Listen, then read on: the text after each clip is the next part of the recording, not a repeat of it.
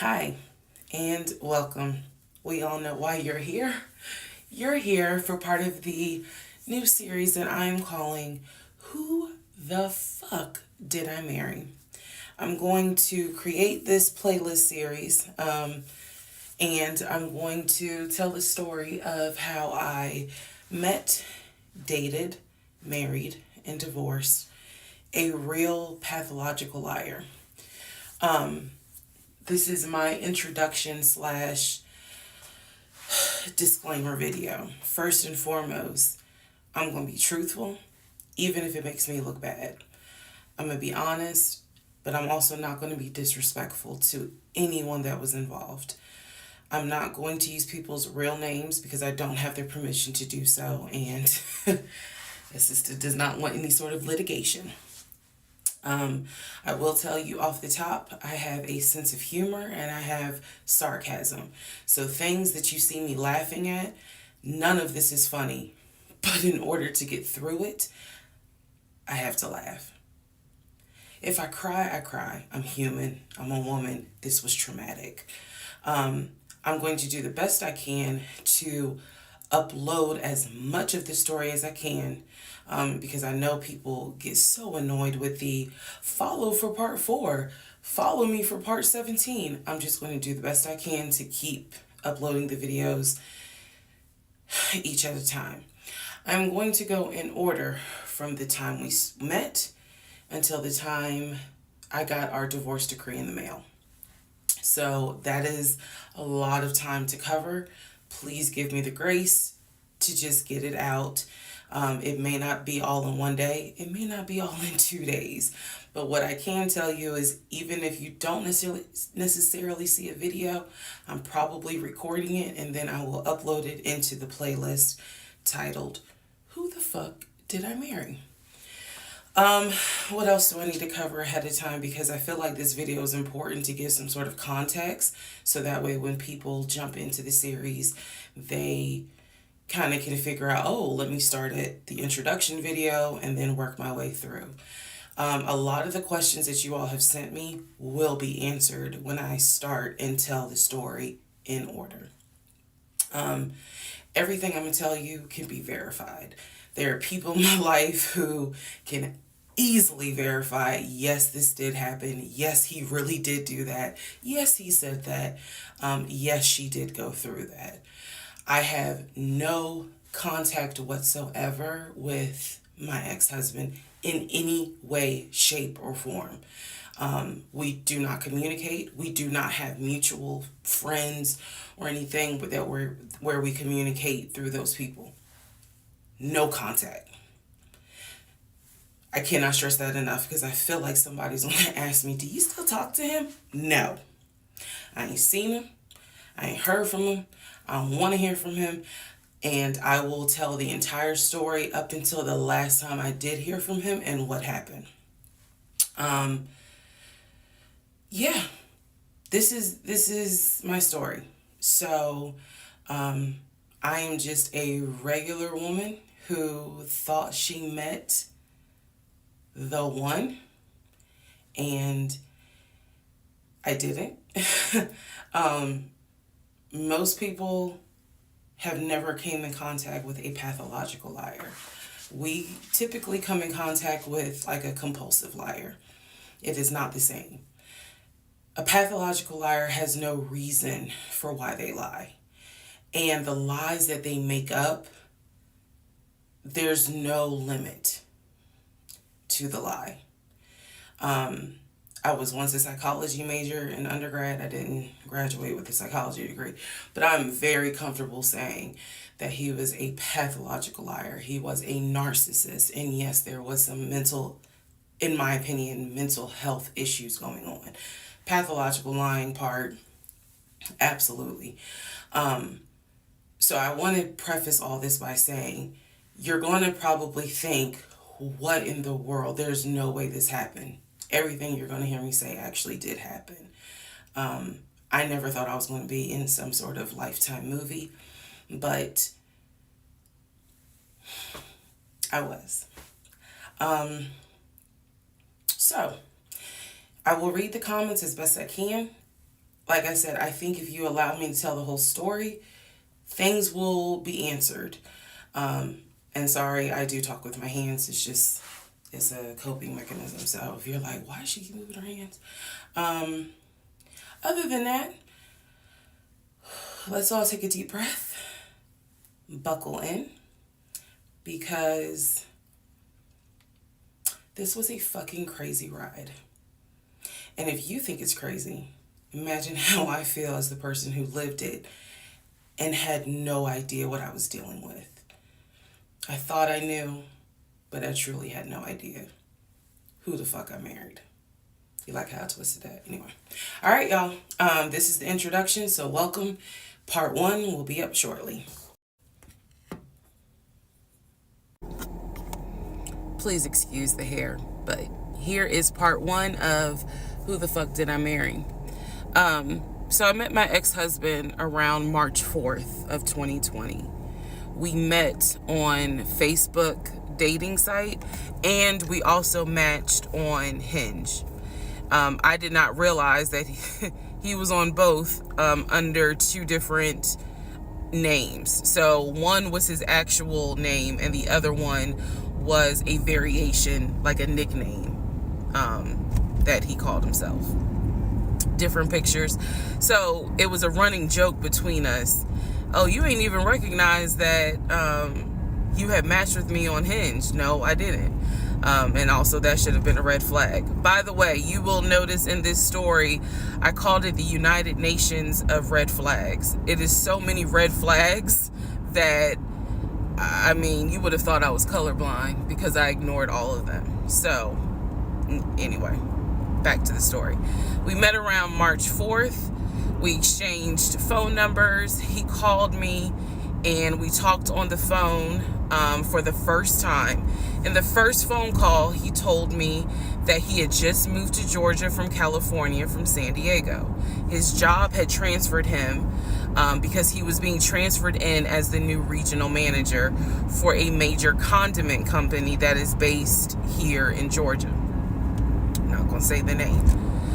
And so we also talked about his childhood. He told me he grew up in Philly. He's from Philly.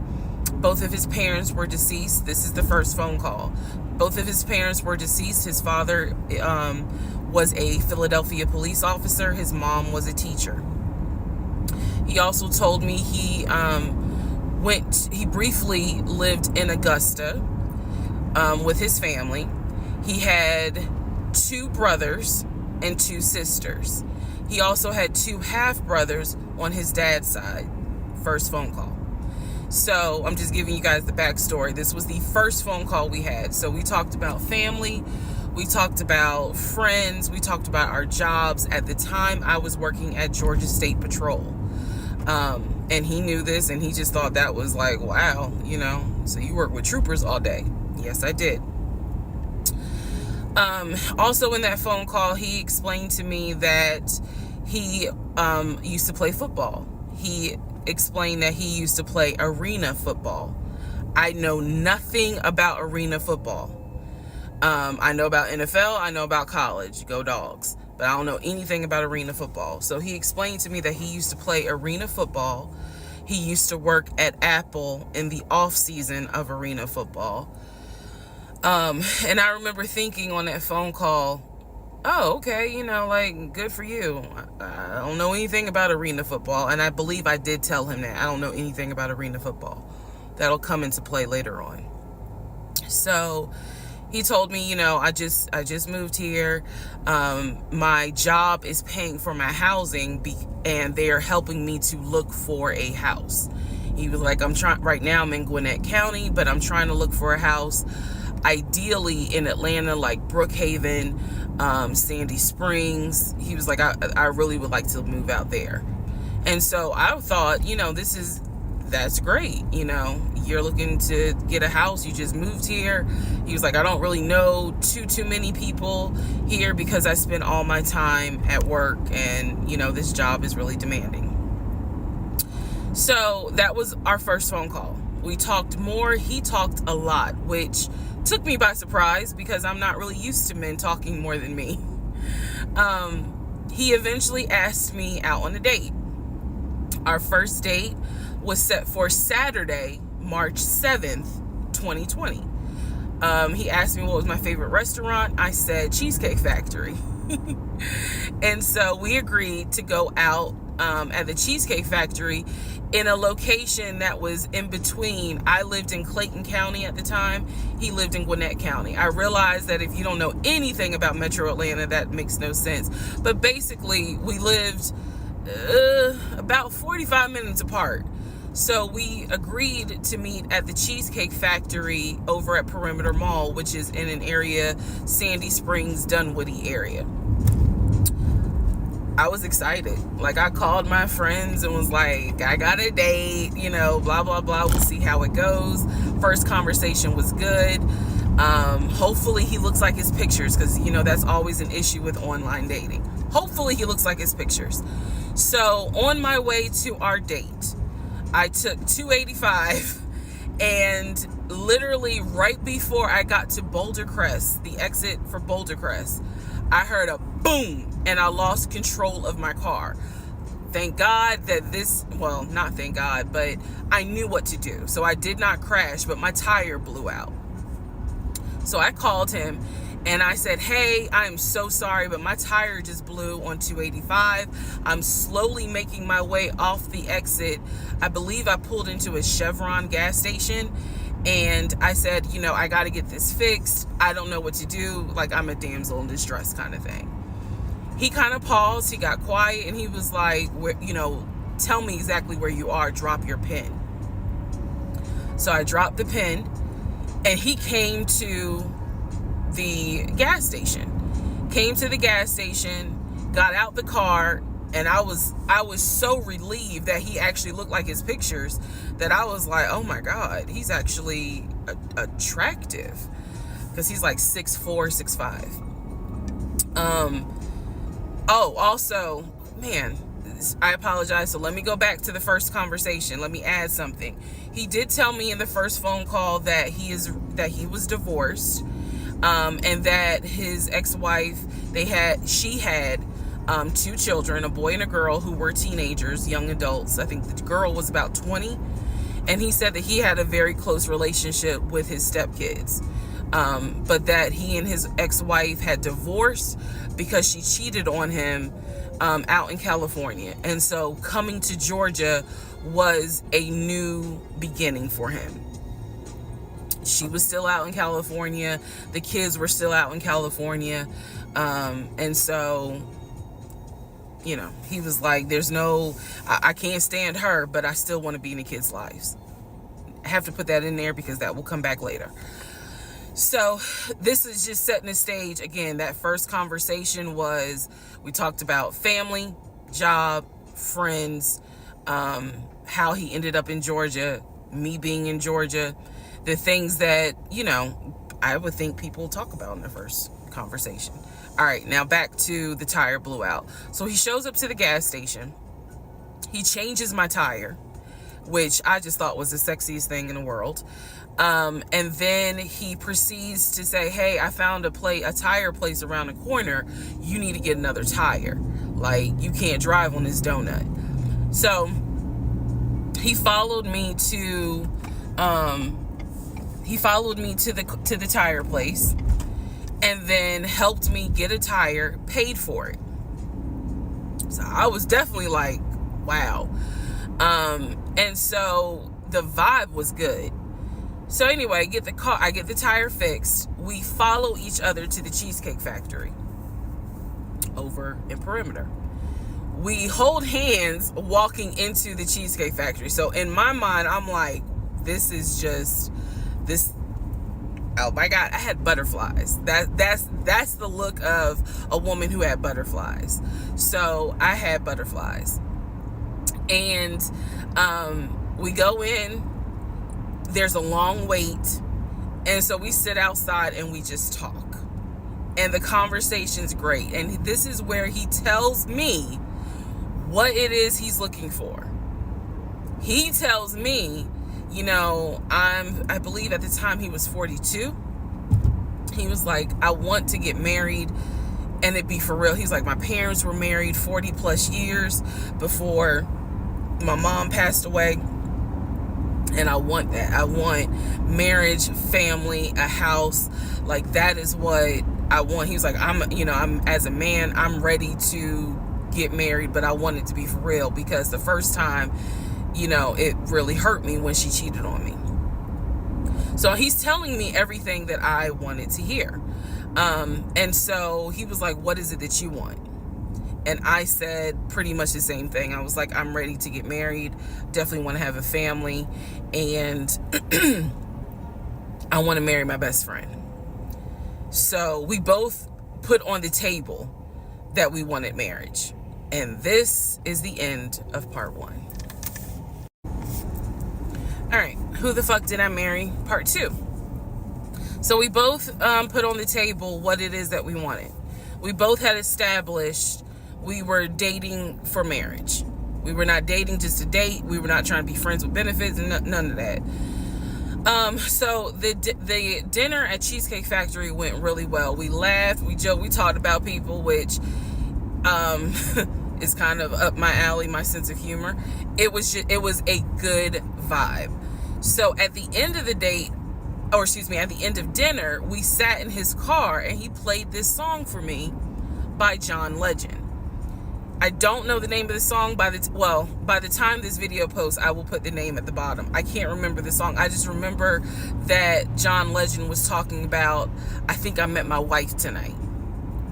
And I thought it was a sign. So I was like, oh my God.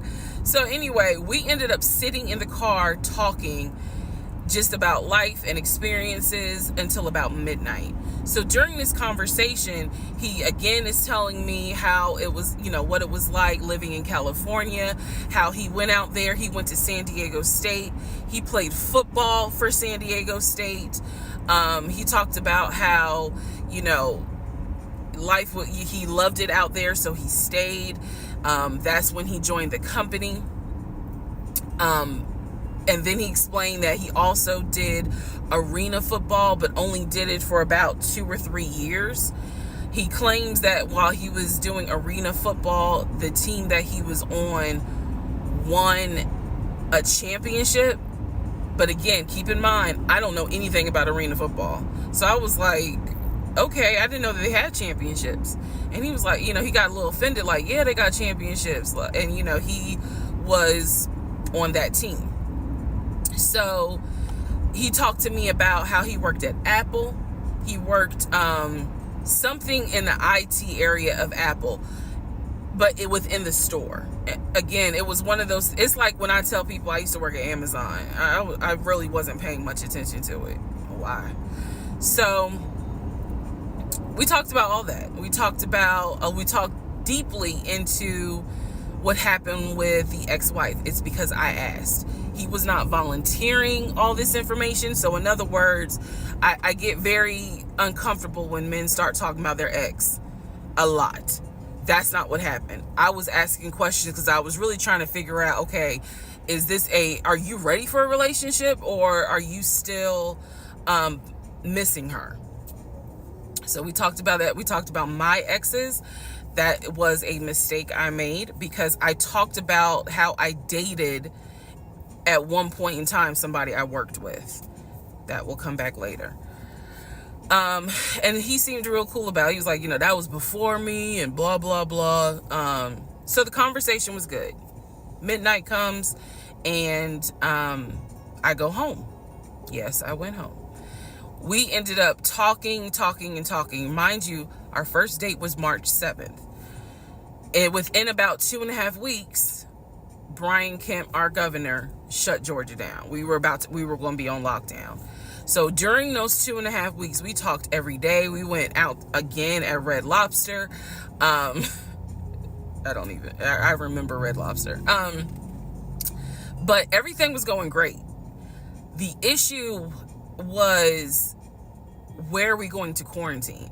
So the question was, are we going to quarantine at his place, which he had like a studio type of situation. Like, it clearly, where he was staying, I was like, it's like a studio apartment, But he kept telling me, like, this is temporary because I'm looking for a house. Like, he showed me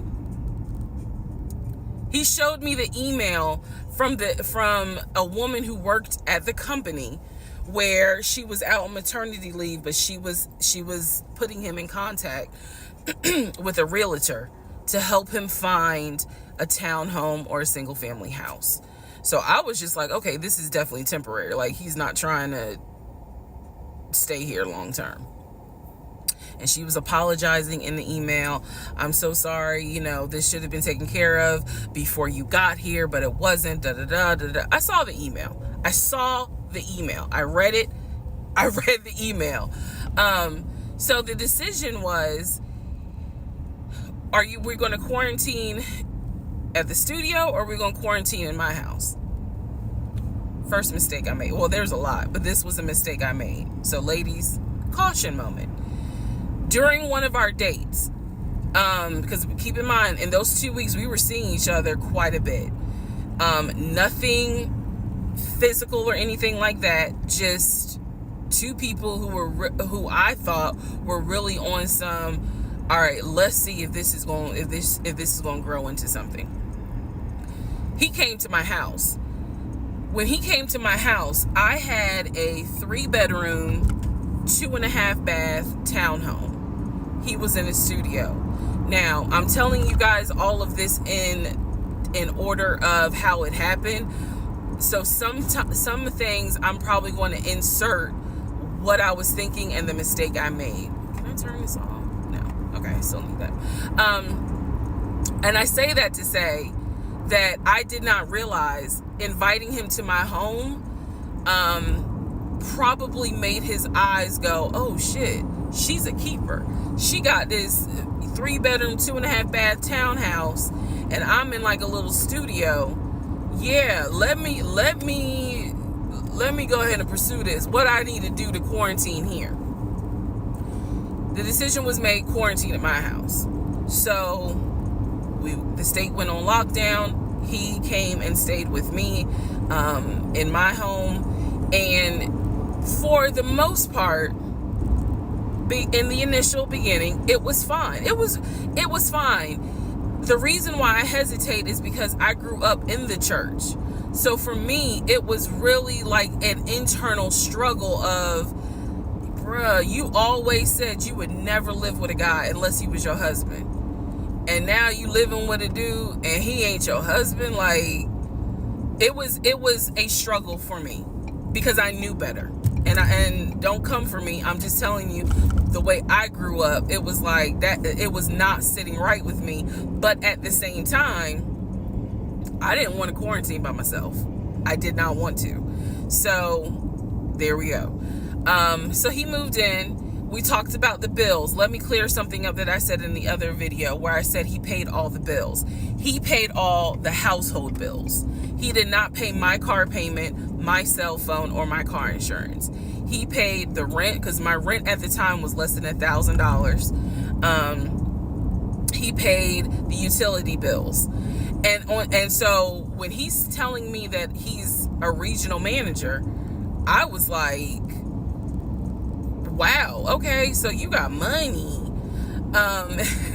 And so he paid all the household bills. So my check really was just taking care of me, myself, and I. And I am not, this is where it's not going to make me look good, but it's the truth. It was intoxicating to not have to worry financially about how to pay the bills. It was a wonderful feeling. And so I kind of pushed to the side the fact that, yeah, you shacking up, because it's like, but your page, you don't have to worry right now. Like, he's taking care of all of April's bills before April even comes, because this was still March. So we're living together, and I'm cooking, I'm cleaning, he's helping to cook and clean, and then we have a conversation about house. Is he still going to buy a house just for him, or is he going to buy a house where it's for us? Because we are going to try to make this thing work, be official, get married, have a family. So the question now on the table is, what are we going to do? Because I didn't want to stay in Riverdale, Georgia. I did not want to raise a family there. I refused to have a baby in Clayton County. So the decision was made, let's start looking for a house for both of us. Remember, he was already looking for a house for him. But then he was like, you know what? We're together. I plan to marry you. Let's look for a family home for the two of us. He was like, this is how much I was approved for. That's when he showed me the Chase paperwork. It was a letter stating that and it had the Chase emblem at the top. He showed me a letter stating that he was approved for $700. All right, part 3, who the fuck did I marry? So this is when he showed me a letter from Chase with the Chase logo at the top, stating that he had been approved for a mortgage for a $750,000 mortgage, or a $750,000 house. So he was like, we can't go over $750,000. And I said, I remember asking him, can you afford the mortgage on a $750,000 house? Because I know I can't. This is when he explains to me, I told you how I played arena football. I invested my money really well. So he said, I have money that will help pay for the mortgage. He was like, we're good. Like, I'm financially, I am okay. He was like, that's why I'm able to get approved for $750,000 mortgage. So he told me that his money was in different savings accounts. He said he had an account with Chase Bank, he had an account with US Bank, and he had an offshore account. This is what he told me. The offshore account, I was like, why? And he explained something about, the US, the US imposes taxes on money when you have a certain amount in US banks. He was like, so everybody knows that it's smart to have some money in an offshore account. Y'all, look, I live paycheck to paycheck. I was like, okay, that's whatever. I said, so you have the money to pay for a home. I'm also holding in my hand a letter from Chase saying that he was approved for $750,000. So I went off of what I saw. So we contacted a realtor. I won't say his name, but man, if he ever sees this TikTok, I owe this man such an apology. But we contacted a realtor who was based in Cobb County, because I was very adamant I wanted to move back to Marietta, Smyrna area in Cobb County, Georgia. He was fine with that. His whole attitude was, you're going to be my wife, happy life. So we met a realtor. I would find houses that I wanted to tour. Keep in mind that this was COVID. So at the time, we could not tour a home. It would have to be a virtual tour. So this particular realtor, we found a house in Douglasville, Georgia. Not Cobb County, but nevertheless, it's in Douglasville. I was fine with Douglasville. So we found a house in Douglasville, Georgia. The realtor did a FaceTime tour of the house. The house was a nice home. 5 bedrooms, 4 baths. So we did a FaceTime tour of the home, and the home was listed, I believe, roughly 400 and something thousand. I really liked the house. I could see myself living there. I could see us living there. Could see us with the kid there. This is now April, just for timeline purposes. This is April. So he really liked the house. He was like, you know what, we'll put an offer in on the house. He was like, if you like it, because again, it was COVID, we weren't going to be able to see the house in person because the family still lived there. So he said, I'll put an offer in. We'll see if it's accepted. I said, okay. So he puts an offer in. He's telling me he put an offer in. I need to clarify some things he told me and the things that I actually saw. So for this house in Douglasville, he told me he was putting an offer in. The realtor would call me because one thing that the realtor told us, he was like, if the woman likes the house, typically the house is going to get bought. So he kind of dealt with me a bit more than he did my ex-husband. And again, this is April 2020. This is before we got married. So at the time, he was my boyfriend. So the realtor was calling me and was like, hey, I put the offer in, and what they're asking for is proof of funds. And I did not know anything at this time about buying a house.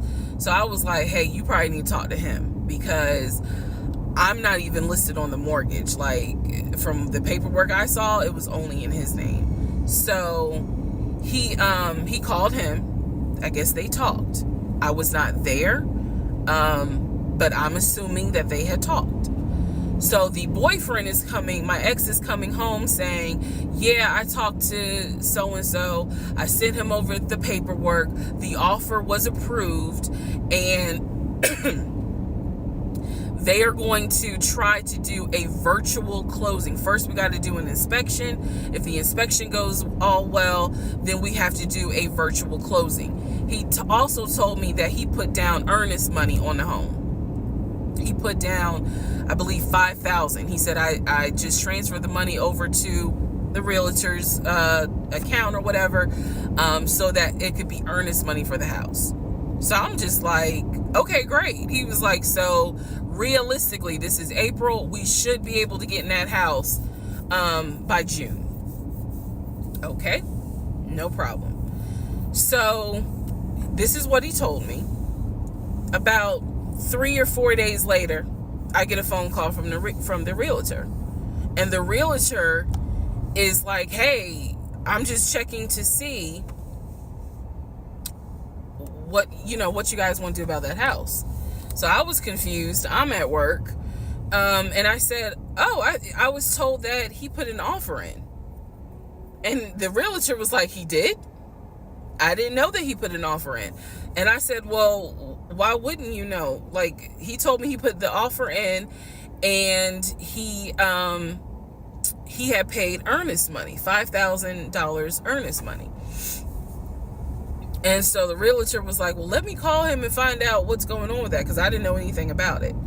So red flag, of course. So I call him, and he, in true narcissistic nature, he flips the script, and he like goes off. He's like cussing, going off, like he shouldn't, excuse me, I have the hiccups. He shouldn't be calling you. If he has a question, he should call me, because I'm the one that's on the mortgage. He was like, and now it's going to be an issue. And I said, well, did you put the offer in with him or not? And he said, no, I did not put the offer in with him. I put the offer in with a friend of mine who is a realtor, so I can give him the business. So I did not hear from that realtor again. So I was just like, is the house under contract or is it not? He was like, yes, the house is under contract. This is how crazy things work out. About 3 days later, on Realtor.com, I'm looking at the house because I was trying to figure out in my mind how I'm gonna decorate. It shows the house is under contract. So, showed my boyfriend. My boyfriend's like, I told you it was under contract. He was like, I did you not believe me? And I ain't had the heart to say, hell no, I didn't believe you. Like, it seemed too good to be true. But once I saw the house was under contract, I absolutely believe that, okay, it's under contract with him. Like, yeah, we're about to do inspection. We are about to move. And so we had driven by the house because, again, keep in mind, a family's still living there. So we had driven by the house. At this point, he was like, I want us to start looking for furniture so that way we can go ahead and order it. So when it's time to move, the furniture is ready, because it takes like 6 to 8 weeks sometimes for furniture to be delivered if they don't have it in stock. Like, he was very methodical and planning and saying, this is what we need to do. So we started going to Home Depot, Lowe's, because we had a printout of what the sellers were going to take. They were going to take the appliances. He had a printout. Let me be clear. He had a printout. So it said on there that they were going to take the appliances. So we needed to get a new stove, new refrigerator, new microwave, all that stuff. So we went to Home Depot and Lowe's, and I went ham. I chose all these new appliances, and here's where we get into the shopping. All right, part 4. So we go to Home Depot, we go to Lowe's. I'm choosing all these appliances. He's taking pictures of the SKU number. We had representatives helping us, and he basically explained to them, hey, we're buying a house.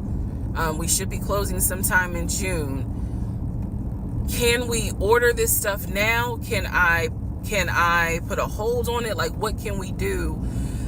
Because we're not ready for delivery. I stood there as the Home Depot rep said, we can hold it in our warehouse. Like, you can buy something and we can hold it. People do it all the time, especially with COVID. So I watched him pay. I want to say it was about it was either $350 or $500. I watched him pay a deposit on a whole new set of appliances for them, and they were going to hold it until we were ready for delivery. I watched this. So I was like, okay, good deal. Like, we got the appliances.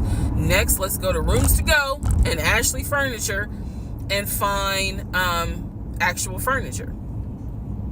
So we went all around Rooms to Go. We went to Ashley Furniture. We went to American Signature. And I saw all these things that I wanted. Again, he's taking pictures of it. He was like, I can go online and order it. I didn't think anything of it because, again, I just saw that we held the appliances. So I was like, okay, that's fine. So April turns into May. May 2020 comes. This is where things start to get a little interesting. May comes, and obviously we had not done inspection. And I'm asking him all the time, what's the deal with the house? He was like, oh, because of COVID, they're trying to get someone to do the inspection. But the guy that they had, it was always something. The guy they had caught COVID, so they're going to have to get somebody else.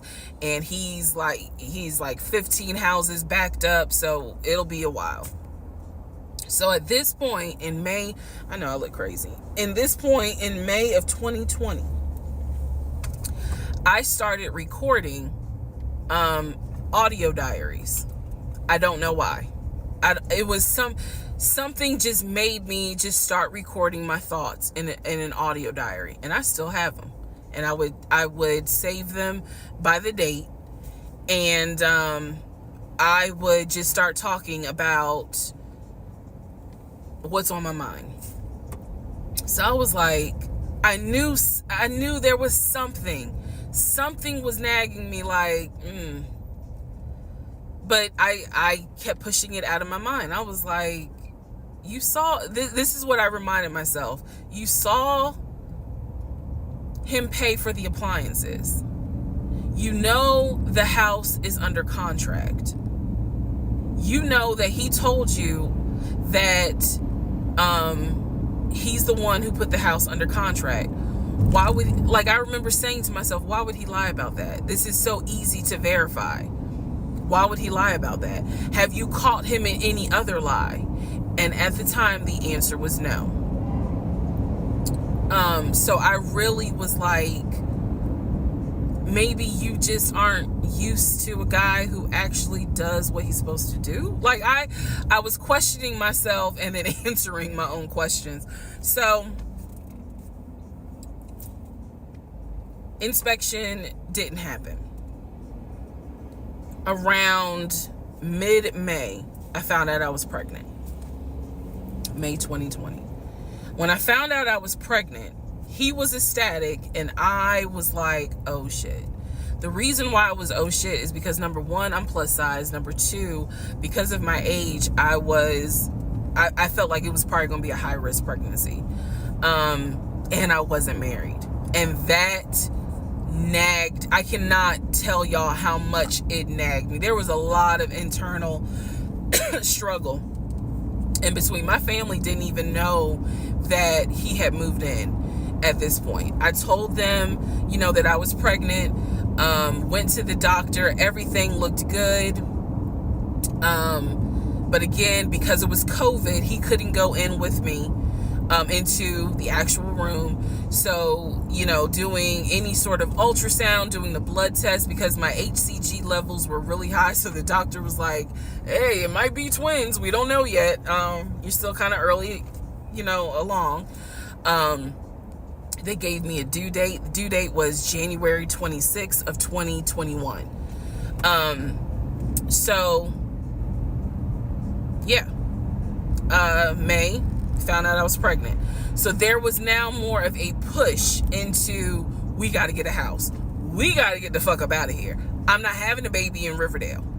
Okay, nothing against Riverdale, but I ain't having a baby in Riverdale. So we need to find out what's going on with this house. And so he was on top of it. He had an answer for everything. He was like, I'm gonna call and find out what's going on, blah, blah, blah. He then magically told me about a week later, oh, they're going to do inspection on the house, like in 2 days. So I was just like, okay, keep in mind, I'm taking his word for it. I'm taking his word for all this. So he's like, they're going to do an inspection. Once we get the inspection report back, then we will know what we're going to be responsible for. What are we getting ourselves into? So, I guess they did an inspection. He showed me an inspection report. Only thing that they said that the roof had just recently been replaced, which I remember he was very happy about. And the issues that there were for the house were minor. It was not a bad, because we did have a discussion about it. He was like, it's nothing that we can't handle. Then he said that we were set to close the end of May. We were set to close the end of May. He told me it was going to be a virtual closing. You're probably like, what the hell is a virtual closing? Because again, he's saying because of COVID, people are not closing in the office.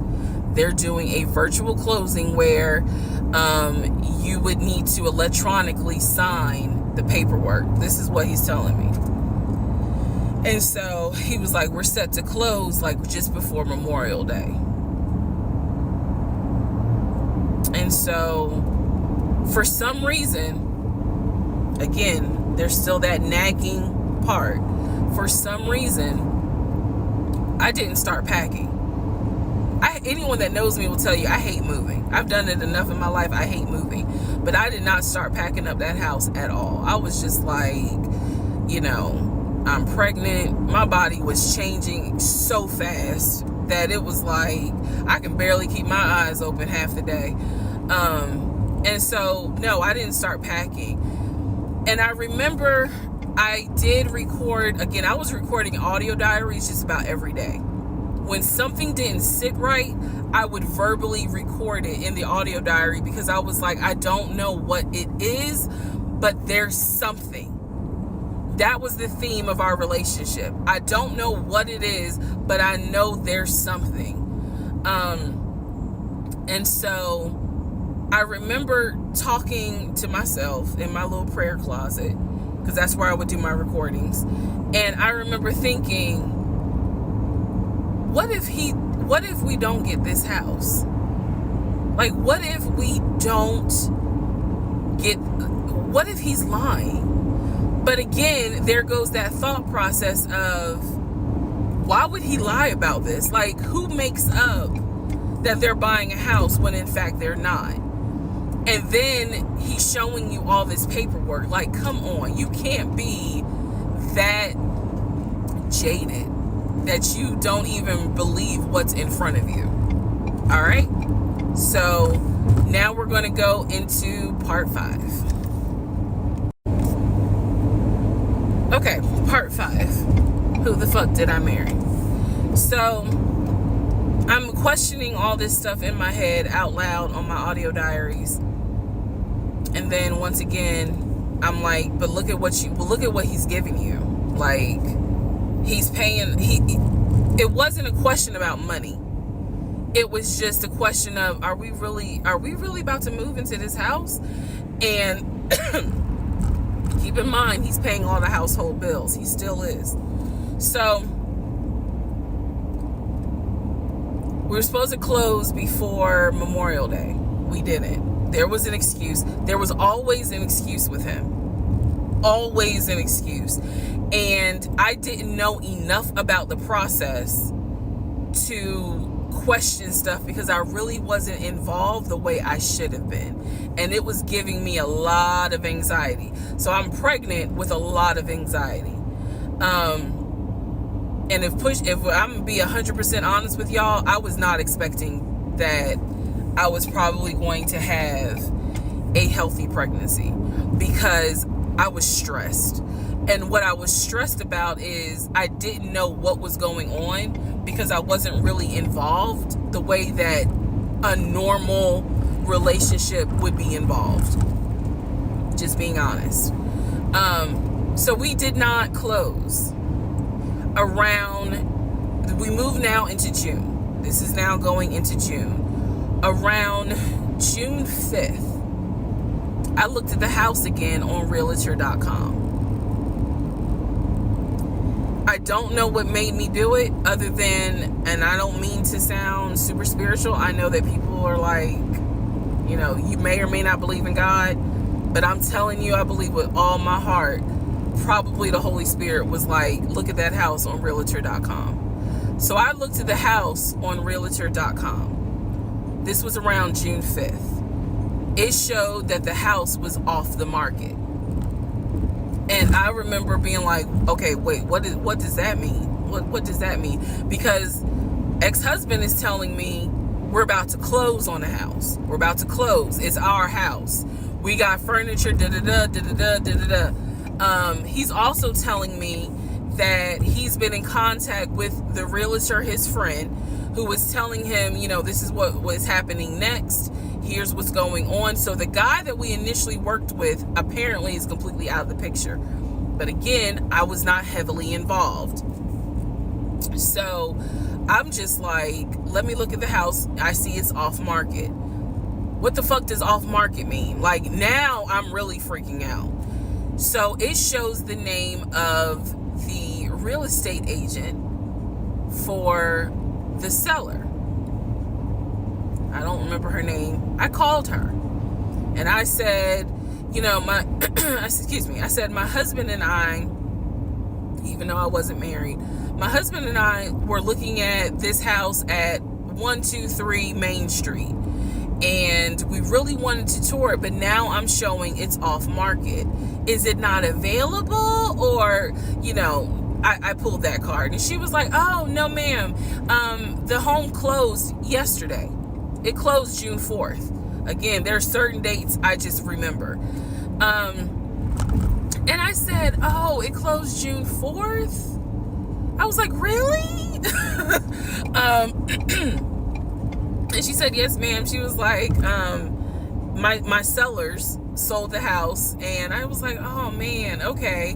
Well, I said, my husband and I really wanted, we love the pictures of it. And we're getting ready to start a family. So I would have loved to have been able to, have the opportunity to see it. I asked her something. I don't remember the specific question I asked her. And I know why I asked the question, because I was anticipating that my boyfriend at the time was going to have some sort of excuse. So I asked her something about the buyers. And I remember, and somehow, again, forgive me, I don't remember the question I asked her. But the answer was that it was an older white couple. Older white couple. So I get off the phone with her. I record an audio diary. And in the audio diary, I specifically say, okay, there is no house.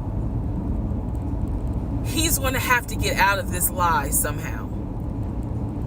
Because now I realize, at the very least, he was lying about him being the one who was under contract. I knew enough about that. So I was like, what, how was he going to get out of this? Again, I've listened to the audio diary in 2024. I literally said in that audio diary, how is he going to get out of this lie? And I was trying to think of ways on how he's going to do it. And something said to me, because I say it on the audio diary, I said, he's going to say it's a bad deal. And he's going to say he wants to pull out. Y'all keep in mind, I am pregnant. So I had a decision to make. As ugly as this decision was, I made the decision, you're about to have a baby with this man. He's paying all the household bills. Let him get out of the lie. And that's what I did.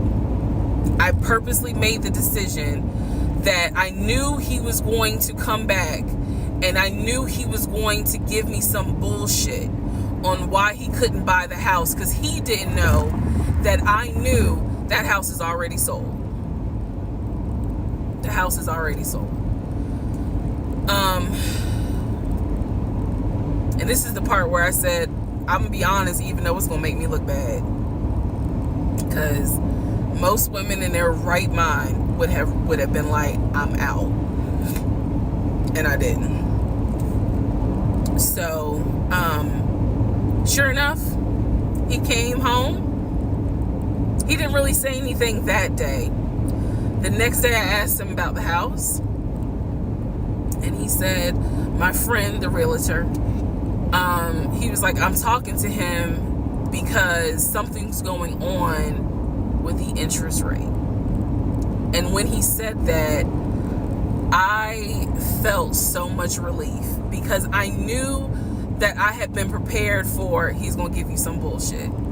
So when he said there's something with the interest rate, I said, you know what? This is literally what I said, y'all. If the interest rate isn't good, then we shouldn't move there. We should probably let this house go.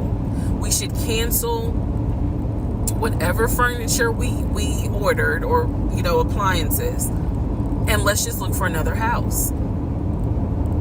I said, I would like to be moved before the end of the year.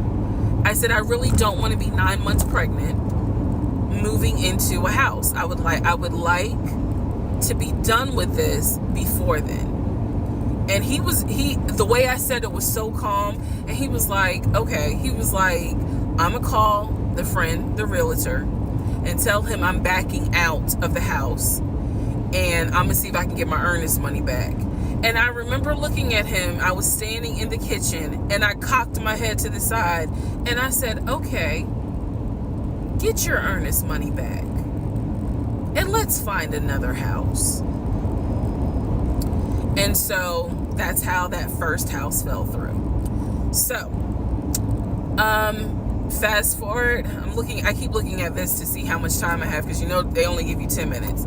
So this is part 5, part 6 is coming up. But subsequently, what ends up happening the next week, which is mid-June, I was at work, and I started cramping, started bleeding.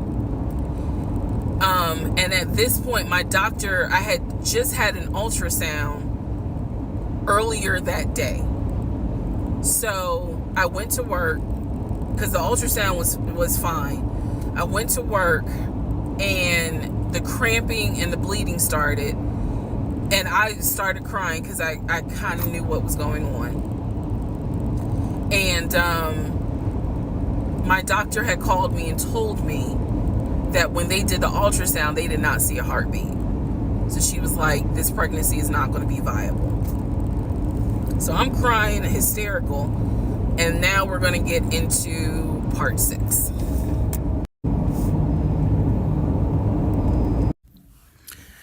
Okay, so this is part 6 of Who the Fuck Did I Marry? So where we left off. So obviously, my doctor had called and told me there was no heartbeat. The pregnancy was not viable at that point, and I was cramping and spotting at work. Went into my best friend's office and immediately started crying. She was like, "What's going on?" And I said, I told her what the doctor said, and she grabbed her keys, grabbed her purse, and was like, "Let's go, I'm taking you home." On my way home, I called my boyfriend and told him what the doctor said, and he was like, "I'll meet you at home." So he was coming from Duluth, went straight home. And so about 24, 48 hours later, I had a doctor's appointment, and my doctor gave me 3 options. First option, let everything happen naturally. Your body will expel the fetus on its own. Second option, you can take a pill which will induce expelling the fetus at home. The pill basically will cause you to contract and expel. The third option was to go into the hospital and do a D&C. I did not want to do a D&C because I did not want to be in a hospital with COVID going on. And for whatever reason, I did not do the option of let it happen naturally. So I chose to do the pill. His birthday was June 17th. My ex's birthday was June 17th. So the decision was made, we're going to celebrate his birthday that day, go out to eat. And then that night I would take the pill because we both were off from work the next 2 or 3 days. So went out to eat, to try to celebrate as best we could, and then took the pill that night. That night was the most traumatic, excruciating pain I've ever put my body through. I do not recommend any woman, if prayerfully you don't have to go through that, but I don't recommend taking that pill. If you don't have to, don't do it. I spent the whole night in the bathroom just crying in so much pain. They gave me a narcotic. I couldn't take it because I found out I was allergic to it, so it was causing me to like projectile vomiting. It was a mess. So, and he was right there. You know, he was scared that he needed to take me to the ER. But in the morning, the pain kind of subsided. So about 72 hours later, I had another doctor's appointment where the purpose of this appointment was to do an ultrasound to see if everything had passed.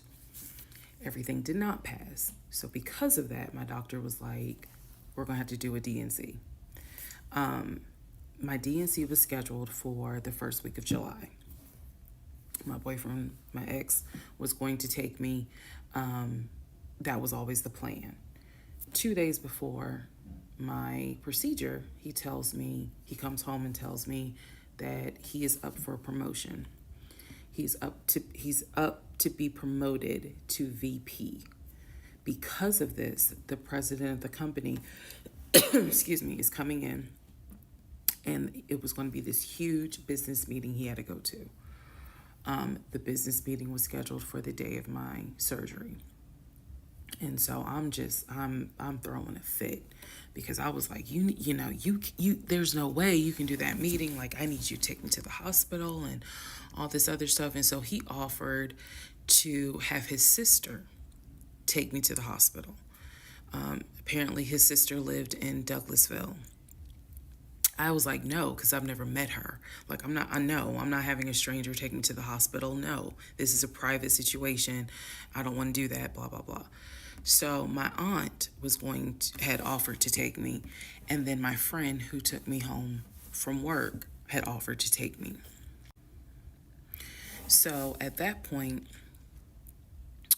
we get into an argument because he's like, my sister is, you about your family, so why can't she step in? And I was like, nah, because I don't know her. Period. I don't know her. So my friend offers to take me to the hospital because I was all distressed that he's saying he has a business meeting and he can't take me. So I remember being on I-75 on the connector on the phone with her crying because I was so embarrassed that he wasn't going to be the one to take me and that I was needing to rely on someone else to take me to the hospital in order to get a D&C done. And she was really great. She was like, girl, this is why you have a village. Like, it's okay. Things happen. The world is crazy right now. I will take you. You're going to be okay. So he did not take me to the hospital for my D&C. My friend did. She could not stay because of COVID protocol. So when they wheeled me into pre-op after I got checked in, I texted him and was just letting him know, hey, here's the update. I'm about to, I'm in pre-op. They're going to get me prepared to go back to the surgical ward or whatever. And the response I got was from his new executive assistant named David. Now, when he told me he was up for the promotion, he did tell me that part of getting this new job would be that he would get an executive assistant named David.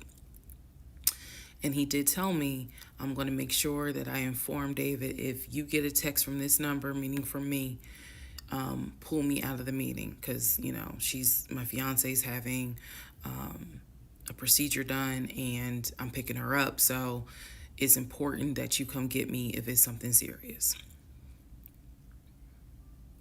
So I text him. David responds. He said, yeah, Mr. Blah Blah told me that you are having a procedure done. If you need me to get him, I can go get him. He's in a meeting. Just let me know what you need. And I just said, no, don't bother him. I'm just giving an update that they're about to take me back. And David responds and says, I'm so sorry you're going through this. Please let me know if there's anything I can do. So I have the procedure. I wake up and I am now in recovery. I should be in recovery 45 minutes up to an hour and a half. I wake up, first thing I ask, and I remember asking, is where is so-and-so? The nurse, who was so sweet, she was like, everything went well. You're doing great. She said, we spoke to your fiance. He's on his way. So I said, okay. I kind of dozed back out, but I could still hear everything that was going on. I just could not keep my eyes open to save my life. So I hear her talk to the other nurse. And that's when she said, Dr. So-and-so called her fiance and his executive assistant picked up. And the executive assistant said that he was in a business meeting and that, you could relay to him what you need to say and he'll tell the fiance. And my doctor was like, hell no, HIPAA, I need to speak to him. So apparently my fiance called the doctor back about 30 minutes later, and the doctor informed him she'll be ready to be discharged in about an hour. You can make your way and come pick her up. He said he was on his way. He was on his way from Duluth to Atlanta, which is not a huge distance, but the time of day, one thing about Atlanta, there's always traffic. So he should have been there within the hour. I should have only been in recovery an hour and a half. Let's go to the next part. Part 7, who the fuck did I marry? So I should have been in recovery at Northside Hospital for about at most an hour and a half. Subsequently, I ended up being in recovery between 3 to 3.5 hours. The nurses kept calling my ex, asking what's the status, because they were actually getting ready to do a shift change. So they kept calling, asking, what's the status? What's the status? Like, where are you? I want to say that they called a total of 3 times and they spoke to him twice. So at this point, I knew that they were all like, where's her fiance? Like, what is going on? He said he was stuck in traffic, and so he was making his way there. He eventually did get to Northside Hospital, and they wheeled me down because, again, he couldn't come in just because of the protocols. So when I got in the car, and I'm in pain, but yet drugged up, couldn't keep my eyes open, I was just out of it. But I remember him calling my aunt and my mother and letting them know, I picked her up, we're on the way home, let me get her settled, and then I'll give you guys an update. I remember that. What I did not know was that he had texted my aunt and my mom and asked them to not bother me for like a week. Like, just please don't reach out to her. Let her just rest. I am from New Jersey. I am from an African American family. You don't tell my black mama or my black aunt that, please don't bother her for a week. I didn't know this at the time, but I'm just interjecting that part. I'm trying to stay in the timeline, but he did apparently do that, and my aunt was like, "Well, I will fuck you up." Anyway, so go home. He waits on me hand and foot. I recover. Just needed about 24 to 48 hours to just get my mind right. During this time, in between when the house in Douglasville fell through, we had not talked about a house. So I guess it was about a week later, after the DNC, he decides that, do you want to start looking for a house again? Excuse me, I have the hiccups, y'all. Do you want to start looking for a house again? Because of what happened with the house in Douglasville, I felt like I was smarter this time to say, I want to be involved in every aspect, because I don't know what the fuck happened with that house in Douglasville. But what I do know is that he lied to me. I didn't know then what I know now. I just knew he lied about I knew he lied about being under contract. So I told him, I said, I don't want to work with your friend who I've never met, never talked to. I know that he has talked to him because he's talked to him in front of me. And I'm going to demonstrate on one of the videos how he used to do his phone calls. Don't worry, it's coming. So we found a new real estate agent. Really nice guy. His name was Scott. I am using his real name. Really nice guy. And we told him what the budget was. And Scott was like, okay, when you guys are ready, we can start looking at houses. Try to look for houses that are empty, because you can actually tour those. If it's a house where someone's already living in there, chances are it's going to have to be a virtual tour because of COVID.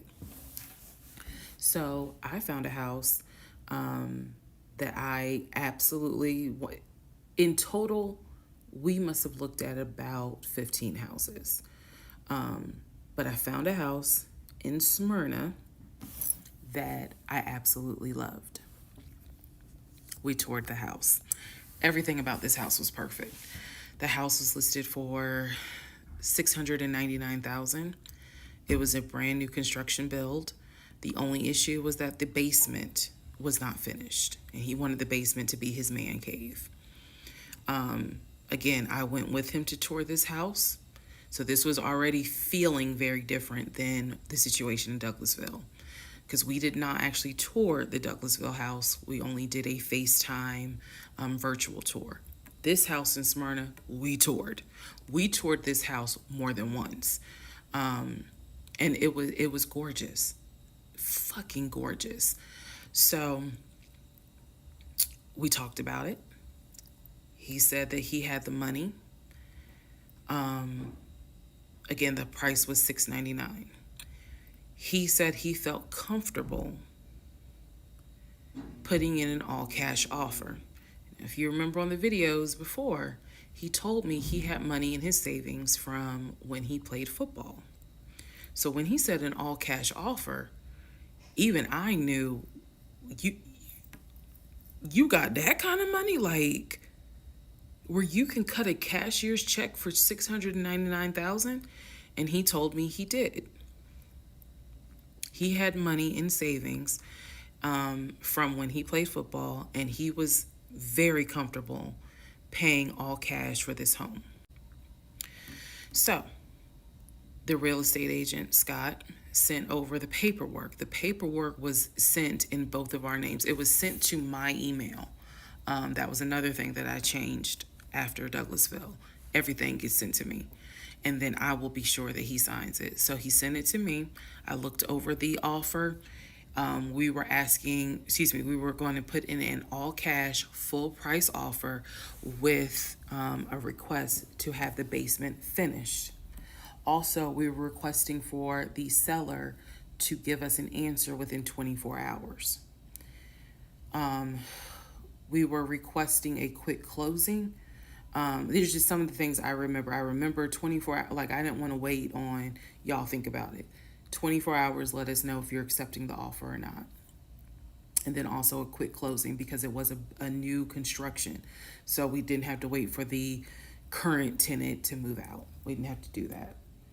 So I watched in our bedroom as he pulled it up, because it was a electronic document. He signed his name to the offer for $699,000 cash.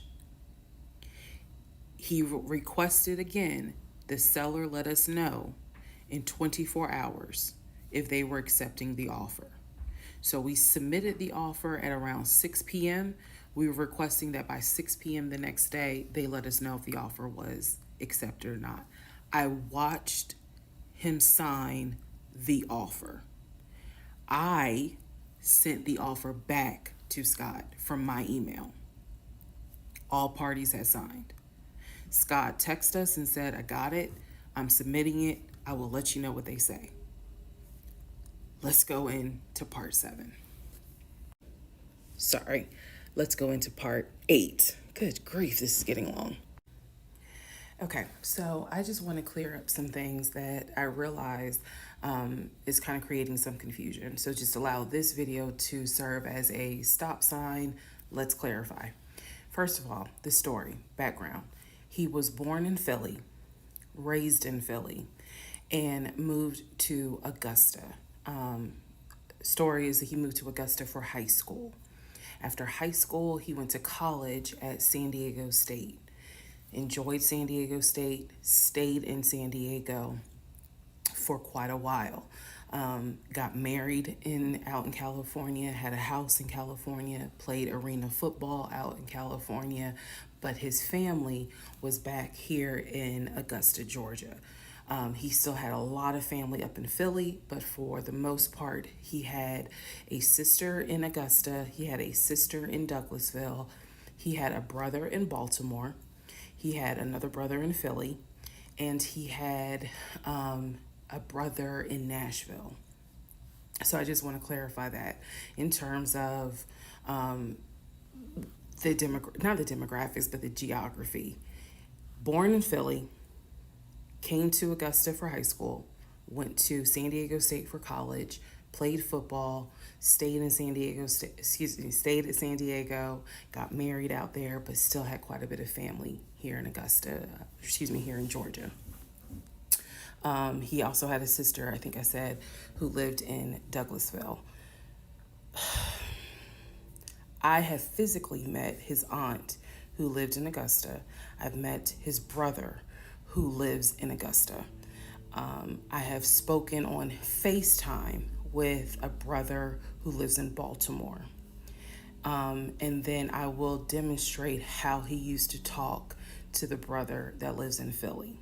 That's coming up. You haven't missed that. In terms of the proposal, you did not miss the story of the proposal. I simply didn't want to share it because it was embarrassing.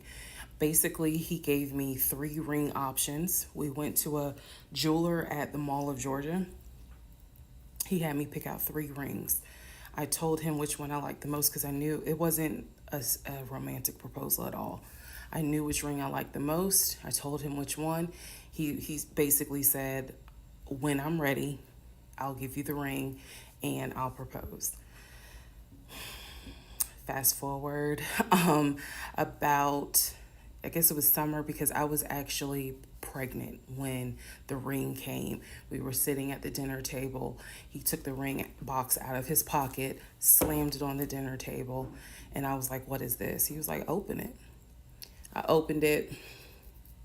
Inside was the ring that I had wanted, that I had chosen at the jeweler. And he was like, all right, so this means that you're going to be my wife. I was pregnant.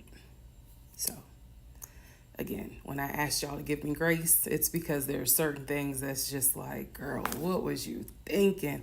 Trust me. There's no excuse. So there was never a, will you marry me? It was more of a, we're living together, we're having a baby together, we need to get married, because the backstory also was that his dad was a retired police officer, but at one point his father was a pastor. So he could quote the Bible like nobody's business, as we all know. So can Lucifer. But anyway, he could quote the Bible like no one's business. And so that's how we ended up engaged. And I was wearing a ring. I will find a picture and I will try to post it. But I was wearing the ring. Don't worry, there's more to that story as well. So just wanted to clarify some things for the people who were like, wasn't it weird that he had a sister who lived close, but he's from Philly? So I just wanted to definitely bring clarity to what he told me was the backstory. Born in Philly, came to Augusta for high school, went to California for college, played football at San Diego State, played football and arena football, worked at Apple, and then joined the condiment company in California, who then transferred him back to Georgia. He was married in California, and he told me he got divorced in California. That is important as well. That will come up again later. And so the ex-wife, at this point in time, at the time that I'm telling you, part 7, which is the last video I just posted, the ex-wife lived in California with her 2 kids, his 2 stepkids. The 2 stepkids were 17 and 20 or 21, but they were that age group. And he was saying that he was very close with them, so he wanted to keep a tight relationship with them. And he talked to them, if not every day, every other day. When I say, and when I say this, I need y'all to understand. When I say that he talked to someone, it means that he was on the phone in front of me talking to the person. I hope that, because I will touch back on this. He was on the phone in front of me talking to the person. So he talked to his siblings every day. He talked to his aunt almost every day. He talked to his family the way I talk to my family almost every day. And again, I will demonstrate how he used to do the phone calls. I will also demonstrate how he used to do the work phone calls, because he called me every single day from work. And he would talk to people while he was on the phone with me. And I could hear people in the background. But that's a whole nother part. So again, buckle your seats. I promise I'm reading your comments, I'm reading your questions, but I wanted to bring this video just to clarify some stuff. Hopefully this helps. And honestly, I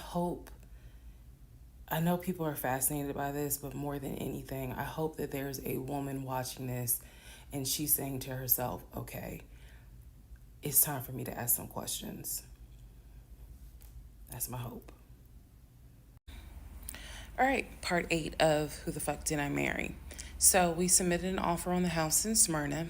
I sent it over to Scott, our realtor, and next day comes, Scott asks if we can take a phone call.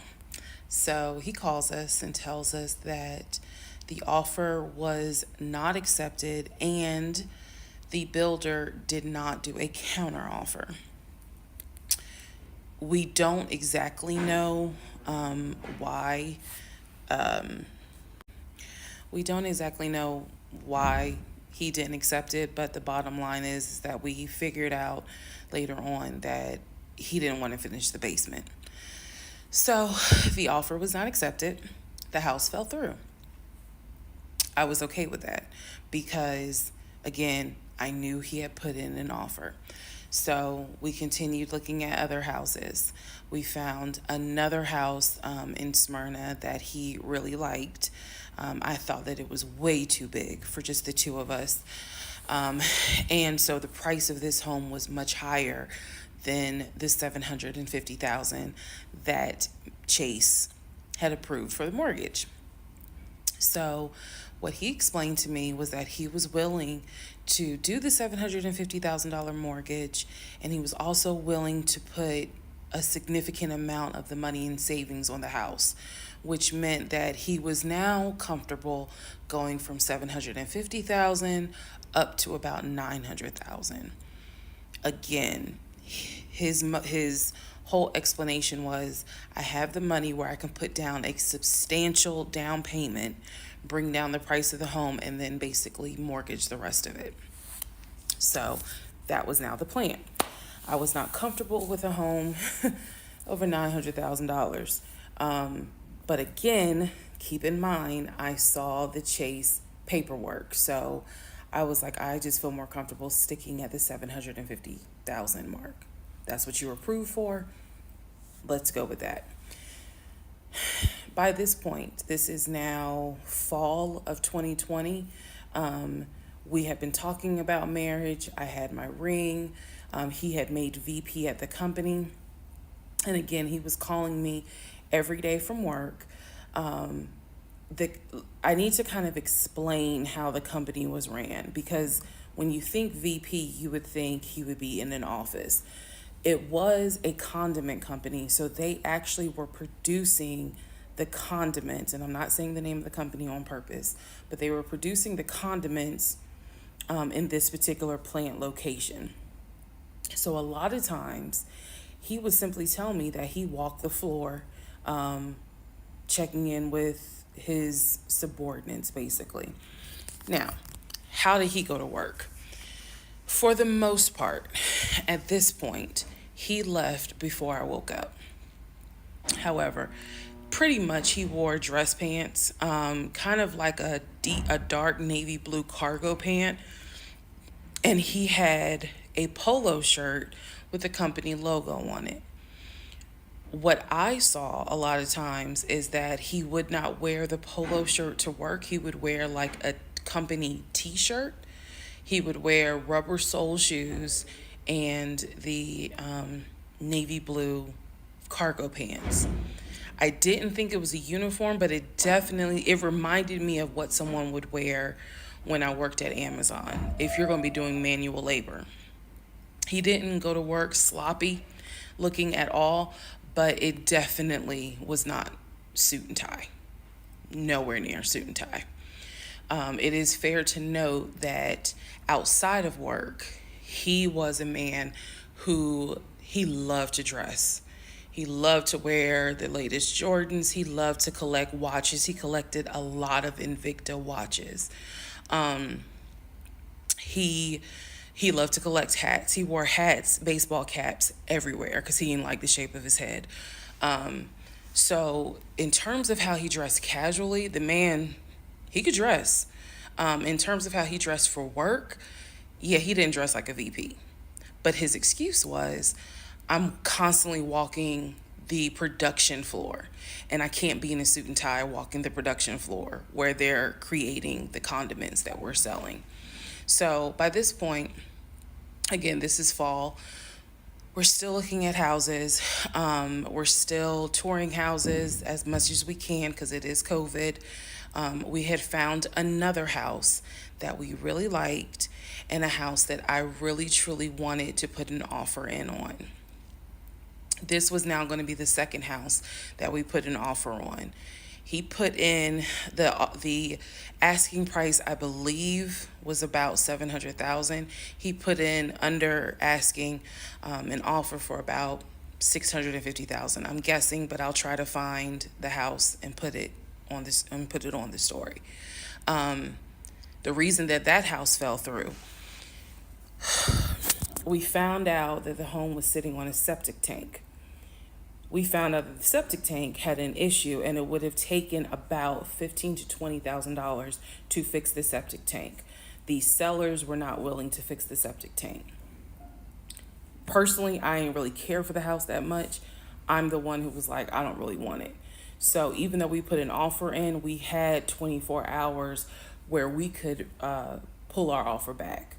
And so we did. Once we found out, I believe it was in the disclosure. And if you're a realtor, please feel free to tell me if I'm using the wrong terminology, but I believe it was in the disclosure that they told us the septic tank needs to be replaced. That's when I was like, nah, I don't want that house. So we pulled out. The house fell through, and so I was fine with it because, again, I was heavily involved. I saw him sign the offer. I knew every step of what was going on. Our real estate agent, Scott, was amazing, but you will see when I get to it where he made a mistake as a real estate agent. So house number 2 fell through. We then moved on, saw a few more houses, and then we get to house number 3. I'm going to pause talking about the houses because now I need to introduce what happened with the cars. Stay tuned. All right. Part 9 of Who the Fuck Did I Marry? So we're pausing on the house stuff. Let me tell you about the car. So when I met my ex-husband, I was driving a 2012 Nissan Rogue, fully loaded. It had quite a few miles on it, but it got me from A to B. It was in good condition, but I was upside down in the car. He was driving a 2018 Ford Taurus, sport mode. I know he had a sport mode on the car, and I love driving that car. When he told me how he was a regional manager, he told me that one of the perks that came with the job was that he would be getting a company car. And so we spent time going to Range Rover of South Atlanta. We spent time going to Jaguar. We spent time going to BMW. We spent time going to Ford, which was on Mount Zion in Morrow, if you all are familiar with that area.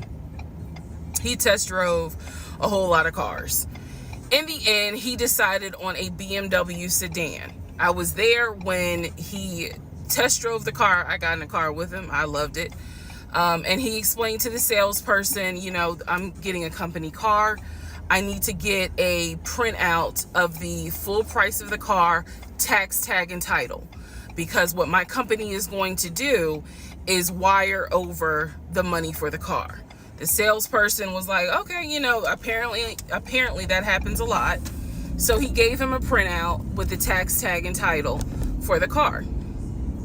In front of me and the salesperson, he called the person in the finance department for his job. Obviously, I have no idea what this person's name is, but he called the person. He explained to them, this is the amount of money. He said the president of the company, so-and-so, has authorized for him to get a car, not spending more than, I think, $90,000, tax, tag, and title.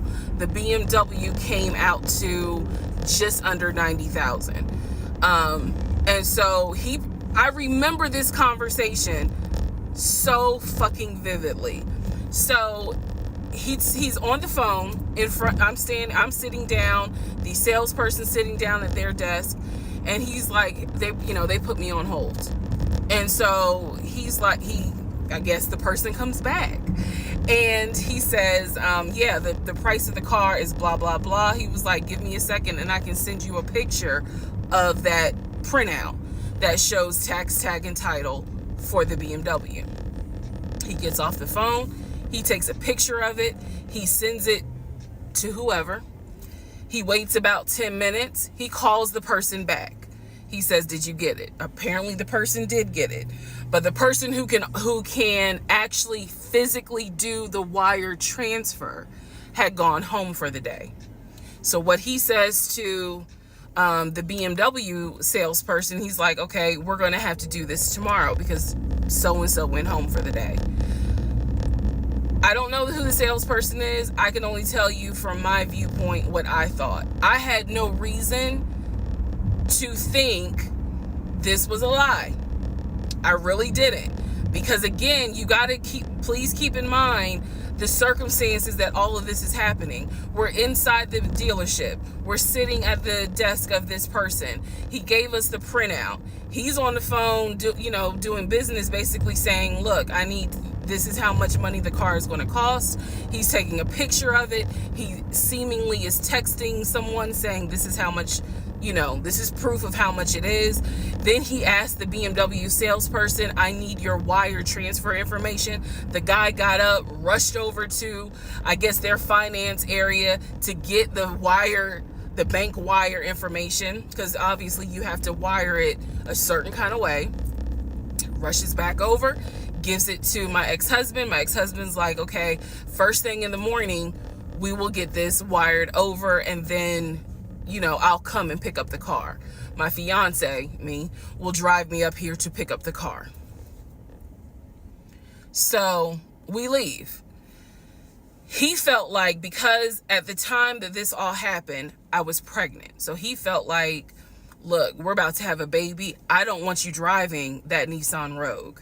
I want to get you something more secure, something new. I really wanted a Kia. I really wanted a Kia Telluride. And he was like, well, let's look at the warranty. This man knew a lot about cars. He knew a lot about the warranty. He knew a lot about the depreciation value. And so he did talk to me a lot about what will we get the most for our money. We test drove, when I say we, I test drove a Kia Telluride, a Kia Sorento. He didn't like either of those. He had me test drive a Ford Explorer. He didn't really care for that. Then came time where he really wanted me to get a BMW. He really wanted me to get a BMW X5. So he took me to Global BMW Imports, which, if you know anything about Atlanta, it's off of Cobb Parkway, but you can see it off the highway. I believe 285 is where you can see the Global Imports BMW dealership. He took me there. He had me test drive an X5, an X6. He also had me test drive I think I'm gonna get the numbers wrong, a 525, which was a sedan. I did not like that. I wanted an SUV. I loved driving the BMW. He also had me drive an M-Series, test drive an M-Series. So he was very adamant that I should get a BMW. The reason being is because, according to him, he had a BMW in California when he lived in San Diego. He had a BMW that he loved. It was a white BMW. He showed me pictures of the BMW. So he showed me pictures of this white BMW that he had, and unfortunately, the car got totaled about 2 months before he moved to Georgia. So he had received money, not a lot, but some money to get another car, and he used it to get the Ford Taurus because he was like, I just need a car that's going to get me from A to B until I get into a house and I'm much more settled. For him, he was like, I'm really giving myself 60 days to get settled here in Georgia after moving from California. But then he met me. Again, that's the story. So he had me test drive the BMW. So much so, I loved the BMW. Loved it. I wanted a dark blue BMW with cognac interior. I wanted an X5 and I wanted an M Series. So I can clearly tell y'all that's exactly the car I wanted. We were online looking for that particular car because not every dealership had it. I was okay with a black BMW if needed. But I really wanted dark blue and I really wanted that cognac colored interior.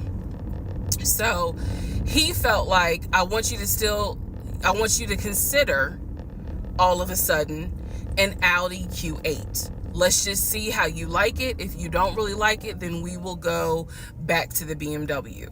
I cannot tell you why he switched up. I can't.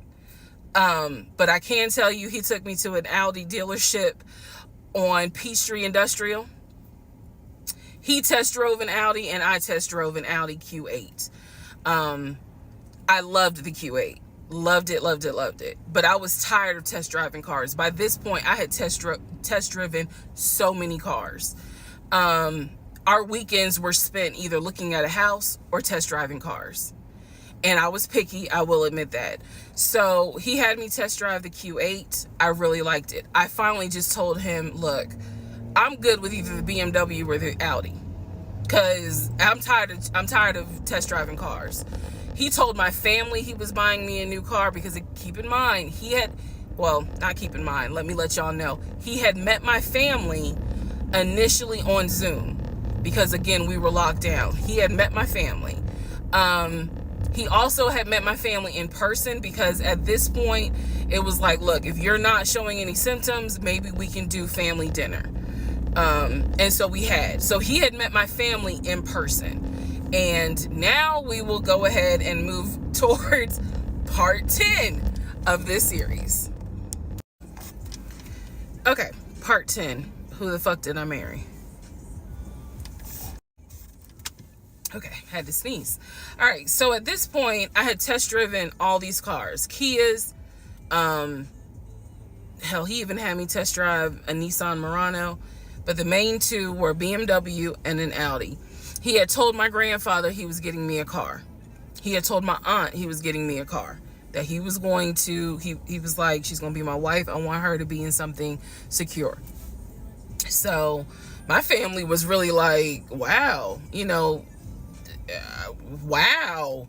Who knew that he had this kind of money?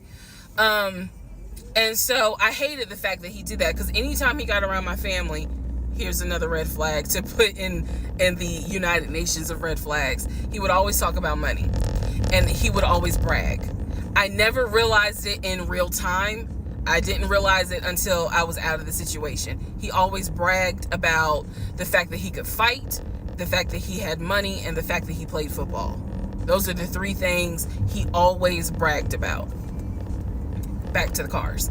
So I told him, I was like, pick one between the BMW and the Audi, because you said you buying it. So pick one. So this man chose the Audi. So he takes me to the dealership. I wanted a white Q8. He does give me the printout of how much it's going to cost, tax, tag, and title to get this Q8. Gentleman who's helping us gives him the printout. He's saying he's going to pay this money for the car out of the savings account that's offshore. That's the story. That's what he's saying. So he apparently is asking the guy, is there a holding fee? Can I pay a holding fee to secure this car while I'm working to get the money transferred? Because obviously with COVID, it's going to take long for the banks to transfer the money. Side note, I need everyone to understand, one of the reasons why he was able to get away with the stuff he got away with is because we were on lockdown. It's crazy because it's now 2024, but I don't know, do we all remember how it seemed like a lot of stuff stopped in 2020? Now, keep in mind, that's not an excuse I'm making because shit still got done. But in terms of business as usual just was not happening.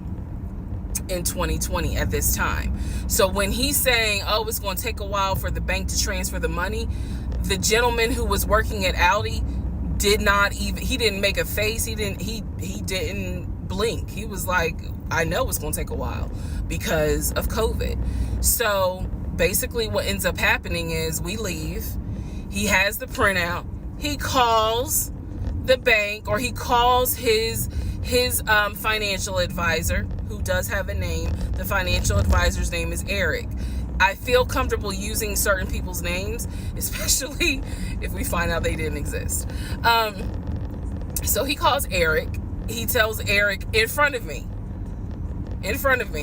hey, I need to transfer $72,526, whatever the amount was, because I'm buying a car for my fiance. This is the bank account information. Do you need me to give it to you over the phone, or do you need me to email it to you? Pause. I can't hear what the person's saying, but that's what he would do. Do you need me to give it to you over the phone, or can I email it to you? Okay. All right, give me a few minutes and I'll go ahead and email it to you. All right, let me know. I'll call you back to find out if you received it. Okay, hang up. So I'm hearing this because, again, I'm not paying attention to, did I hear anybody on the other phone? Did I hear anybody on the other end? So he proceeds to type up an email, type up something, telling him this is the information that we need.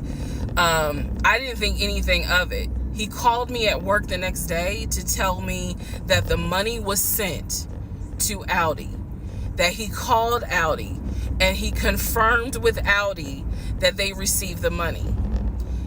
What he told me is that the car is going to be delivered to the house. Y'all, it's not that I lived in the hood, because I didn't, but I did not live in an area of Clayton County where you would have a brand new Audi delivered to your house. So I remember saying to him, I don't want that car delivered to the house, not yet, because I need to put that car in the garage. And my Nissan I only had a 1-car garage, so my Nissan was in the garage. So he said, okay, well, let me call them back and change the delivery date. Can you be home, or can you do a half day? So he's asking me, can you work a half day so that they can deliver the car and you will be home for it? I said, yes, that's fine. Because again, it's COVID. I'm working from home anyway. I only had to go in the office 2 days a week. So I'm at home the next day. He told me the car would be delivered between the hours of 1 and 3. Obviously, between 1 and 3, nothing happened. So 3 o'clock, I called him. He's at work. He sends me the voicemail. He calls me back. I said, it's 3 o'clock. No one ever came with the car. What's going on? And then I remember I was like, well, do I need to call Audi myself? Because I thought that you handled it. But if you didn't handle it, do I need to call them? And so whenever I would suggest I will handle it, he would get very, very defensive. Red flag number 472. So he was like, no, I will call Audi. Don't do anything. I'll call Audi and find out what's going on. Okay. So I'm at home chilling, cooking dinner, normal night. He calls me back and says, yeah, the car was stuck on the truck in Spartanburg, because apparently that's where their deliveries come from. So when he told me this, I was in the kitchen laughing, because by this point, I will be honest, and I told y'all I'll be honest even when it makes me look bad. I was guilty of, on one hand, I believed him, and on the other hand, I was like, let me see what lie he come up with. Let me just see. But keep in mind, my brain was really not rationalizing, not comprehending how deep the lie was. I just thought that no one told him the car was going to be delivered, and he made that up. I had no idea how deep the lie went. So he said, the car's in Spartanburg. It should be delivered this weekend. The weekend came, he had a whole other excuse. I don't remember what the exact excuse was as to why the car was never delivered. I do remember we got into an argument and I was like, don't even worry about it. I'm gonna get a new car my damn self. I don't even need your help. Which is probably one of the worst things you can tell a narcissist, because they love to be the hero, you know, it's all about them. But I was like, don't even worry about it. I'll get, when I have the money to get a car myself, I'll do it. I don't want to hear anything else about a new car. I don't want to hear shit else about a car. Because at this point, I was spending way too much time trying to figure out, are we getting a car? Are we getting a house? Like, what the fuck is going on? Always there was an excuse. So when I told him I don't want to hear anything else about a car, and I am not going to a dealership to test drive another car, that ended that whole discussion right there. So this is where I'm going to interject what I believe was happening. I believe that my ex-husband is the type of person, he gets off, nut. He gets off on you being excited about something that he knows you will never get. So I believe that he enjoyed going to car dealerships. He enjoyed watching me test drive a car and get excited about it, knowing I was not going to get it. It is the level of cruelty. And again, I'm telling y'all stuff that I found out way later on. It is the level of cruelty that I still cannot comprehend. So the whole issue about the BMW and the Audi, I think he just enjoyed seeing me get excited and then pull it away. Part 11 coming up. All right, part 11. So for this part, I'm just going to give you some backstory on the family. Pause all the stuff about the house. Pause the stuff about the car. This is backstory on his family, my ex-husband's family. All right, follow me. My ex-husband's parents, mom and dad, are both deceased. Mom passed away from cancer. Dad passed away shortly after her. I'm not sure what he passed away from. So he has a number of siblings. He has two, with his parents, he has two brothers. One is older, lives in Philly. One is younger by 2 years, lives in Nashville. He has two sisters. One, Shantae, is older, lives in Douglasville with her husband and two kids, a boy and a girl. Younger sister, Kim, is the baby, lives in Augusta with her husband, worked at, I think he told me, Procter & Gamble. That was the story. He had two half brothers that were through his dad. One brother lived in Baltimore. The other brother lived in Augusta. The brother that lived in Augusta, I have physically met in person, shook hands, hugged, all that. The brother that lived in Baltimore, I have FaceTimed with, talked to him. The brother that lived in Philly, the older brother that he looked up to, I have never talked to him on the phone. I would always talk to him through my ex-husband. So the conversation would be like, hey babe, brother so-and-so said hey. He didn't call him brother so-and-so. We'll call him John. John said hey. Hey John. I would be in the bathroom doing my hair, brushing my teeth. Hey John. And he would be like, did you hear? He said, how you doing? I was like, I'm good. How's he doing? Because that's just me. And so he would relay back and forth. He talked to John every day from starting around July after the grandmother passed away. He would talk to John every morning. We both would be getting ready for work and he would be on the phone with John. They would be talking for 30, 40 minutes, talking about football, talking about other siblings. They would be talking about cars. It was really like not a big deal. They would talk about the brother in Baltimore. They would talk about the brother in Augusta. And then they would reminisce. This is the conversations I could hear. Let me explain.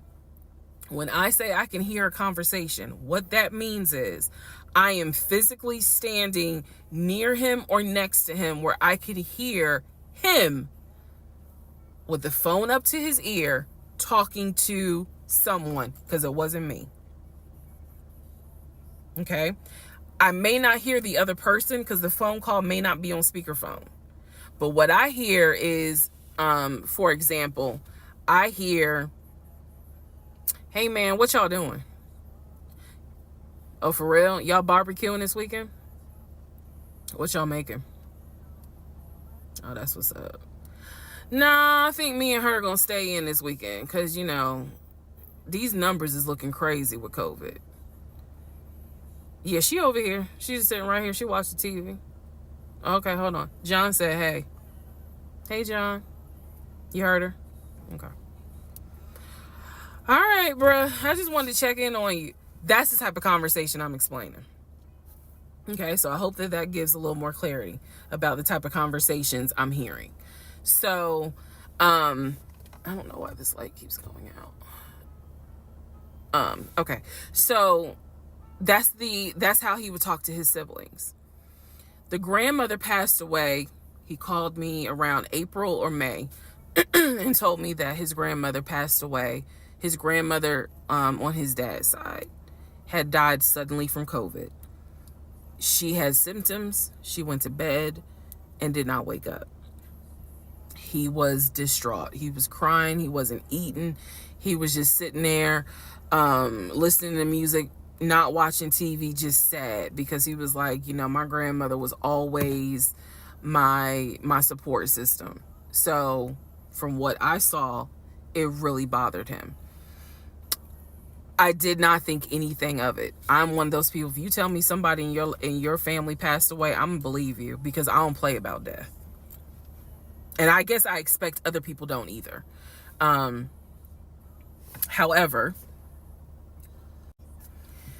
that is not the same for everyone else, but we'll get there. So, family, he had his sister, Shantae, who lived in Douglasville. Like I said, she was married with 2 kids. Apparently she was a nurse. So when I had my miscarriage, that was a sister that he was like, my sister will take you to the hospital. Like, that's what family does. Okay. I had never met Shantae. I've been on the phone, I've been around him when he was on the phone with Shantae. Never heard her part of the conversation. But he would be talking to his sister. That's what he said. That's what it sounded like too. Now, what is interesting is that we lived maybe 35, 40 minutes away from Douglasville. So there were plenty of times that he had invited me to go with him to his sister's house. Okay, let me tell you how this would always work out. Total times he invited me was probably 3 times for different barbecues or whatnot. The first time he invited me, I was like, nah, I ain't going, because again, COVID. And she's a nurse. Hell no. The second time he was like, yeah, she invited us, but I don't think we should go because COVID. No. The third time I agreed to go. I was like, absolutely, I'll go meet your sister. Like, that'd be great. On our way to her house, to Douglasville, to go see the sister, apparently he got a phone call. The phone was always like on vibrate, but he got a phone call and he told me that something came up, and so she had to cancel the barbecue, the get together, whatever. And so I was just like, oh man, okay, well, hopefully we can go another time. It didn't happen close enough for me to have red flags, if that makes sense. But at this point, as y'all probably like, girl, you so blind. But again, I didn't think anything of it, because it's like, okay, it fell through. We'll reschedule. And so we just went out to eat, and then he talked to another brother, the brother from Augusta that he would have on speakerphone. So it was like, I didn't think anything of it. I really didn't. Man, And the more I talk about it, the more I realize, like, I'm not a dumb person, but it just never dawned on me the things that you have to now investigate. It didn't dawn on me, but nevertheless, that is the backstory for his family, right? Grandmother passed away. 3 weeks later, he called me and told me his uncle had passed away from COVID. The uncle had tested positive, had to go into the hospital, and he died. It was a bit of a red flag. It was a bit of a red flag, but like I said, I don't play about death. So I was just like, wow. Because of these two deaths, he became a stickler about COVID. And when I mean a stickler, wear your mask, wear gloves, hand sanitize, wash your hands. Like, he was annoying about making sure neither one of us caught COVID. So now I'm going to give you the backstory in regards to what I was told with the ex-wife. Okay, I know I look rough, but it's okay. It's okay. Anyway, so this is part 12 of Who the Fuck Did I Marry? So this is the backstory on what I was told for the ex-wife. This is important. Pay attention. All right. This is 2020. So this is what I was told in 2020. I was told that he and his ex-wife used to be friends. Then they started dating and subsequently got married. They got married in California. He had bought a house with the money that he made from arena football. They had apparently gotten married on the downward of the arena football career. Had a nice house. He showed me a picture of the house, showed me pictures inside the house. Remember that? Showed me pictures inside the house. It was a really nice home in San Diego. And basically what happened was that he came home from work early one day and I have the hiccup, sorry. Came home early from work one day and his wife was sleeping with another man. The man was in the house. He and the man get into it. Her son, who is about 17 years old in 2020, she had 2 kids, a daughter and a son. The son apparently was on his way home from school when my ex-husband found his previous wife in bed with another man. So the story goes that he and the guy fought. He kicked the guy out. He kicked his ex-wife out, but told her the kids could stay. The kids are not biologically his. Those are his stepkids. She was like, you must be kidding. Like, I'm not leaving my kids here. The kids are old enough to where they were like, we don't want to go because you fucked up. We don't want to leave. So apparently she leaves. The kids stay with him for a few weeks. And then she gets her own place. The kids move in with their mom. He files for divorce in California. He files for divorce in California, and it was an ugly divorce. She was asking for spousal support, all kinds of stuff. And then it turned into, I'll help you with the kids, not child support, but just I will give you some money for the kids, because apparently he was very close to the kids and he wanted to keep a relationship with the kids. Their biological fathers, apparently there were 2 fathers, their biological fathers were not in the picture. So the divorce starts out contested and ugly, eventually becomes amicable. Eventually they become cordial with each other. So my ex-husband moved. This is all before he ever met me. So I'm telling you the story of what I was told in 2020. So eventually, about 2 years later, is when his job approached him about an opportunity to transfer to Georgia. And so he took it. New beginning, fresh start. He has family in Georgia. He took it. He told me this story pretty much the second or third conversation we had. So it was always from the beginning that she had cheated. he caught her, and he had filed for divorce, but he was still close to the kids. They still had a great relationship. I've heard him I've heard him on the phone with the kids, just encouraging them, helping the 17-year-old like with homework. The kids really apparently wanted to meet me, and I was fine with that.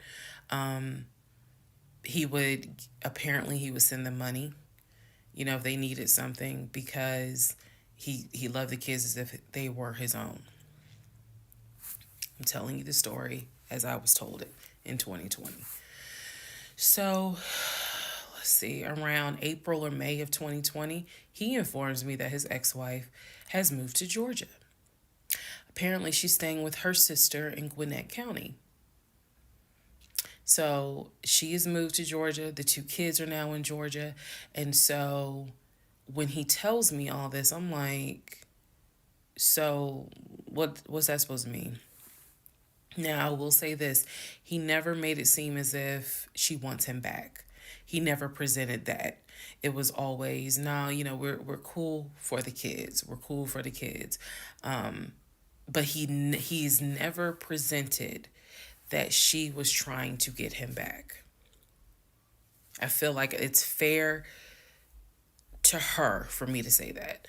And again, stay with me. It all comes out. But that was the backstory in regards to the ex-wife, that they got married in California, they divorced in California, and then she eventually moved to Georgia, to Gwinnett County, after he had transferred to Georgia for his job. He did tell me that, every now and then he'll get a text message from her. He told me that he, told her when I was pregnant. He felt like she needed to hear that from him instead of hearing it from the kids. And we got into a bit of an argument about that. But, honey, in the big scheme of things, anyway. So we got into an argument about that. I felt like that's none of her business. But that's the overall backstory of her.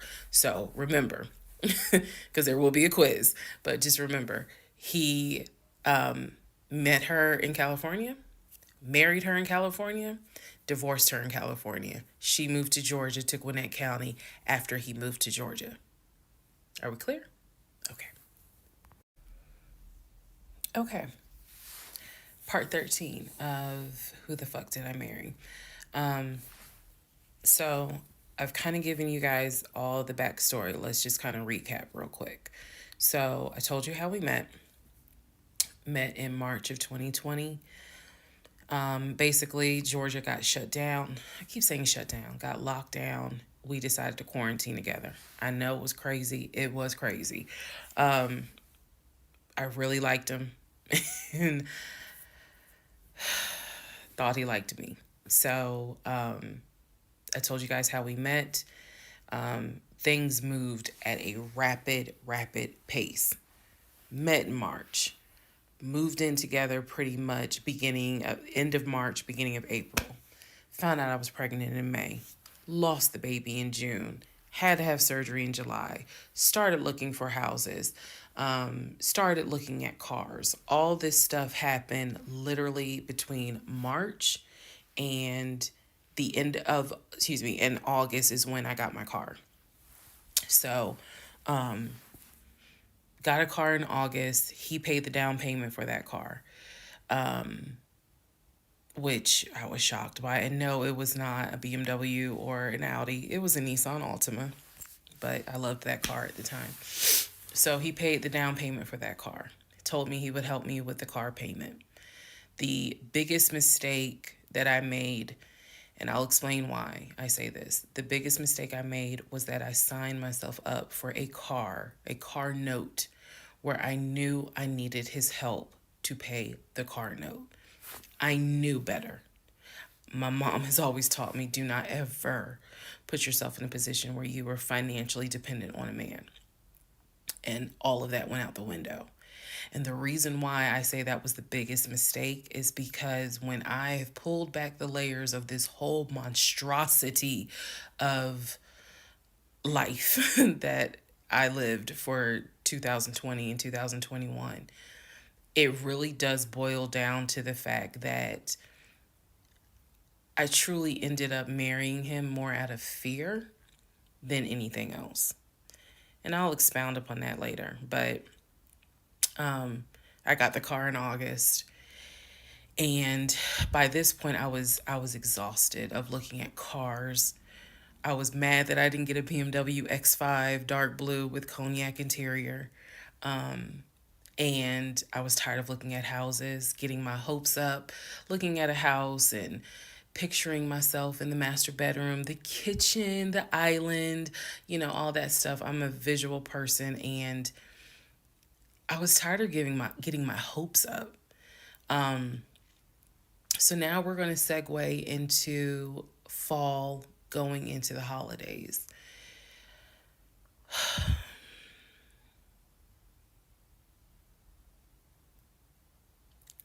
Here's what happened.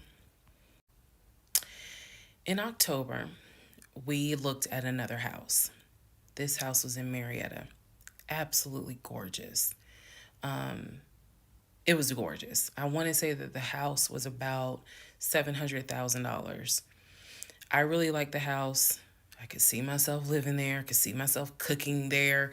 And so subsequently, my ex-husband put in an all cash offer on that house. I watched him put an all cash offer in on the house. Our real estate agent, Scott, called us about 24 hours later, and he said, the sellers love your offer. The offer was an all cash, full asking price offer. $700,000. Let that sink in for a moment. He said the sellers love the offer. They are asking that you show proof of funds so that they can accept the offer. My ex-husband said, I will show proof of funds when they accept the offer. The seller said, great, we'll accept the offer when you show proof of funds. So basically we got into a standoff. And if you're a real estate agent or you work in real estate, I would love to know your thoughts on this. I had asked people in my personal life, like, have you ever heard of this before? And I've had plenty of people who said, I side with the ex-husband. I would not show my bank statements until they accepted the offer. And then I had other people who were like, I wouldn't accept an all cash offer unless I verify that the person can pay. So I'm just curious what your thoughts are. Okay. So our real estate agent called us and was like, guys, the sellers are giving you 2 days to show proof of funds. I had the letter that he showed me from Chase. I sent that to Scott, but that was for a mortgage. The offer was for all cash. So he needed to show proof of funds that he had the cash to pay $700,000. He didn't show it. He refused to budge on showing them proof of funds until they accepted the offer because he was afraid that they were going to create a bidding war. So what ended up happening was Scott called us and said, I apologize because I didn't do my due diligence as a realtor. He said, before I ever started showing you guys a house, I should have collected your pre-approval letter and proof of funds. He said, so at this point, my broker has informed me that I cannot show you guys another house until you show at least us, meaning the real estate firm, until you show us proof of funds. And so I'm just like, well, I'm telling my ex-husband, just show them the fucking proof of funds. Like, what's the problem? And so it was a lot of, I find that this is really unprofessional because it's not our fault that you didn't do your job correctly. It got a little ugly and it got uncomfortable because I'm like, I don't understand why you don't show them proof of funds when you clearly just signed a document stating that you're putting an offer in at full asking price. This was the same thing that the realtor was saying. He was like, but you just signed an offer. So what's the problem? Like, you want them to accept the offer and then you'll show everyone the proof of funds? And my ex-husband, without missing a beat, said yes. So Scott did his best to work with the seller and say, look, accept the offer. He'll show you, he'll open the books. He'll show you the proof of funds. These sellers were like, no, that's not. And it wasn't so much the sellers, it was the seller's agent. Big respect to the seller's agent. But the seller's agent was like, no, that's not how we're doing business. He needs to show those proof of funds before I advise my clients to accept his offer. Period. If he's not willing to do it, we'll go on to the next offer, because they did have another offer on the table for it was less than asking price, but they were willing to accept that offer over the all cash offer because those people had basically shown proof. So subsequently, the house fell through. We passed the 2-day deadline. They went with the other offer. Also, at this point, our real estate agent, Scott, and I do not blame him for this, pretty much cut all ties, because what he, I believe, felt like was, I don't know what's going on, but something's going on. And this is not how I do business. So until you guys are ready to show the proof of funds needed to buy a house, you need to get yourself another agent, because we were already about 20 to 25 houses deep by this point. We had already put in 2 other offers. They fell through. And now here we are with this house. And once again, it fell through. Okay, so good news and bad news. Number one, this is part 14 of Who the Fuck Did I Marry?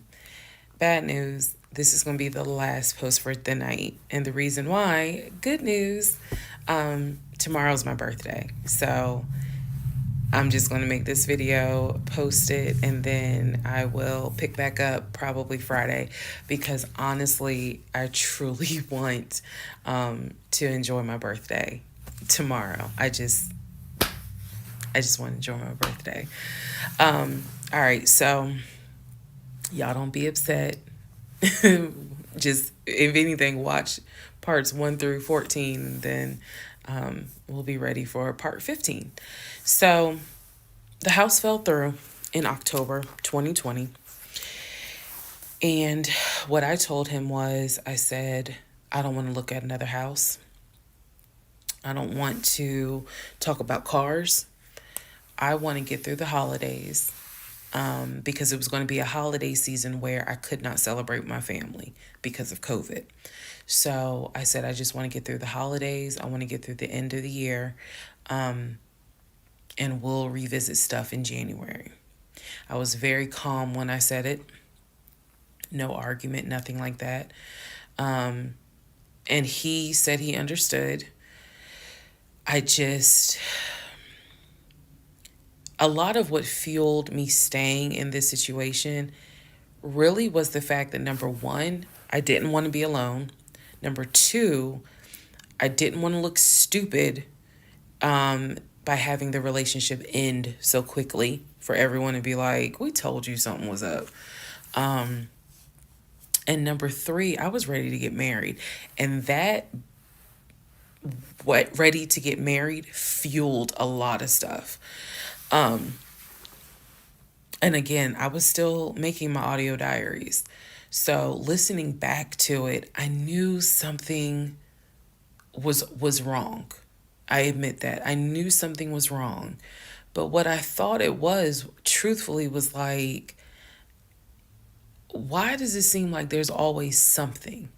Like, why can't we just go ahead and get the house? Why is it always something? Why can't I just get the BMW? it still didn't dawn on me how deep this something went. And for the people who keep asking, I'm going in order of events.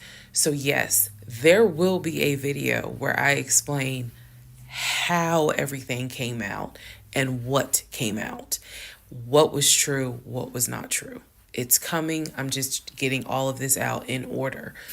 So I told him I didn't want to look at a house no more. I don't want to talk about houses. Do not mention the word Zillow. Do not mention the word realtor. Nothing. Let me just get through the holidays. And for myself, the question was, what do you want to do? You want to stay with him? Or do you want to cut your losses? And the part that kept me constantly second guessing myself was, what if he's not lying? What if he's not lying? Literally the conversation I had with myself was, there's no way he is lying about having money. You saw the paper from Chase. They don't just approve $750,000 for a mortgage for anybody. I've seen his checking account. You see how much money's in his available checking. Like I don't think he's lying. I don't think he's lying about that. But what is it? Is it that he doesn't trust me? Like, I second guess myself so much. Is it that he doesn't trust me? Is it that maybe he doesn't really want to get married? Like, what is it? Because I know what I saw. I know what I heard. I know that he's having conversations about move the money from this account to that account.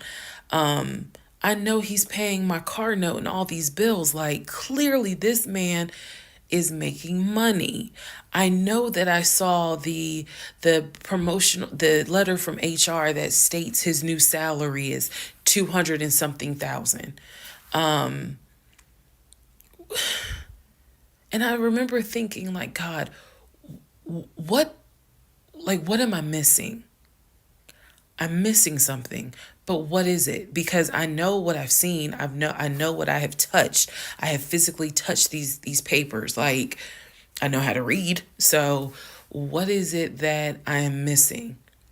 He's close to his family. He talks to them all the time. He's just a regular guy that just likes to watch NFL football. He leaves me alone when I want to watch Georgia football. He's paying the bills, groceries. I haven't had to worry financially since I've met him. And as a woman who had lived on her own, paying her own bills, my God, that is the most intoxicating feeling when you meet a guy who just takes your stress and your worry away financially. But the downside is, he took away the stress and the worry financially away and instead brought a mental fuck job I've never in my life had experienced. And I could not put my finger on it. I couldn't really talk to anybody about it because I'm a big believer in what happens at home stays at home. So I didn't talk to my girlfriends about it. I didn't talk to my family about it. But I just remember being like, what am I missing? What am I missing? So we did not talk about houses. We did not look at cars. We didn't do any of that for November, December. And he came to me like around Thanksgiving, and what I thought was a very open, loving conversation. And in that conversation, he was like, okay, I know I have fucked up. I know that things are not feeling too strong right now. He was like, I want us to get married. I want a home. I will show you whatever you need to see to put you at ease. He was very contrite. He was very just like, what do I need to do to put your mind at ease so that I'm in this and that I want this and that I love you and I want you to be my wife. So I was like, show me your accounts. He showed me his checking. He showed me one of his savings. He showed me a Chase savings. He did not show me the offshore. And he did not show me the US Bank.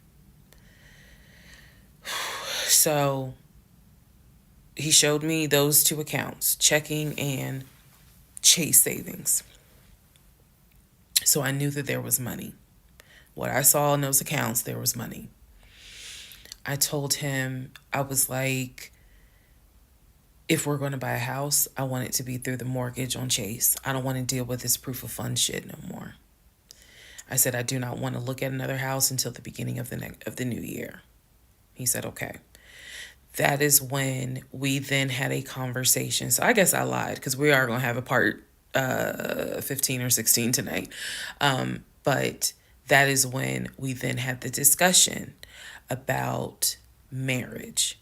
And that is where religion came into play. Yeah, I'll give y'all the other part tonight. Stand by. Okay, part 15. Who the fuck did I marry? So in December of 2020, around beginning of December, we had a conversation, kind of a come to Jesus heart-to-heart conversation. And both of us had grown up in the church, and the fact that we were not married but living together, the fact that almost had a baby together, bothered both of us. Both of our families, my family and his family, were very adamant, like, okay, y'all either need to get married or y'all need to separate.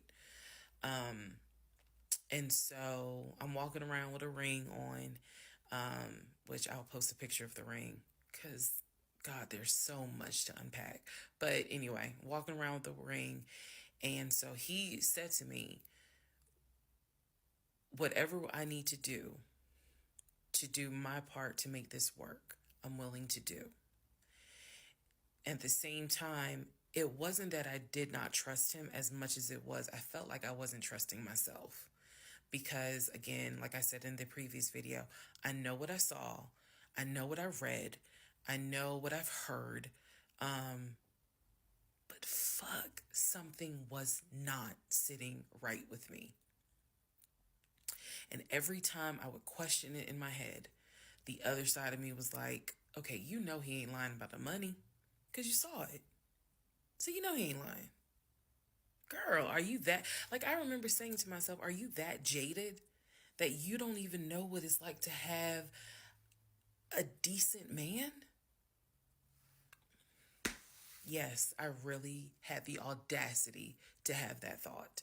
So we agreed beginning of December, like, we wanted to be together. I believe I loved him. I believed he loved me. So the decision was made that we were going to get married. It's still COVID, so we had to follow certain protocol. So we filed our marriage license in Fayette County, Georgia, because you could not get an appointment in Clayton County to save your life. So we filed the marriage license in Fayette County. On our marriage license, it asked the number of previous marriages. He said 1, I had 0. It asked for our social security numbers.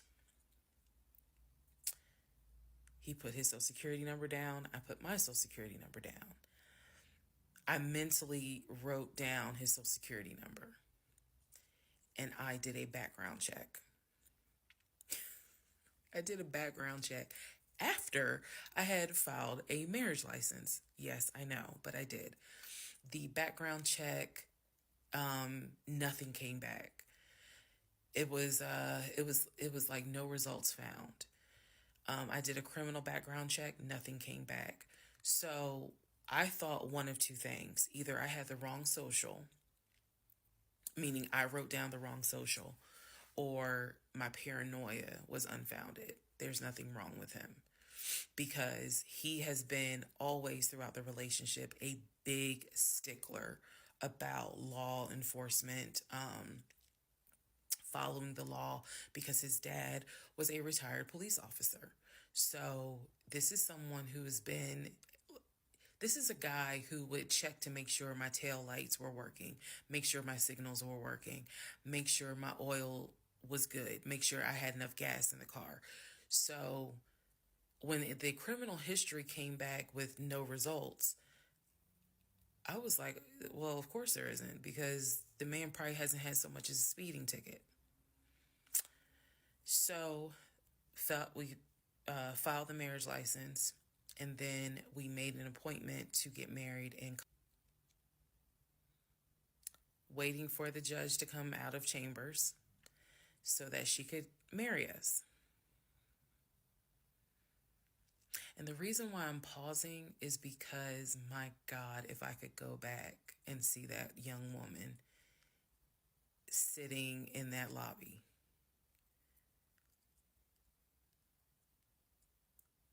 Wow. I know we can't go back in time, but damn, if I could go back in time, I would. I didn't tell anyone I was getting married because I was afraid that we had tried before in September and something came up. So I didn't want to tell anyone. I didn't want to get anyone's hopes up. I didn't want to get my hopes up.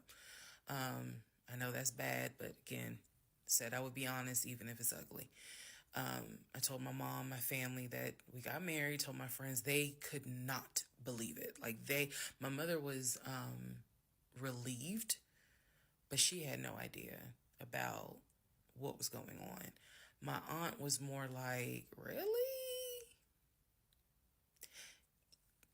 You married him? My friend, the one who took me to the hospital for the miscarriage, was like, I wish you would have told me, like, you deserve to have people there, take pictures and celebrate and all this other stuff.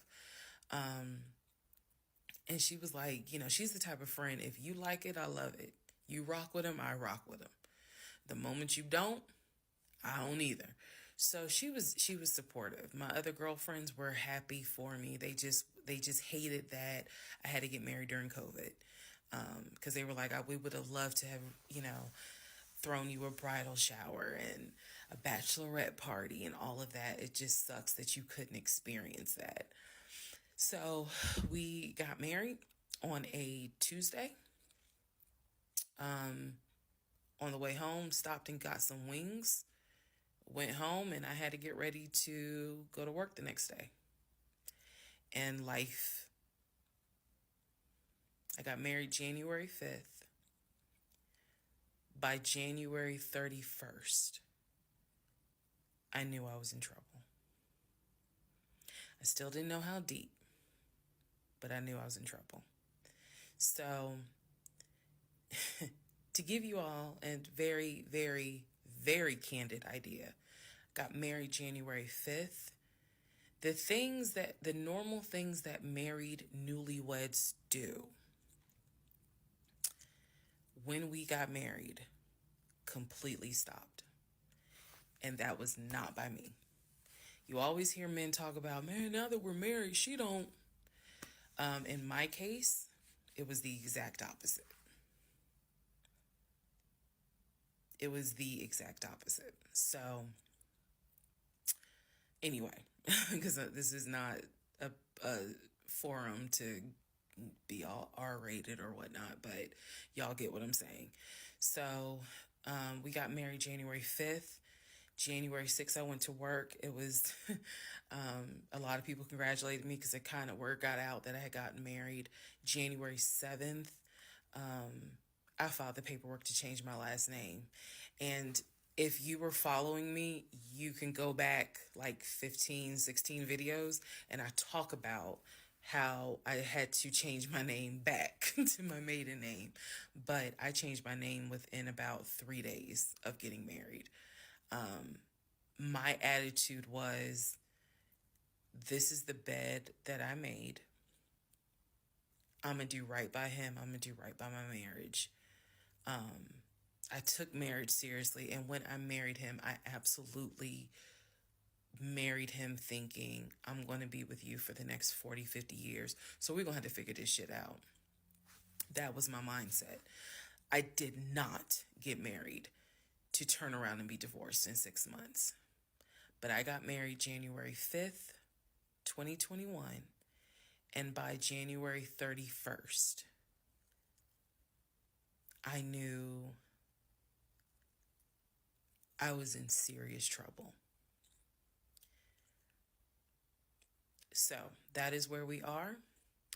The next set of videos, the next set of all this will be me talking about how things went downhill before it crashed and I found everything out. In the meantime, tomorrow is my birthday. So, happy birthday to me. The fuck did I marry? This is the interlude, basically. I'm not recapping on this video. I'm just kind of answering some stuff that has been written to me. Someone was like, why are you airing your business out on social media? It's a valid question. For me personally, I feel like this was traumatic to experience, to live through.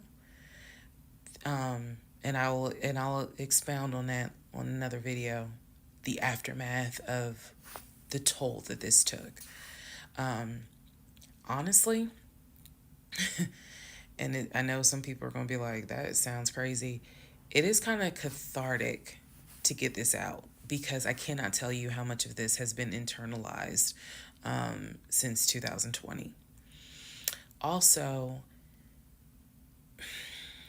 I don't want to seem like a cautionary tale to other women or to men for that matter. But to my sisters, to my ladies, white, black, Hispanic, Asian, doesn't matter.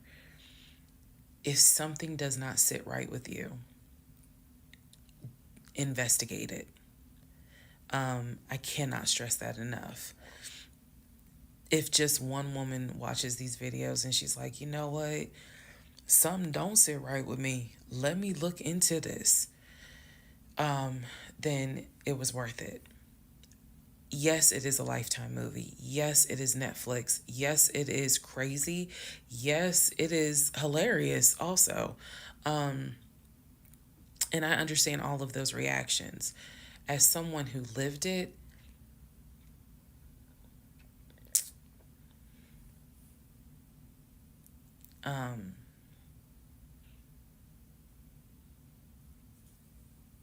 it was traumatic. But I feel like, God, it feels good to finally admit what the fuck I went through. And again, by the time this is uploaded, I'm only to January of 2021, right after getting married. So when I think back on it, there's things that I'm very, very grateful for.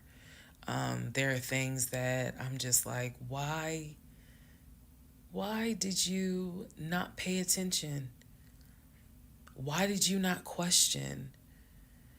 And the sad part is, I can't even begin to tell you, I don't remember the woman I was before I met that man. I don't remember. Because going through something like that, it changes you. And I've seen some women in the comments who were like, I was married to a habitual liar. I was married to a pathological liar. My baby daddy's a pathological liar. And my heart goes out to them because until you have dealt with someone so depraved, you really don't quite know how bad it can get. So I'm fully aware that this was a risk, putting this out on social media, telling my story, my truth, and really kind of being like, look, this is what I went through. I made dumb decisions. I overlooked things I should not have overlooked. I argued away things I should not have argued away. I can pinpoint exactly the moment I should have left. I still feel like God is sitting on the throne and he's like, I never planned for your monkey ass to marry him. I never even planned for you to go out and date with him. That's why I blew your tire. But you hard-headed and you went anyway. And then I tried to go ahead and show you signs. You ignored them. Like, I feel like God did everything to help me as his child be like, this is not who I created to be your helpmate. And I was like, God, you taking too long. I want to get married. You taking too long. I want to have a family. You taking too long.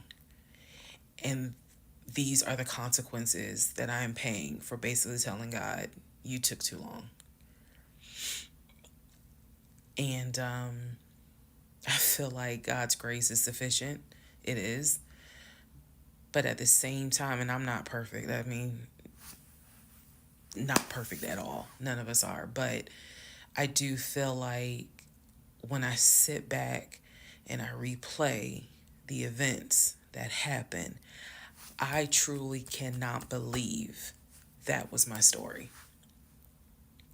Because all I wanted was to meet a guy, for him to be my best friend, for us to get married, have a family. I wanted someone I could make fun of his big old forehead and he make fun of my nappy head and all my wigs, and yet he was my ride or die. I wanted someone that I could be like, man, help me with these kids, and he helped me with the kids. We had a nice home. We were comfortable. That is what I wanted. And I've said this before, and I say it again. I truly hoped it was my turn.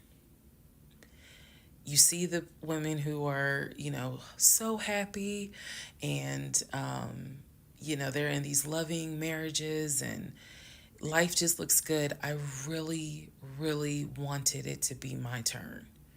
And so I excused away a lot of stuff that I hope the next woman who sees this does not excuse, because I don't wish this on anybody.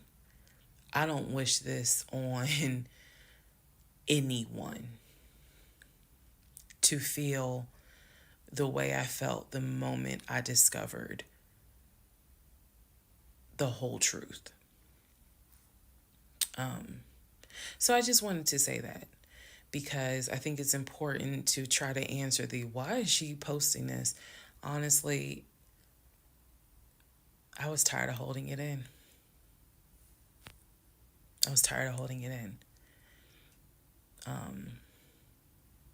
And I hope it helps somebody. Okay, let's all take a deep breath. Let's all get some sleep. If you don't have anything to do and you just want to wish me a happy birthday, wish me a happy birthday tomorrow, February 15th. Shout out to Team Aquarius. Good night, y'all. Part 17, who the fuck did I marry? So, for context and just to clarify some stuff, going forward, I'm going to now call my ex-husband, I'm going to use the name that I call him in real life. So that way it clears up the whole fiance, boyfriend, husband, ex-husband thing. So, his name is Legion. Anyone that knows me will tell you that is what I call him. So, Legion and I, when I left off at part 16, part 15, Legion and I got married January 5th of 2021. For the first 2 weeks, things were fine. We got into like a routine, basically. I would go to work, he would go to work. He was still leaving the house at around 6:15 every morning. He was still on the phone with his brother, the one that lived in Philly, every morning. That was their time to talk. From what I was told, the brother got off work. I guess he must have worked the third shift. And so he was getting off work as Legion was getting ready to go to work. So that was the perfect time for them to talk. He would talk to his brother in Baltimore and the brother in Augusta, pretty much, just a quick phone call here and there, if not every day, every other day. So everything was pretty much the same. I would talk to my mom almost every day. I would talk to my aunt almost every day. So it was nothing to kind of, that's weird. That's what the morning routine was. He would talk. So I worked at Georgia State Patrol. And I said this in a previous video, but again, there were things I said in previous videos that I remember saying, hey, remember that because it's going to come back later. So I worked at Georgia State Patrol. I had been working there for almost 8 years, 7 or 8 years by the time Legion got into the picture. He was fine with the fact that I worked within law enforcement. I'm not a trooper. I'm not a sworn officer. I'm a civilian. However, again, his dad was a retired police officer. So he was perfectly fine in the beginning with the fact that I worked for Georgia State Patrol. He had been to my office before. He had met some of my co-workers. Obviously, even with COVID, because I still had to go into the office 2 or 3 days a week, he had been up there. So the friend who took me to the hospital when I had my miscarriage has met him. He and I have been to her home with her and her significant other before. So again, even in the world of COVID, when there were little times where you could get together with people, he has met people in my life. He has met my friend, or that particular friend, and he has met some of my coworkers. So when we got married, the first 2 weeks, like I said, was fine. And then it's as if something snapped. Something just changed. What was totally acceptable before, suddenly little comments were made. Why are you wearing that to work? You get off at 3:30, so you'll be home by 5, right?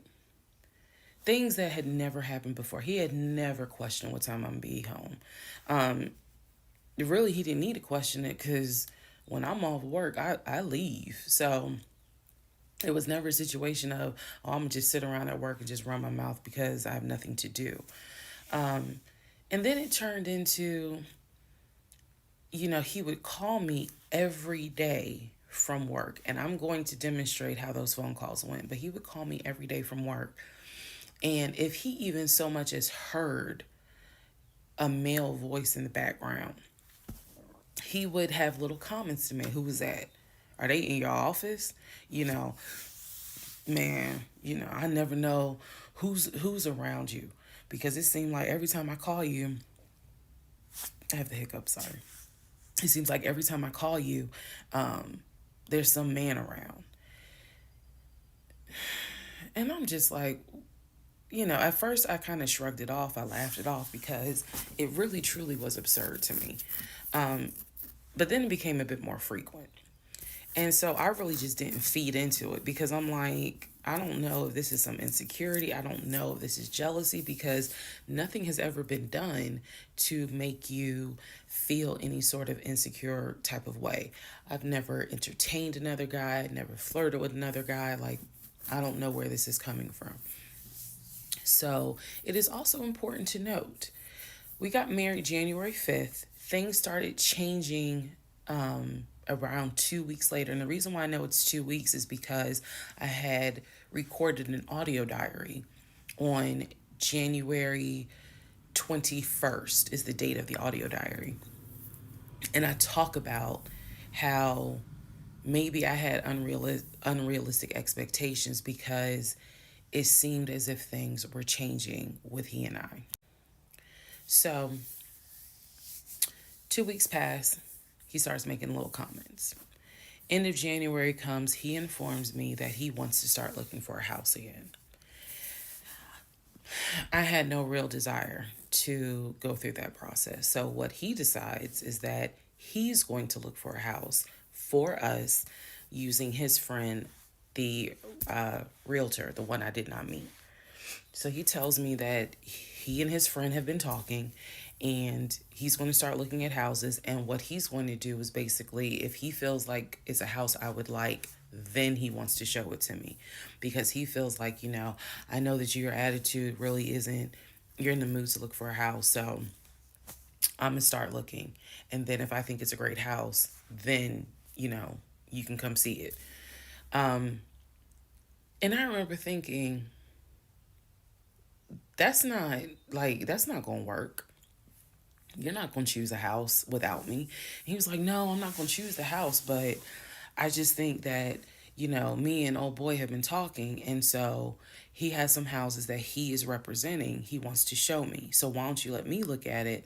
And if it's worth the time, then I'll bring you to look at it.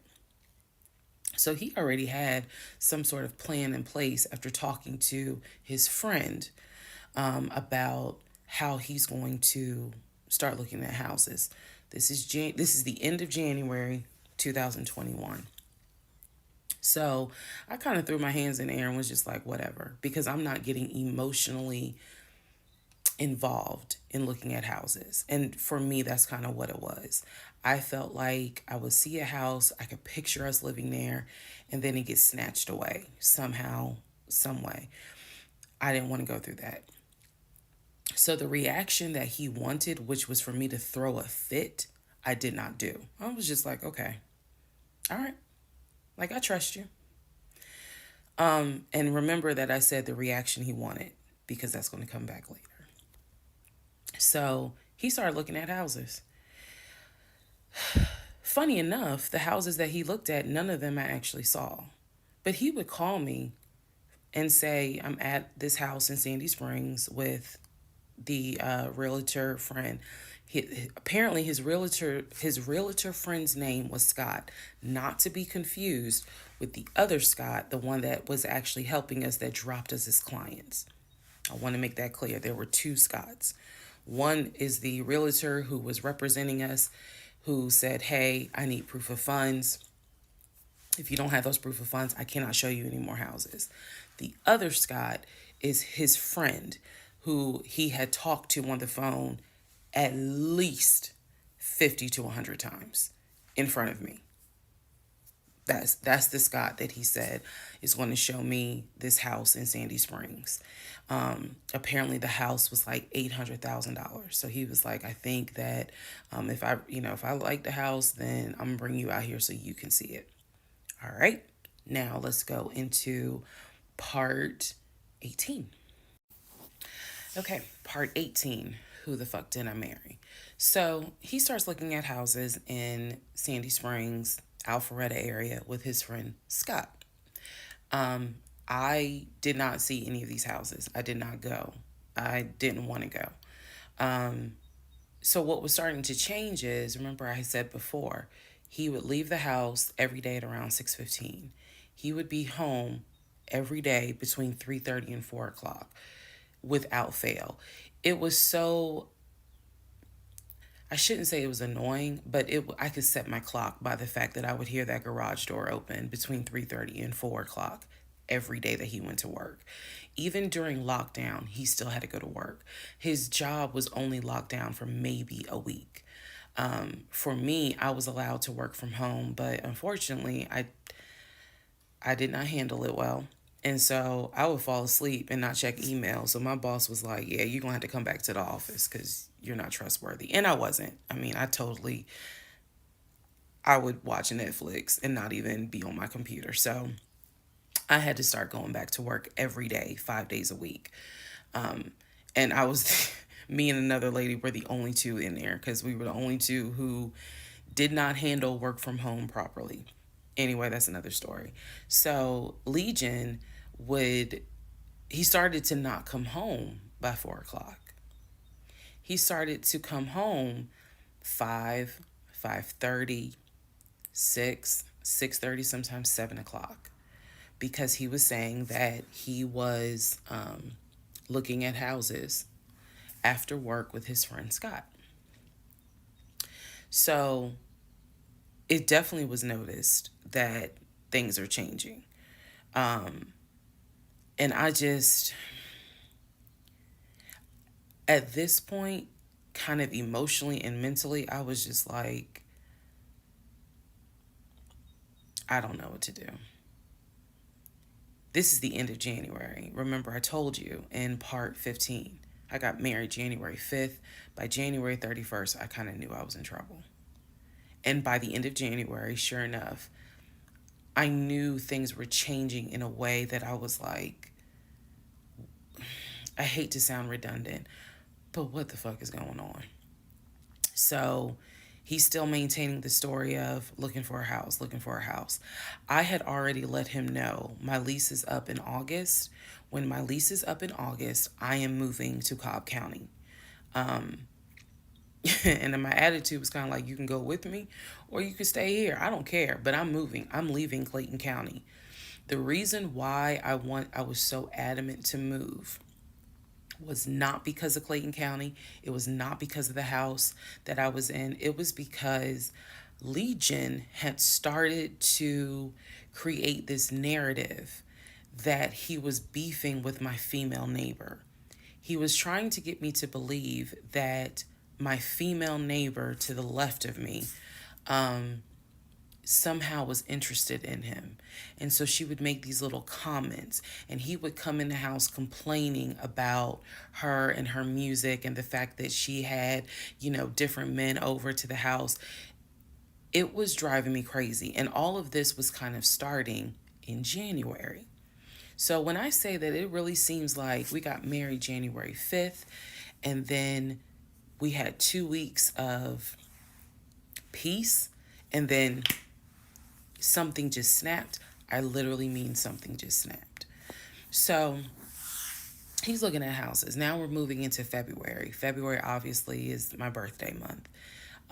He did good. He did good to make Valentine. He went all out for Valentine's Day. He went all out for my birthday. My birthday and Valentine's Day are February 14th and February 15th. So he went all out on both days. Y'all ain't even gonna believe this story. But I said I would share even when it makes me look bad.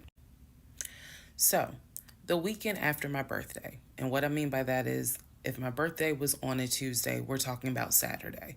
The weekend after my birthday, he gave me money to go to the nail salon, go get a manicure and pedicure. So I leave the house. I take his car. His car was in the driveway. We had a key to each other's car because, again, we're married at this point. We're talking February 2021. So I take his car and I drive to the nail salon over in Morrow. I'm in the chair getting a pedicure, and I get a text message from my husband saying, someone was just at the house looking for you. And I'm like, who was looking for me? Who was it? And he said, I don't know. I think it was some this is through text. I don't know. I think it was some dude you used to mess with. Okay. I was like, what are you talking about? He was like, I'm telling you, some guy just came to the house looking for you. I told him you were not here. So at this point, y'all, I'm in the chair at the salon. I'm freaking out because I'm like, who the fuck has the audacity to come to my home unannounced, uninvited, talking about they're looking for me? Especially because before I met my husband, I was working the last shift at Amazon as a part-time job. So I had not dealt with, dated anything with anyone for about a year before I met him in March of 2020. So I really was like, who the hell is this coming to my house? So I finished the pedicure. I head home. Once I get home, I'm like, what are you talking about? What happened? And so I'm frazzled in a way. And he's calm. He was like, yeah, it was a black Dodge Charger. They pulled into the driveway. They backed in. They backed in as if they had been here before. So clearly this was someone who's been to your house. He got out the car. He said, I opened the door and I went out there and I said, is there something I can help you with? And he said, the guy said, I'm looking for, and gave him my name. And he said, I'm sorry, she's not here. And he said, he was like, oh, okay. All right then. And just got in the car and drove off. And I was like, my brain stopped working. Because I'm thinking, who the heck could this be? A Dodge Charger?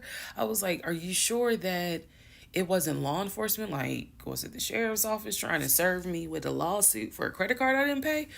He was like, no, he was in regular clothes. He was like, and it was not a police car. It was on a marked unit, basically. And so I'm just like, who the heck could this be? And he was like, I know who it was. And I said, who? He was like, I think it was your ex.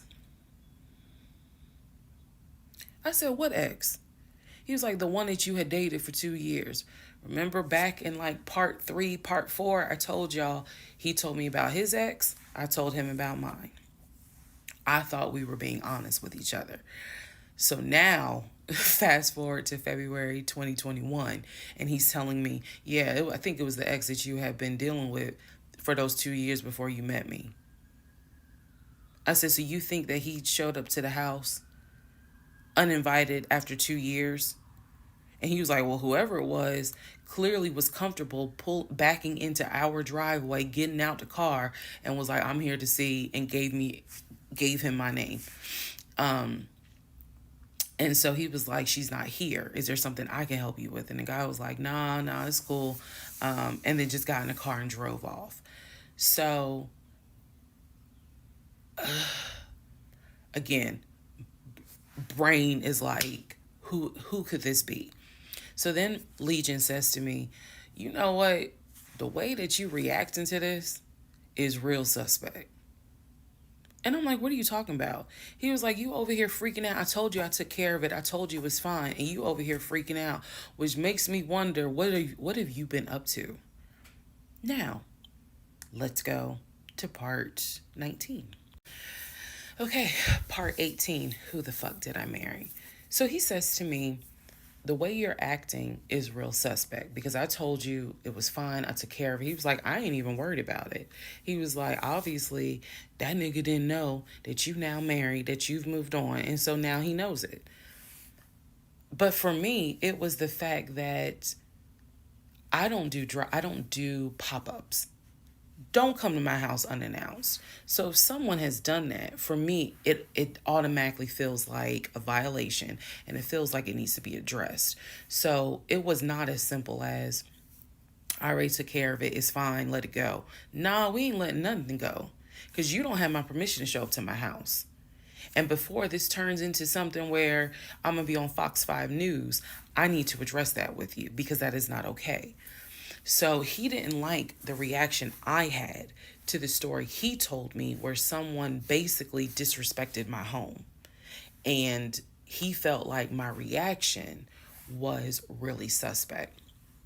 So what I'm gonna get into the little details that he did not know about. So he tells me, again, it was a black Dodge Charger. They backed into the driveway. A gentleman got out of the car and he asked for me by name, and Legion said she's not here. So I asked him, what does the guy look like? And he said, he was like, why does it matter? I said, what the fuck does he look like? So Legion proceeds to give me the most generic description you can give. He was like, well, he was shorter than me. Ex-husband is about 6'3", 6'4". He was shorter than me. He was brown skinned. I said, did he have a hat on his head? Mind you, I understand that before marriage, I was a damn fool. I understand that. But every woman has that moment where you only gonna fool her but for so long. And eventually puzzles start coming together. For me, I felt like moving into marriage, certain things started coming together. So I said to him, did he have a hat on his head? He was like, nah, he ain't wear a hat. So in my mind, I am mentally going down a list of every possible man it could be. And it was only like 4 men. I had been in that house about 3 or 4 years at this point. So I knew all of the people, and I'm talking about from maintenance down to ex-boyfriends. It was a total of like 4 men.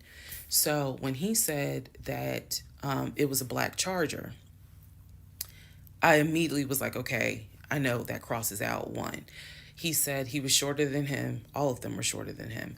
I said, did he have a hat on his head? He said, no, that crossed out one, because one in particular was a maintenance guy who always wore a hat on his head because he had like a bruise or something, and he was just self-conscious about it. So he always wore a hat. That leaves two. So I said, was he muscular or was he skinny?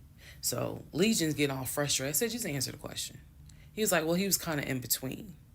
And I said, okay. He was in between. I said, so was he light skin or was he dark skin? He was like, I told you he was brown skin. I said, was he my complexion? He said, no, he was brown skin. That eliminates one. So now there's one left. And yes, the one left would have been the ex that I had dated for 2 years. And so he was like, I know it was your ex. I know it was your ex. And I was like, that don't make no sense, because the ex that in my mind, I'm saying this, the ex that I had dated, he and I had no contact with each other, and he was not the type to just pop up at your house. That ain't his style. Not to mention, and I ain't tell Legion this, that man would not be caught dead driving a Dodge Charger. He hated Chargers because he drove it as a patrol car. So I didn't say anything. I just was like, that's weird. So what Legion didn't know is that at the time I had a security system. So I had a security system where anytime the front door, the garage door, or the back door was open, basically any entry point, anytime it was open or closed, it would send me a text message notification. So when he's telling me all this, I'm looking at my phone and I see a notification where the front door was opened and it was shut, all within the same minute. So for example, if it says front door open at 1 p.m., front door closed at 1 p.m. So whatever he did was within those 60 seconds. He's telling me the story of the guy got out the car. He opened the door. He went out there, can I help you? And the guy said, I'm looking for, and Legion said, no, she's not here. And so he said the guy kind of was like, okay. And he was like, all right, thank you. And got in the car and drove off. Legion has also told me that he watched him drive out of the neighborhood, which means because of the way the house was set up, the townhouse, he would have still been outside watching this. I could be wrong, but something in me was like, that would take more than 60 seconds. So for the door to have been open and shut within the same 60 seconds, I was like, okay. So also what he didn't know, we didn't have a Ring door camera, but my neighbor did. And her Ring door camera caught my driveway. The view of the camera could see my driveway as well as her driveway. And so whoever was coming in the door, our driveways were right next to each other. And then on the other side of it was the grass. So it was a perfect view of my driveway. So she, I had texted her and I said, hey, were you home? I think I texted her the next day because I said, were you home on Saturday? And she said, no, I wasn't. What's up? Everything good? And I said, can you look at your security system and see if there was a car that came to my house at such and such time? And I know I did not tell her the reason I was asking, but I was like, is there any way that your security camera caught if someone came to my house at this time on Saturday? She's like, yeah, sure, I'll look. And so maybe about a couple of hours later, she texted me back and said, hey, I looked at the camera, but I didn't see anything. And I said, okay, by any chance, did it catch if someone maybe walked up the driveway? Like maybe it wasn't a car in the driveway, but someone walked up. She said, I didn't see anything with your driveway yesterday. So I said, okay. And I knew that something in me again was like, nobody came to the house. So now here we are, a month and a half married, and now is when I'm like, why the fuck did he make that up? Because no one came to the house. No black Charger came to the house, backed into the driveway. Nobody got out the car and asked for me. Nobody was looking for me. So now I was sitting in the bedroom thinking through all this, and I'm like, why the fuck did he make that up? Because that's what happened. I'm looking at the text messages on my phone where he's telling me someone just came to the house looking for you. But no one came. So what was the purpose of that? And then something said to me, something in me said, he wanted to see your reaction. He just wanted to see the reaction. You had been too calm, and so he wanted to see a reaction. So this man gaslit me like I was Georgia Natural Gas just to get a reaction. Welcome, ladies and gentlemen, to part 20 of Who the Fuck Did I Marry? All right, part 20 of Who the Fuck Did I Marry? So after the black Dodge Charger incident, things were quiet. Legion was fine. Legion slept just fine. Me, that shit played over in my head for days and days and days. On one hand, I was like, I know nobody came. My head knew nobody came to the house. My heart was like, but maybe he didn't make it up. So the head and the heart were absolutely playing a tug of war because, again, I really couldn't fathom that he was making it up. But nevertheless, I filed it in the back of my mind in my little filing cabinet, my mental filing cabinet. So a few weeks later, we go out to eat at this restaurant in Atlanta. It's a burger place, and I'm going to do my best by the time I post this to put the name of the burger place on the screen. So we go to the burger place, eat dinner. Everything was fine. As we are leaving, he says to me, did I ever show you where my grandmother's buried? This is the grandmother that passed away from COVID in 2020. And I said, no. I was like, we haven't been over here. And so he was like, let me show you. So he drives us to the cemetery, which is not far from the restaurant. He drives us to the cemetery, goes around and around, and then it comes to like a little hill in the cemetery. And he was like, you see the headstone. The headstone had like the family name on it. And it did not have, for example, John David Doe. It just had Doe. Okay. So there were no dates on it. So it reminded me of just a headstone where it was probably multiple family members buried underneath it. That's what it reminded me of. And so he was like, my grandfather and my grandmother are buried there. I do recall him telling me when the grandmother died in 2020 that she wanted to be buried next to his grandfather. And so we're sitting in the car because we can see the headstone like on top of the hill from the car. And he tells me that is where his grandmother and grandfather are buried. That the family was able to get her, her wishes were to be buried next to the grandfather. Okay. So as we are leaving, we take a different route home. So we get on the highway. If you're from Atlanta, you'll know what I'm talking about. We get on I-75 North. And we're kind of we're just driving around, to be honest with you. But we're taking the scenic route. We get on I-75 North because The reason why I remember is because when you're on I-75 North going towards Atlantic Station, on the right-hand side, you will see the Varsity. You'll see all these tall skyscraper buildings.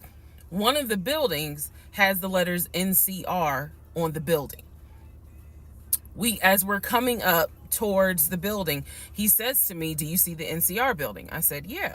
He said, "The building behind it, my job bought that building. That's where we're going to have, we're setting up operations." And I was like, why the hell would y'all buy a condiment company in downtown Atlanta? He was like, "No, we're not doing production there. It's just going to be offices, and that's where we're going to handle like the business portion. The production is still being done in Gwinnett County out in Duluth." And so I was like, "Oh, okay." He was like, "That's where I keep the company car." So I was like, "The company car?" I said, "Aren't you supposed to be bringing the company car home?" And he was like, "I don't want to bring the company car home because it's Clayton County and it's a $90,000 car. And I don't want no problems." So he's telling me that he keeps the company car at the building downtown Atlanta that's behind the NCR building. I barely could see what building he's talking about, but he was like, "It's the building right behind it." And so he's telling me that that's where his office is. So I said to him, "Take me to your office. I know it's a Saturday, but shit, you one of the VPs, right? So take me to your office." No, I had not been to his office simply because, again, COVID. So I was like, "Take me to your office." And he was like, "I can." He was like, "That's no problem." So do I have the other phone? I do. So y'all are in luck. So I can maybe reenact how this goes. So he gets off the exit and starts driving towards the NCR building. While he's driving towards the NCR building, he always has kept his phone in his left pocket. This is my left hand. So he pulls his phone out and he starts calling. He tells me he's calling Willie. Willie is supposed to be the head of security. So he's saying, "Let me call Willie real quick to make sure that the building's open." So he proceeds. This is another phone, but he proceeds to go ahead and call Willie. We're still driving, by the way. We're still driving. I'm on the phone, scrolling through Facebook, trying to figure out some random shit. But he's driving with the phone up to it. So driving with the phone. Next thing I hear, "Hey, Willie, it's Legion. Hey, how's it going?" "I'm good." "Hey, is the building open?" "No, I just want to take my wife up there so she can see it and see my office." "Are you up there right now?" "You're not?" "Okay, is Mr. Justin working?" "Okay. So is there anybody up there that can physically open the building? Because I don't think my badge is going to get me at least in the front door because of it's on the weekend lock." "Okay. Okay. All right, let me know." "All right. Thank you, Willie. Bye." Y'all see how I did that? He's having this whole conversation while I'm sitting in a passenger seat. So then he gets off the phone and he says to me, "Willie is not working and Justin apparently called out sick. So the building is locked and my badge won't get us in the front door." He was like, "Willie's going to see if there's someone else that can open the front door so we can actually get in." He's like, "My badge will get us on the floor, but it will not get us in the front door." No one ever called. So when he's getting off the highway, he basically turns onto Spring Street. Again, there's all kinds of shit I distinctly remember. He turns onto Spring Street so that he can then get on 75 South so we can go home. Never saw the office that day. But again, this is where he's saying that he keeps the company car. So when we get to part 21, I'll kind of go into detail about the whole company car a little bit more. Part 21, who the fuck did I marry? So the company car apparently was a charcoal gray BMW. I believe it was a 5 Series. It was a 5 Series. I don't know much about the sedans. Y'all know I wanted the X5 dark blue with the cognac interior. He got the BMW 5 Series charcoal gray. He sent me a picture of the car. So I did see a picture of the car. After this whole NCR building, take me to your office, that is what he's claiming, is that he leaves the company car at that location. He's saying that he drives from Riverdale to Midtown, switches out cars, and then drives from Midtown to Duluth. Those that don't know how Metro Atlanta is, basically Midtown would be in between where we live and Duluth. I only know that he left the house every day at 6:15. I know that I never physically saw the company car come to our home. Saw a pictures, plural. So when he told me that he got a BMW 5 Series, keep in mind, this is after I had been promised a dark blue X5. So I was a bit salty.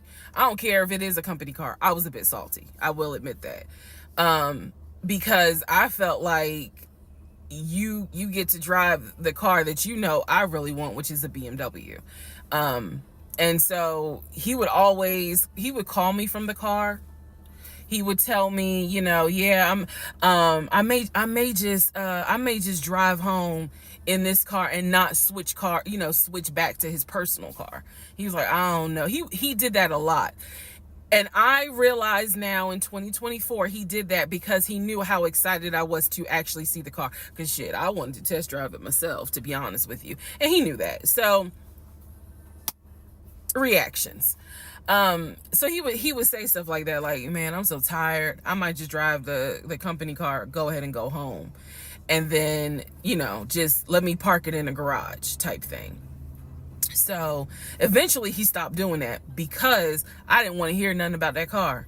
I'm driving a Nissan and you driving a BMW after you promised me a BMW. So I don't really want to hear nothing about it. So in terms of the company car, I did see that it was according to the pictures, a charcoal gray BMW 5 Series. If you're asking me the exact model, I don't know. But I know it was a 5 Series because I know the 7 Series is slightly longer. So it's a 5 Series sedan. So after the whole situation with the cemetery to see his grandmother and grandfather's headstone, then there was the NCR, the office is open. Oh, it's not open. Justin ain't working. Willie ain't working. Willie is supposed to be head of security, but he ain't working. Okay. So at this point, I'm already numb. It is important for me to point out how numb I became dealing with him. Mind numbing, because I just got to a point where it was like, there's always something. There's always something. So, of course, we're not going to go to the office because there's going to be something. So this is the end of February. My birthday had already passed. There clearly was tension on my end, not so much tension on his end. So I get home a couple of weeks later. We are now in the beginning of March. This is something personal about me. The only way you would know this is if you know me. I have been dying to go to London and Paris. I had a layover in London when I did a study abroad, but it's not the same. I want to go to London and be a whole tourist. I don't care. I want to see Buckingham Palace. I want to see the Tower of London. I want to see Paris. I want to see the Palace of Versailles. This is something, if you know me, you know she wants to see Paris. She wants to see London. So I get home from work. This is the beginning of March. I get home from work, and on the counter is a folder with like a little bow on it. And I'm like, oh, what is this? Is this like mail? Like, was this something that you got at work? He's like, nah, it's a surprise for you. I open up the folder. Inside the folder is like a trip itinerary. It is not an actual booked trip. It's like an itinerary. A trip for two to go from Atlanta to London. The trip should have happened, and the month on there was like July. So it was a summer trip. So he tells me, I'm going to take you to London. He was like, I wanted to take you for your birthday, but certain things fell through. He was like, so this summer in July, we're going to go to London. He was like, I've already made a reservation for us to stay at the Savoy. Again, there are certain things that my brain just was like, remember that. He said, I've already made a reservation for us to stay at the Savoy. I didn't know, as much as I want to go to London, y'all, I didn't know anything about the Savoy. And so I remember going to look it up because I was like, what is the Savoy? Well, apparently the Savoy is bougie, very bougie. So I was so excited. I cannot tell y'all how fucking excited I was when I saw that he had printed out British Airways. Like, he was speaking my language. I am one of those people, I'm a planner. So when he's saying, I'm going to take you to London, and he took the time to research flights and print it out and research the Savoy and print it out. And there were different, not excursions, but there were different things that you could do. You could go see the Tower of London. You could go see Buckingham Palace, changing of the guard. We could go have high tea at certain places. He was like, I don't really want to go, but I know you're dying to go. So he was like, you know, I love you and I would do anything for you. Blah, blah, black sheep, have you any wool? And so he was like, I'm going to take you to London in July. The trip did not include Paris. That's fine. But I was so excited. So excited. And so this is the beginning of March. I was like, this is great. Hopefully this happens. I knew I needed to renew my passport. And he was saying that he had to renew his passport as well because his passport had expired. So both of us were like, okay, we need to get on this if we're going to try to make it to London in July, and it's now March. Me being the planner I am, I think I went to work the next day and printed out the passport applications so that we could fill it out and go ahead and get that process going. So, needless to say, something must have happened, and I don't remember what it was. We just simply didn't fill out the application for the passport. So, fast forward, we're now at mid-March. Mid-March, the decision was made that my mom, who lived in Arkansas, was coming to visit us. She would be coming, I believe, the second week of April, and she was going to stay a week, and then a few days. So, like, maybe a total of 9 days. Not quite 2 weeks, but a little over a week. So she was coming in April, and I was excited. Legion was excited because he was excited to physically meet my mom. He had talked to her on Zoom. He had talked to her on the phone, but he was excited to physically meet my mom. And my mom was excited to physically meet her son-in-law. So this is mid-March. I'm going to go into part 22 where I explain what happened with Facebook Messenger. Part 22, who the fuck did I marry? So now we are in March. This is right after he had surprised me with the announcement of we're going to go to London for a trip in July. Because we definitely didn't do a honeymoon. We definitely didn't do any sort of trips together. So the idea was we're going to do a trip in July together. One thing about Legion was that he was the guy who was like, I have nothing to hide. I don't lie.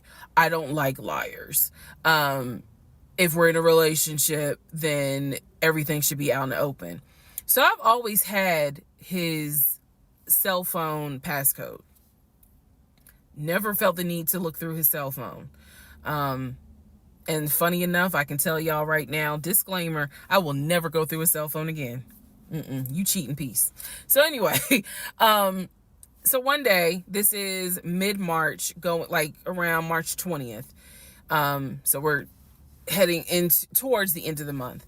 He was in the shower. Keep in mind, my mom is coming for a visit in April. So he was in the shower and he received a text message on his phone from a woman.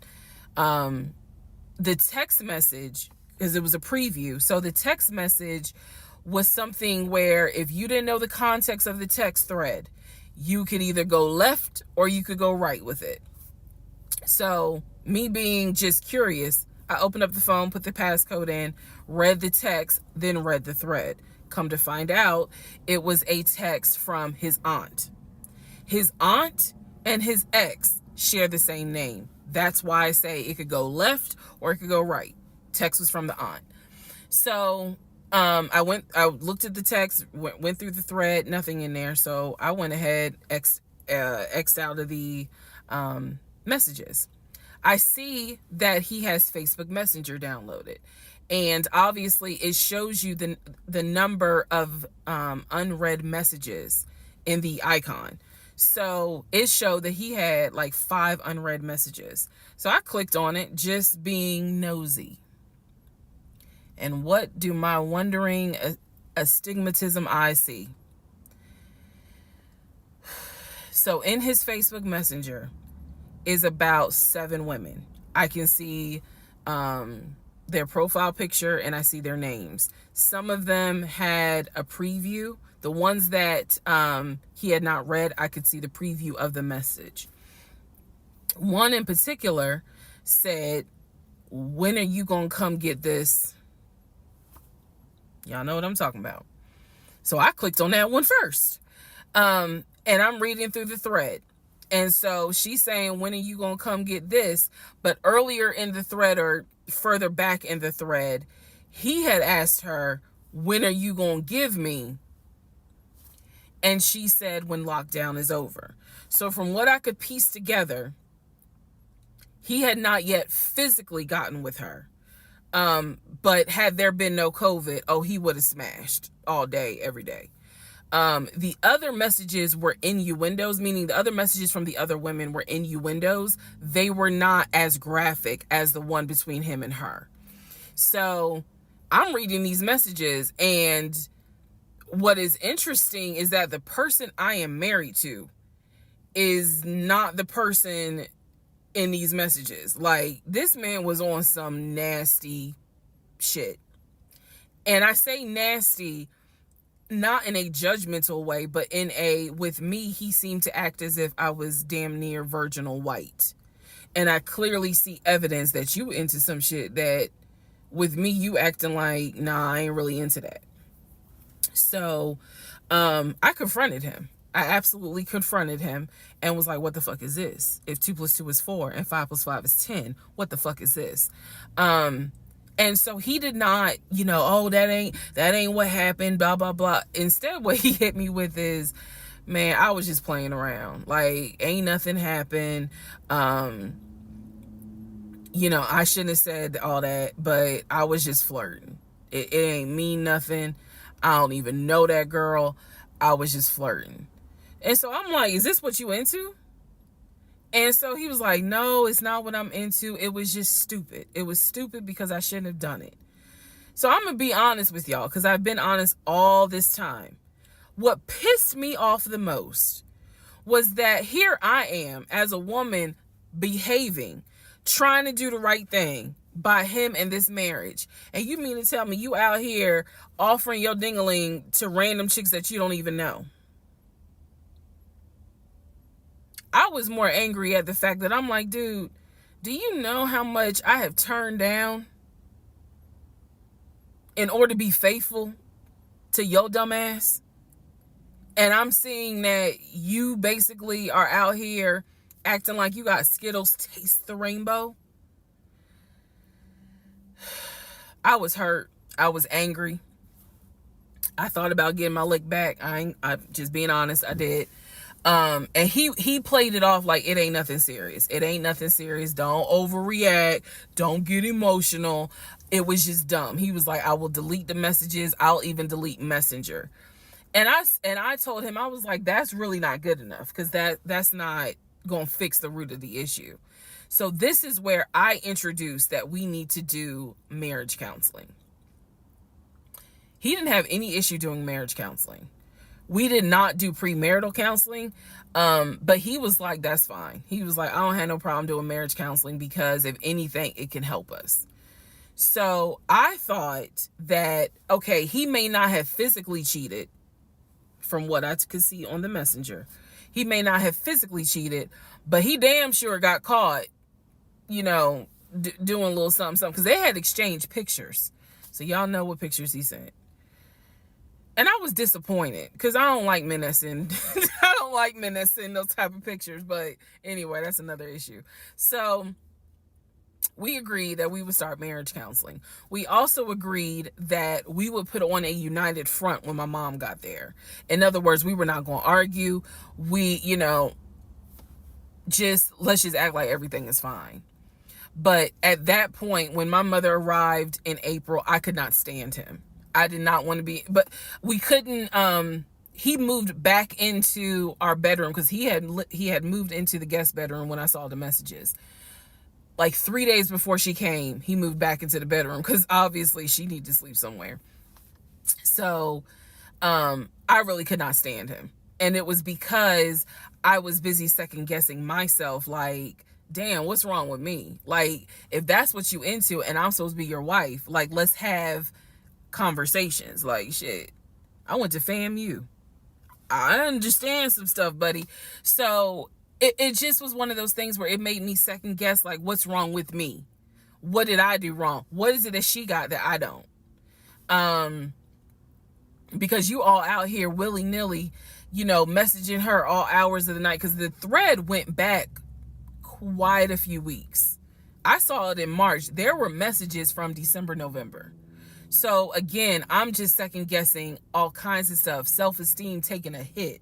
So no, I did not want to be around him. I did not want, I didn't like him, period. I did not like him. I left and I would just go for a drive because driving clears my mind. I called my aunt, told her what happened. I don't recommend that. I don't recommend calling family to tell them what's going on in your marriage. But I called my aunt, and my aunt lovingly was like, what do you want me to say? You married him. He ain't your boyfriend. Y'all can't just break up. That's the hard part about marriage, is like, I mean, yeah, I guess you could leave him, but at the same time, you married him. So, honey, you're going to have to go back home. And y'all are going to have to figure this out. She was like, I can't give you advice on what you should do. I'm sorry that this happened, but you married him. So even though it was just one drive, I went back home, and that's when the discussion was, we need to do marriage counseling. Part 23, who the fuck did I marry? So we agreed to do marriage counseling. I had found a pastor and his wife who agreed to do our counseling, basically. Our counseling was going to be on Zoom, and it was going to be every other week, every other Tuesday. Initially, Legion was participating in it. His body language seemed to be that he was open and receptive to the marriage counseling. Now, the pastor and his wife were deeply concerned at the fact that we had only been married 3 months, and we were already dealing with some form of infidelity. We were in marriage counseling, and as the pastor would put it, there seems to not be any sort of intimacy. They were concerned. Rightfully so. I think any person would be if they knew what was going on within those 3 months. So the pastor and his wife, it is fair to note, we started counseling with them in the spring. We continued counseling with them up until a week before I found out what I found out, and he got kicked out. So one of the first things that the pastor kind of talked to us about was, what was the deal with the Facebook Messenger stuff? And Legion was like, it was stupid. I shouldn't have done it. It really was just attention, and I got carried away. He felt like he was not going to, he kept saying, I'm not going to keep apologizing. I'm not going to keep getting persecuted. After I told you, I'm sorry, I told you I wouldn't do it again, and I want us to move forward. You're either going to forgive me or you're not. The pastor and his wife were like, wow, the audacity is real on this one. So, needless to say, we started moving slowly forward. It was always in the back of my mind, just like it was in the back of my mind with that black Dodge Charger. It was one of those things where, okay, I see how you kind of are moving and operate. He came to me a few days after we started our first counseling session, and he was like, we should get a joint bank account. What he wanted to do was to each one of us have our own account, and to get a joint account for our money to go in there for joint expenses. Now, up until this point, he had been paying the rent, the utilities, and I really was just paying for my stuff. So now he's suggesting, look, we're married now, let's go ahead and get a joint account. I wasn't necessarily against it because I knew that I would still have my own account. I would still have my own savings. So what I countered with was, okay, let's take a look and see what we're working with. Show me your checking. Let's look at each other's accounts. Look at what we have currently. He was cool with that. So he shows me his checking account. His checking account available balance was just over $9,600. Mine was just over $1,500. So there was a huge disparity in the amounts. And so he logged in on the phone and turned it towards me, and I could see available checking, available balance, just over $9,600. I logged into my savings. I showed him how much I had in savings. He picked up his phone, logged into his Chase savings, turned the phone towards me. In the Chase savings, it was roughly about $15,000. But I also knew that he told me he had a U.S. bank savings and he had an offshore savings. So at this point in time, I asked him, show me the U.S. bank savings, show me the other two accounts. He would not do it. This became a huge bone of contention. He would not show me the two accounts that he claims has the most money in there, the accounts that he claims has money for a house in there, because he still was mentioning, hey, we need to get on this house thing if we're going to move when the lease is up. So I'm just adamant on, why don't you want to show me your savings account? You showed me the Chase one. Like, what is the big deal? And so he kept saying, he was like, there's a lot of money in there. And he was like, and my uncle always taught me, this is not the uncle that died, another uncle. My uncle always told me, just keep your money tight, because women can be, I said, women, like, we're married. So go ahead and show it to me. He would not show it to me. So then we went back into marriage counseling, like the next session. And I bring it up. I said, he will not show me these two accounts that he claims has the money in there to buy a house.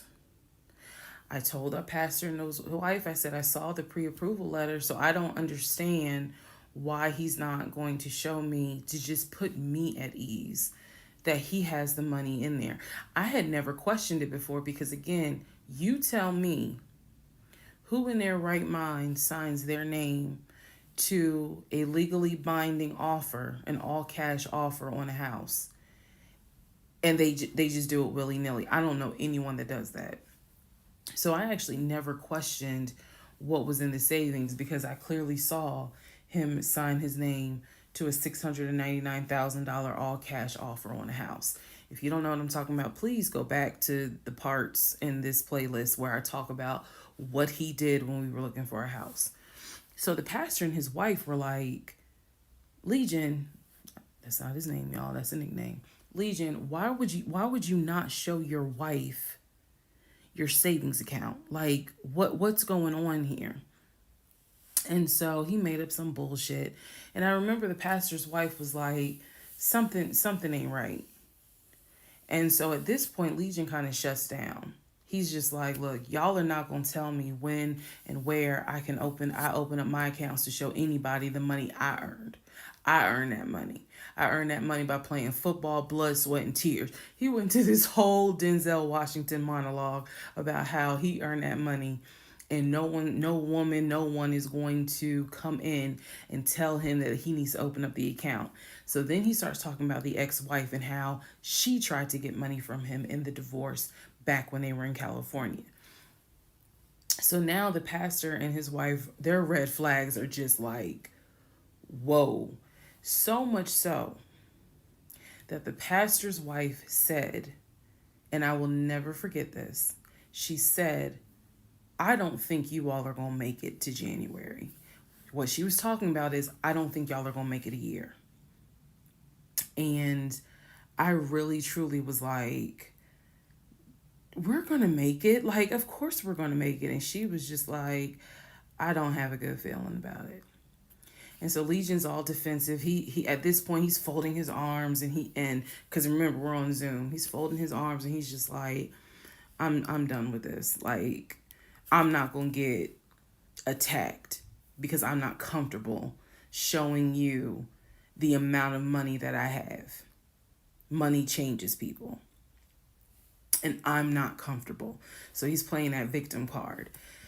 And so the pastor and his wife were like, you know, we're still gonna help y'all as much as we can, but so he was like, I'm not comfortable.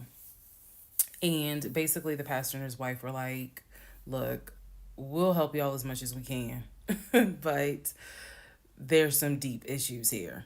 And you know, this is what they advised us, had the two of you came to us for premarital counseling, we would have told you, do not get married. Y'all should not even be together. That is what that is what the pastor and his wife told us in marriage counseling. If you two had come to us for premarital counseling, we would have told you, y'all should not even be together, let alone get married. But here we are. So we will help you guys as much as we can. But the pastor's wife was like, I don't have a good feeling that y'all are going to make it a year. Part 24, who the fuck did I marry? So, remember, we're in April. We're now moving towards the end of April. And he still did not show me his savings account. Saw the checking, saw the Chase savings. So he decides that we should start looking for a house again, because my lease was up in August and I made it very clear that when the lease is up, I am moving. I wanted to move to Cobb County. So he was like, you know, we need to get the ball rolling. I didn't want any parts of it. Didn't want any parts of it. He found a realtor. This time it was a woman. It was a woman. And I believe her name was Amber. I think her name was Amber. So he found a realtor and he told her what the budget was. Amber started finding houses. So please understand, or you don't really have to understand, but I believed he was a sane, rational human being. Sane enough that you would not sign an offer on a home if you didn't have the money. That's what I believed. So when we started working with Amber, I believe, showed us 3 or 4 houses. It was not nearly as many as the other realtor, Scott. So one of the houses, absolutely loved. I love the house.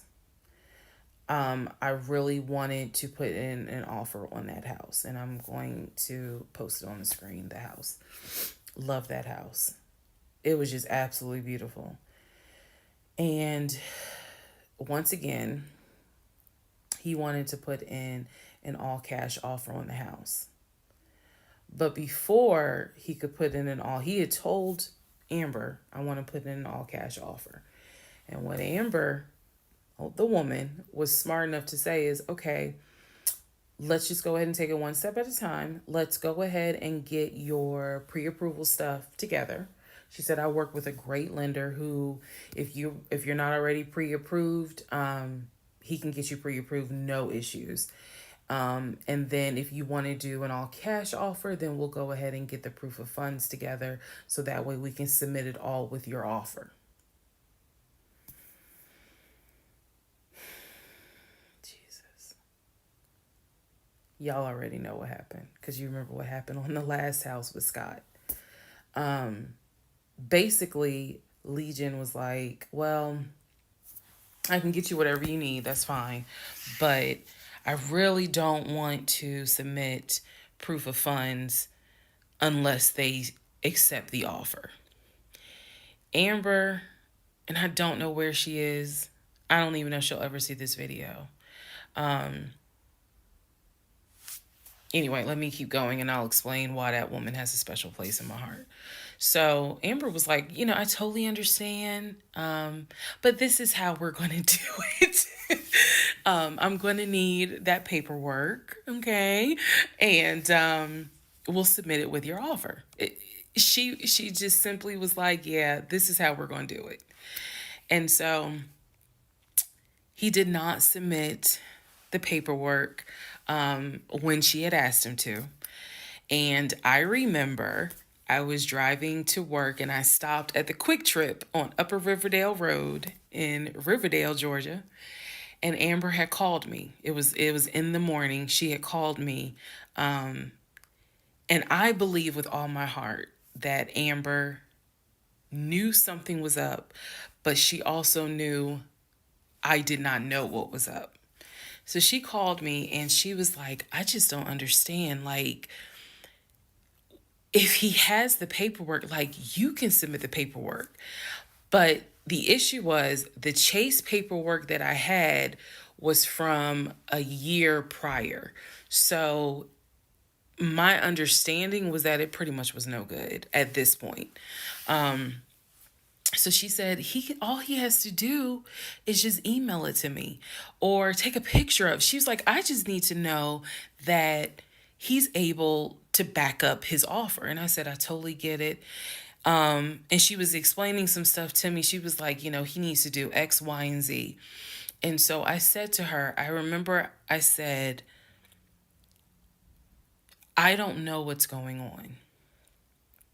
I said, I'm going to get down to the bottom of it, but I don't know what's going on. And so let's put a pause on this whole thing. Let's put a pause on looking at houses. Let's put a pause on getting his pre-approval letter because I'm not sure what's going on. And she got quiet and she said, okay. I said, and I know this sounds weird. And she said, no. She said, that is actually very smart. She said, do your research. And if I can be of assistance, call me. She said, whether you buy a house with him or you buy a house on your own, I will be more than happy to represent you. I don't know where Amber is today, but that one sentence, I felt like just woman to woman, she was basically telling me something ain't right. Baby, something ain't right. And now you need to open your eyes. I'll be more than happy to work with you. If y'all get your shit together, I'll work with both of you. But whether you buy a house or not, do your research and then let me know what I can do. That was our conversation at the Quick Trip on Upper Riverdale Road. So I got off the phone. That was the last time that we worked with any sort of realtor. That was the last time that we looked at any sort of house. And I don't remember exactly what happened after that meeting that day. I do know that when I went home, I simply told him, I don't want to look at a house right now. I said, I think it's okay if we rent. We'll just find a house in Cobb County and just rent for a year. And let's build, save some more money. Let's just, let's not worry about buying a house right now. And basically what I was trying to do was save face, because that was the first time with Amber that I actually was embarrassed at the fact that he and I, because I felt like I was complicit in the fact that I'm going to look at houses with him. I felt like we are wasting these people's time. I did not mean to waste your time. I clearly see my time as being wasted, but that doesn't mean I need to waste your time. And I felt embarrassed at the fact that we wasted her time coming across as serious buyers. When time came to put up or shut up, nothing was put up. And I knew nothing. I had nothing to add to add to this, because we're talking about a $650,000 house, and I don't make that. I don't make anywhere near that. So it just became one of those situations where I was trying to save face. I was trying to save face with my husband, and I was trying to save face with Amber. And so I did say to him, let's just rent for another year, and then let's see at that time where we are, if we should go ahead and buy. So now is when shit is about to get real. Part 25, who the fuck did I marry? So we weren't looking at houses anymore. We were not working with a realtor anymore. The end of April, I had decided that I wanted to look for another job. I did. The reason I wanted to look for another job is petty. Yeah, it is. I wanted to look for another job because I was pissed off at the fact that I had basically was dependent on him to help with the car note. So I wanted to look for another job where I could afford life all by myself, including that car note, basically where I would make more money.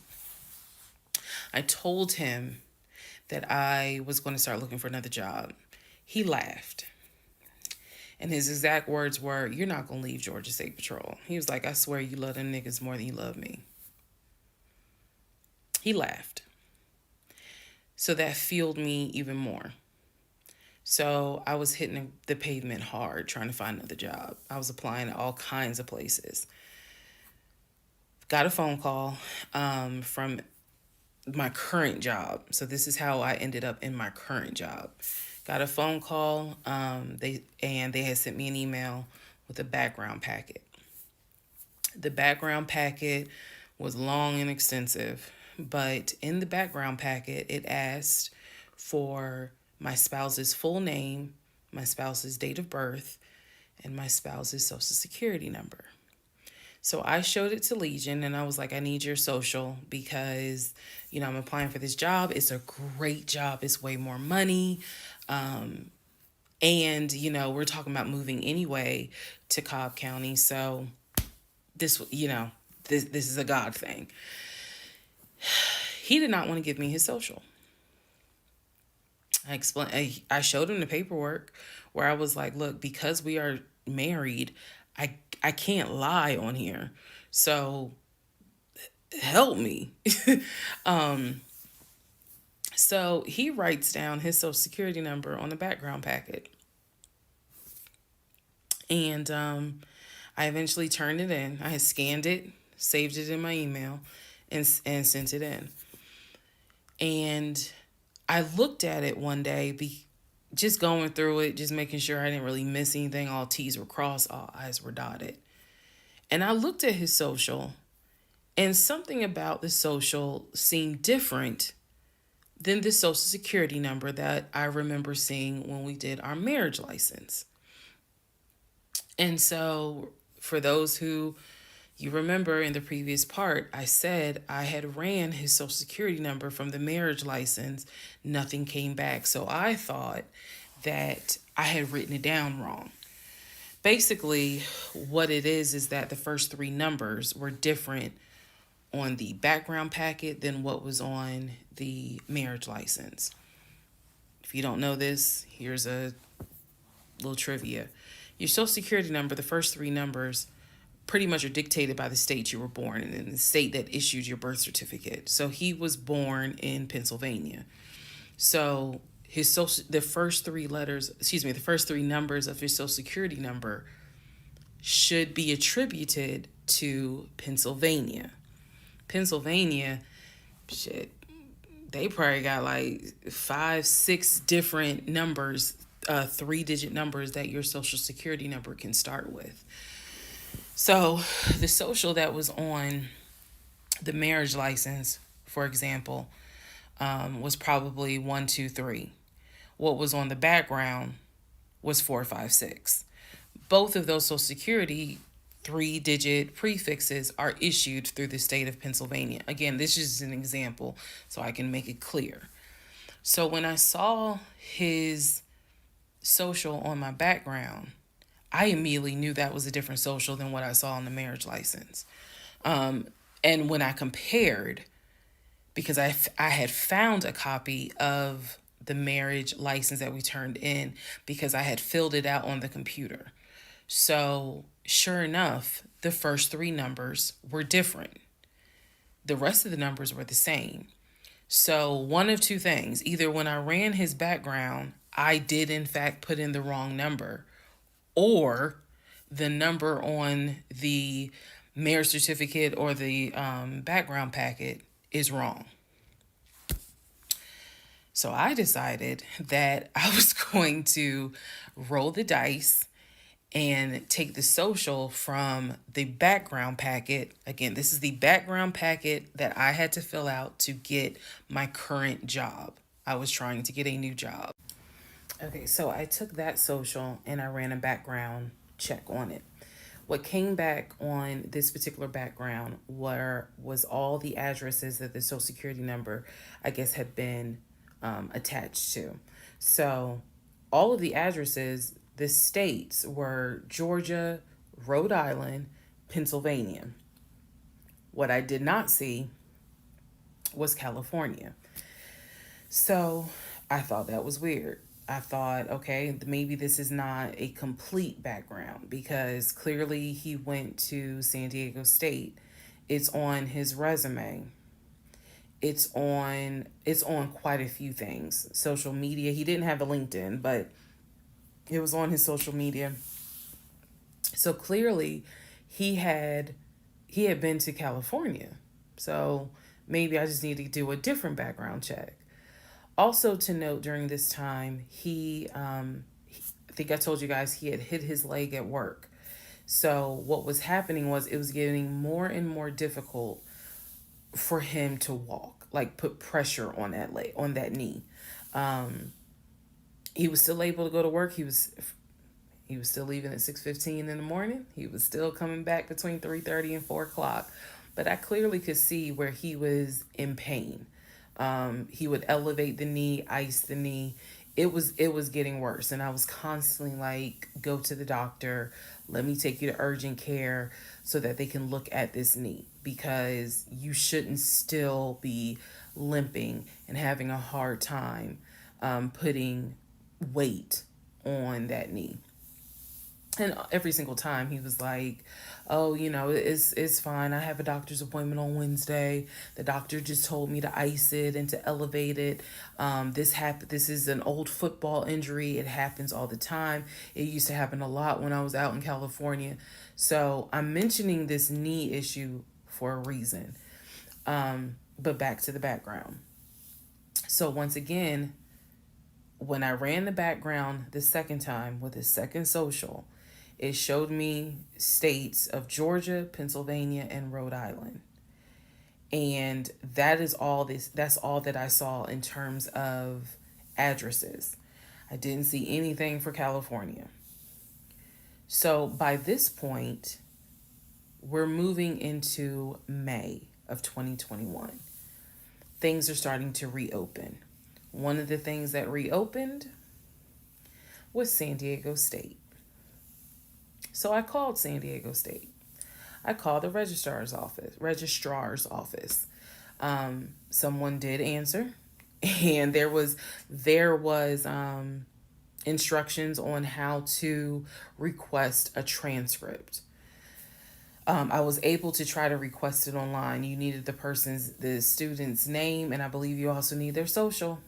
And when I typed it in, it said no results found.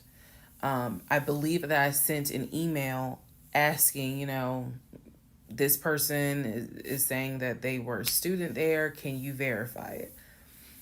The response I got was there were no records found with that social security number. So I'm like, okay. I asked him about it.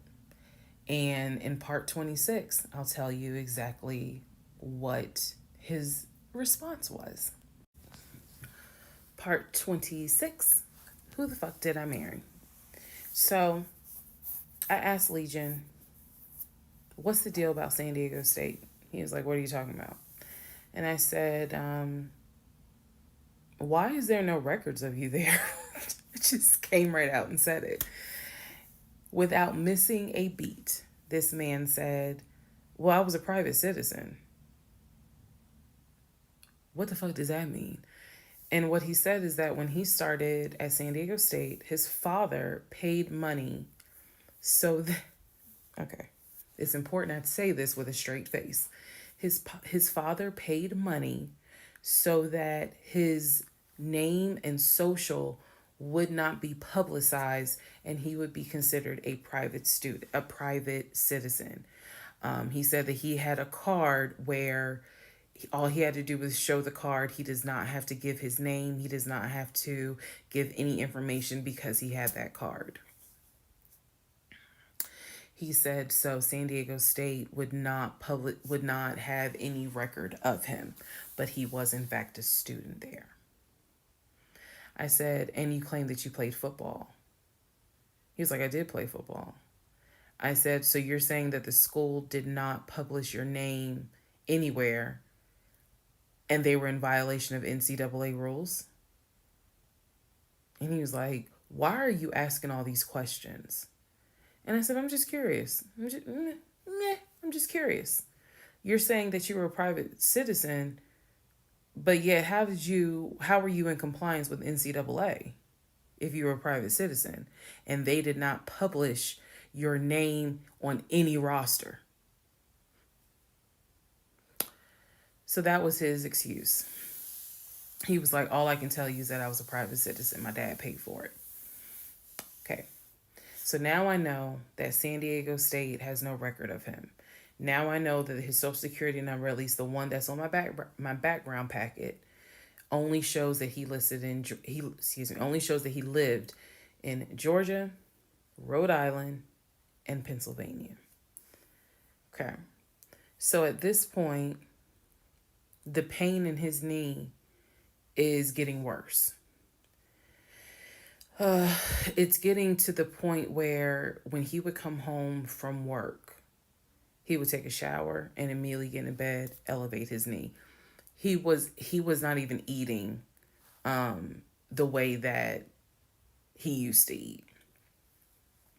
It was getting to the point where at times, if you remember when I told you all about the miscarriage, they gave me pain meds because I had taken that pill. But the pain meds I was allergic to, so I couldn't take them.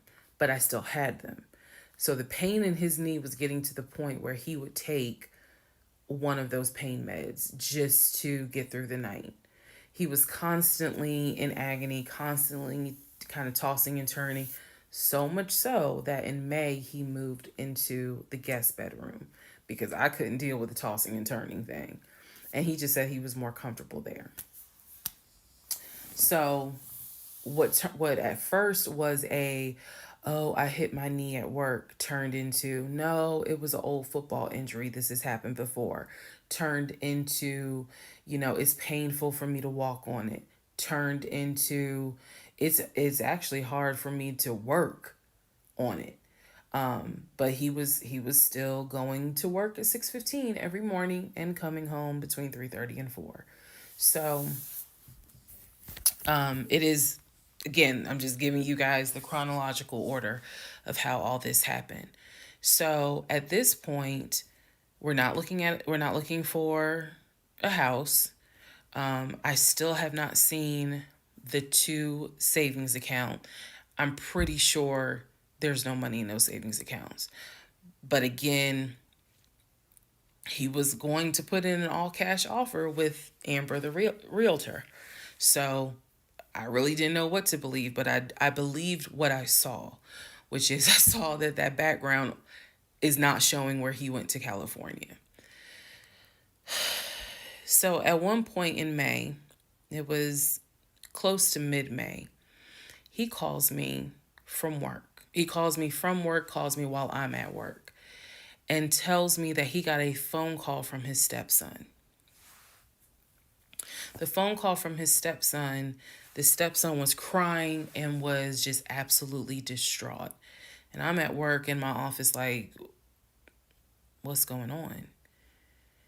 And he says to me that the stepson informed him that his stepdaughter passed away, that she died from COVID. The stepson this is the story. The stepson found her in her apartment because they had not heard from her for a couple of days. And she was unresponsive. He called the ambulance. They pronounced her dead when she got to the hospital. So he was calling to tell me that she had died. And he was also calling to ask me if I would object to him giving his ex-wife $2,000 towards the funeral. As I've stated before, and I still am this way to this day. I don't play about death. So when he told me that she died, I immediately went into the, all right, I'm sorry to hear that. Whatever we can do to help, let's help. Because surely nobody would make that up. So he was like, are you okay with that? He was like, we're married, and the agreement was that anything over $500 would be a discussion. So 2,000 definitely. And I said, yeah. I said, that's totally fine. I'm fine with that. He was upset because, again, he was close with the kids. And my heart went out to his ex-wife. It did, because I can't even imagine. I cannot even imagine.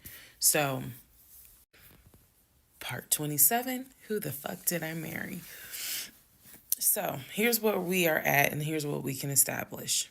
Number one, I ran an initial background check on the Social Security number that was on our marriage license. Nothing came back. I subsequently applied for another job. In that job, I had to fill out a background packet.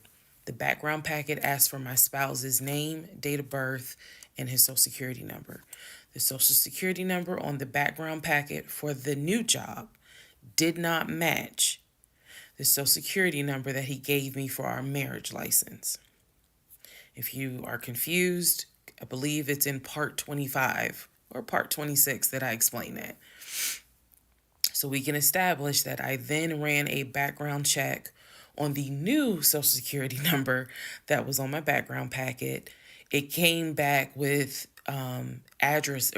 states that the Social Security number apparently had lived in. Those states were Georgia, Pennsylvania, Rhode Island. Okay. I decided, this is now around May 20th, I decided to do another background check.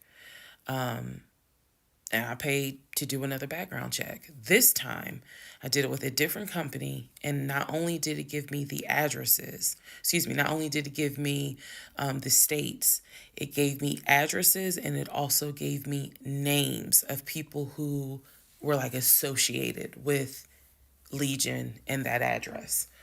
One of those names was his ex-wife. I've always known he's always told me the name of the ex-wife, but now I see it when I ran his background. I did a search for her on social media. She was not there. So the address that it showed that she was associated with him, because remember his story is we got married in San Diego, we lived in San Diego, we divorced in San Diego. Men lie, women lie.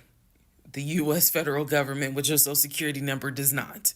So he's saying he was always in California. His social security number never showed that he was in California, according to the background check. It did show that he had lived in Georgia at an address associated with the ex-wife. So tried to find the ex-wife, could not find her on social media. So I looked in the metro counties to protect her identity. This, I am going to not divulge a lot on this part. I looked in the metro counties in the open record courts. So typically, you can look in like Superior Court or Magistrate Court or Probate Court. So I looked in open records for the different counties, metro Atlanta counties. Let me be clear, metro Atlanta counties. And I looked under her name. And I found where they had filed for divorce in a metro Atlanta county. So when he said that he filed for divorce in San Diego and that he was married in San Diego, I was able to find, no, according to the state of Georgia, you were married here. You were divorced here. So I looked under her name, found a record for divorce, and it did show his name. So now I clearly see on my computer that there is a metro Atlanta County Court that has a divorce record in the state of Georgia between him and his ex-wife. So I did what any rational person would do. Because this is still kind of COVID time. Well, not really. It had nothing to do with COVID. Let me take that back. Because of the parameters of the court, you can only do the open records request in person. I did what anybody would do. I told my boss I had to go. I grabbed my purse, grabbed my keys, and I drove to the court to do the open records request in person. The open records request was for the divorce documents. Go back in the series, and remember I did a background on the ex-wife. I told you all exactly what was told to me. He met her in California. He married her in California. He divorced her in California because she cheated on him. He filed for divorce. She tried to get spousal support. It was going to be a little ugly. He was helping her with the kids. That was the story that was told to me. So went to the court, filled out the paperwork, got the open records request for the divorce decree, for the divorce records. First thing I see, he didn't file, she did. Second thing I see, they didn't make it more than 6 months. I see the date of marriage. I see the date of dissolution, 6 months. Third thing I see, he was served in Metro Atlanta, which means that at the time of the divorce, he was living in Metro Atlanta. California was never mentioned. Fourth thing I see, he filed what is called a pauper affidavit. If you don't know what that is, I'm going to do my best to explain it real quick. Basically, he filed an affidavit with the court saying that he is so poor, he could not afford the fees to pay for a divorce. He couldn't afford a filing fee. He couldn't afford a service fee. That is what a pauper affidavit is for. All of this is in the divorce documents. She had filed. She said it was irreconcilable differences. She was not requesting any money whatsoever. And both of them had signed a pauper affidavit. He was served in Georgia at his previous employment. According to the divorce documents, he was served at like a grocery store. That is what was listed as his employer. And it had a date of when he was served. So I see all of this in one day. I also see where on the divorce documents, she listed her name, her address, and her phone number. So I did what any rational person would do. I wrote down the phone number. There was a 50-50 chance that the number was already disconnected. She could be like me. I'm one of those people. Honey, you can sneeze at a 27-degree angle. I will change my number so quick, you ain't even know what hit you. You can talk to me at 5 o'clock, and at 5:05, my number has been changed. So she could have been like me, and the number is not even active. Or she could be like some people I know who have kept their number since kindergarten. Either way, I wrote the number down. I left the court, and I immediately went back to work. And the same friend who helped me when I had my miscarriage, I told her, I was like, I got this phone number. This is the ex-wife. She was like, girl, you better call. You better call and find out from her, because I think she said to me, can't nobody tell you what is going on quite like the ex-wife. So, part 28 is the phone call that I had with the ex-wife. Part 28 of Who the Fuck Did I Marry? So, I had the phone number, went back to work. My really good friend was like, you better call her. You can use my phone, but call her. So I called her. She answered. I'm going to use aliases. And the conversation went like this. May I please speak with Barbara? This is Barbara. Barbara, this is Shirley. Shirley who? This is Shirley Jones. I am the wife of Legion. Silence. Then she starts laughing. And she said to me, and I quote, if you were calling me, then I know it's bad. I chuckle and I said to her, I'm not trying to bother you. I'm not trying to disrupt your life. I said, I am literally coming to you on some woman-to-woman shit. I said, because you are probably the only person who can help. She listened. She was gracious. And she said, what is it that you need to know? Or what is it that you want to know? And I said, I understand that you and my husband talk and communicate. And she immediately said, what? No, we don't. And I said, okay. She said, one thing you need to know about Legion. She said, whatever he tells you, it is a lie. And she said, let's go back to part 1. I told you guys that when he introduced himself, or when we met, we actually had matched on 2 different sites.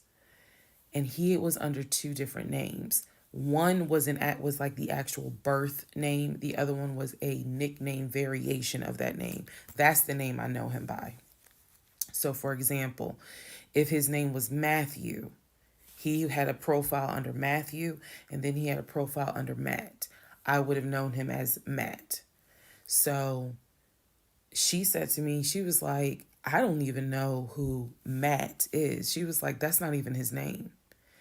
And so I knew what his actual government name, and she was like, no one calls him Matt. She was like, that must be his new personality. Or she was cracking a joke, but she was like, anything he tells you, you need to know is a lie. So I just asked her, I said, what was your experience? I said, because I can tell you the story he told me. And she stopped me right there. She said, whatever he told you was a lie. She said, let me guess. He told you I cheated on him. Let me guess. He told you that I wanted money from him. And I said, yeah. And she said, yeah, that's a complete lie. So we had a conversation where she told me how they met. They didn't meet online or anything. I said, well, were you guys ever in California? She said, no. She's like, she was like, that man ain't never been from past the East Coast. So I said, okay. So you guys have always been in Georgia? And she said, yeah. She's like, we got married in Georgia and we got divorced in Georgia. And that's when she asked me, how did you even get my number? She said, because I want nothing to do with him. So how did you get my number? I said, I'm going to tell you the truth. It ain't going to make me look good. I told her, I said, this is what happened. And this is what led to me doing research. And this is how I got your number. And she laughed. She was like, wow. She said, she was like, normally I would be freaked out. She said, but under the circumstances, she was like, wow, okay. She said, yeah, if you're calling me, then it must have gotten pretty bad. She said, so what did he promise you? And we talked for about 35 minutes. She asked me in that phone call, she said, look, I want nothing to do with him. I have not spoken to him since our divorce was finalized. She said, so I would just appreciate if you keep me out of whatever's going on with y'all. And I told her, I said, I give you my word, I will never tell him I spoke to you. I said, I give you my word. I said, this conversation is for me. It is not for me to use in any sort of legal litigation, nothing. This is for me. And I said, I don't plan to call you again. I don't plan to be a disruption in your life. I just needed to know, how bad is it? And she paused and she said, it's bad. She said, I don't know what all y'all got going on. She said, but if it's anything like what it was for me, it's bad. So we talked a little bit more. She was very encouraging. She was like, girl, do not blame yourself. She said, I went through that and I had blamed myself. She was like, this is not on us.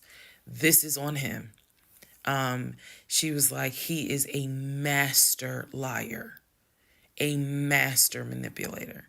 She said, I ignored the red flags. So she was like, do not feel as though this is on you. We talked about there's an ex-girlfriend that shares the same name as his aunt. She and I talked about her. She said the reason why they broke up, because the ex-girlfriend, I didn't know this, the ex-girlfriend had reached out to her about 6 months before he met me. And so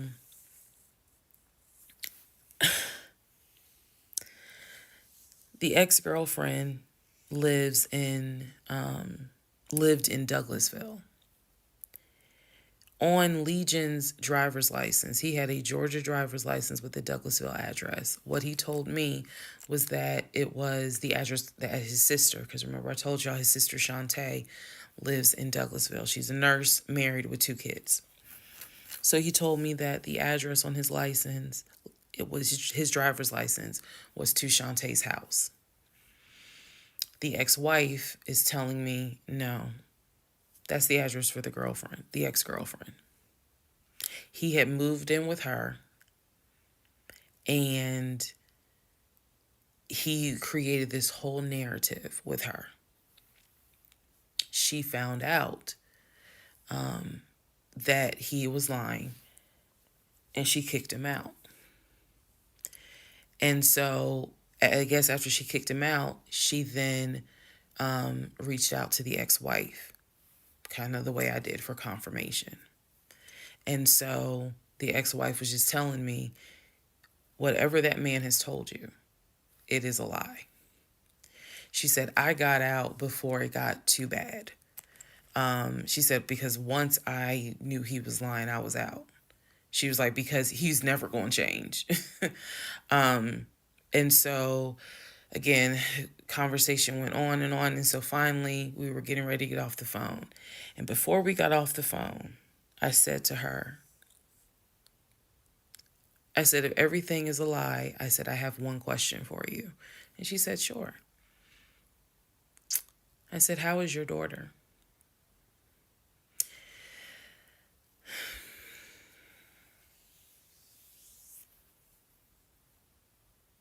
I said, how is your daughter?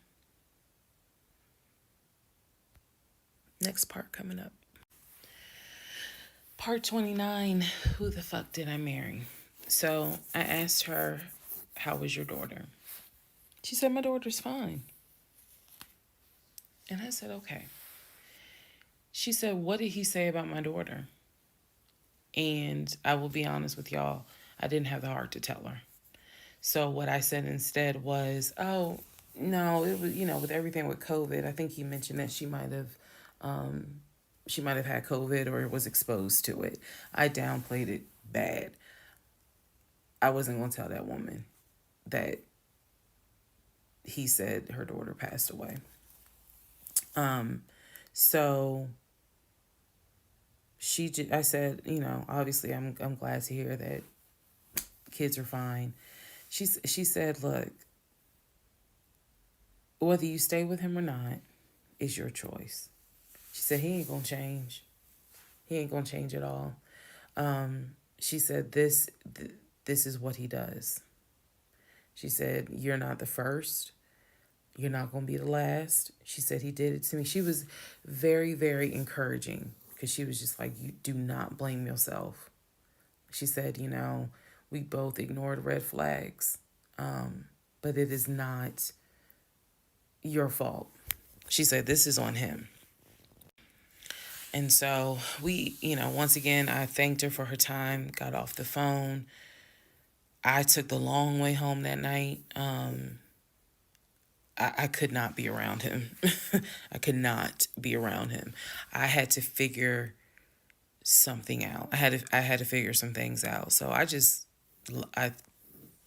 the long way home.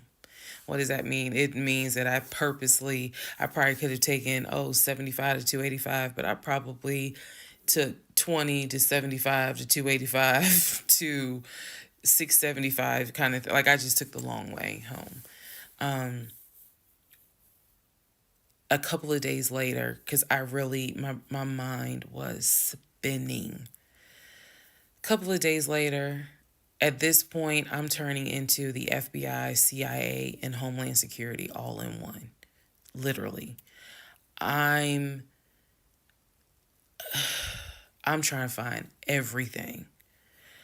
And he's carrying on his business as usual. Nothing changed with him. He had no idea that I had spoken to the ex-wife. He had no idea I had gone to the court and saw his divorce documents. He had no idea. So a couple of days later, I decided to look up his mother's obituary. Look up the mother's obituary. And down at the bottom where it talks about, she's preceded in death by, and it lists all the people, the family members that died before. And then it says, leaving behind to cherish her memory. It lists the husband, her husband, excuse me. Let me start over. It lists her husband, which is Legion's dad. It lists Legion's brother that lives in Philly and his wife, because again, this is she passed away in 2015. So it lists Legion, the brother in Philly, and his wife and daughter, her granddaughter. It lists Legion and his wife, I think it was like Latoya or La something. La something. It did not list the ex-wife I just spoke to. And it clearly said Legion, his wife, Latoya. Then it listed the brother in Nashville, his wife, Jane, or whatever. So I'm thinking to myself, there's two things I was thinking immediately. Number one, who is Latoya? Never heard that name before. Never heard that name before. So I was thinking, who was Latoya? And then number two, where are the two sisters? Shantae and Kim. Shantae lives in Douglasville, married with 2 kids. Kim lives in Augusta, and I believe he told me she worked at like Procter and Gamble. So why aren't they listed on here? Because apparently, go back to the video. I posted it on there. I gave y'all background on the family. He apparently was one of 5 through both parents. Brother in Philly, older brother, younger brother in Nashville, an older sister in Douglasville, and a baby sister in Augusta. So why is it on his mother's obituary there's only three children named? Where are the 2 sisters? So I'm even more like, what in the hell's going on? And then I started thinking to myself, why wouldn't they list Shantae? Like, they talk all the time, so I know that they're close because he talks to Shantae all the time. So I really was confused. Again, keep in mind, I'm trying to give y'all insight into how I was thinking May of 2021, because I still didn't find out a lot of stuff at that time. I found out enough to figure out, okay, it's not a question of if he's lying. That was over. It's not a question of if he's lying. The question now is becoming, what else is he lying about?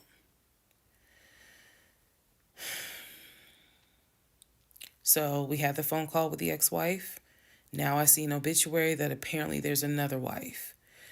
I know on our marriage certificate, it only states he had one previous marriage. I had 0, he had 1. So this is how I'm thinking in my head, which is, okay, what am I missing here? I know we've established that he's lying, but who the fuck is Latoya? Like, I'm really trying to understand who is Latoya. And again, he's hobbling around the house, limping, and I'm in our in the bedroom, just, I mean, I could not get on Google fast enough to try to figure some stuff out. So,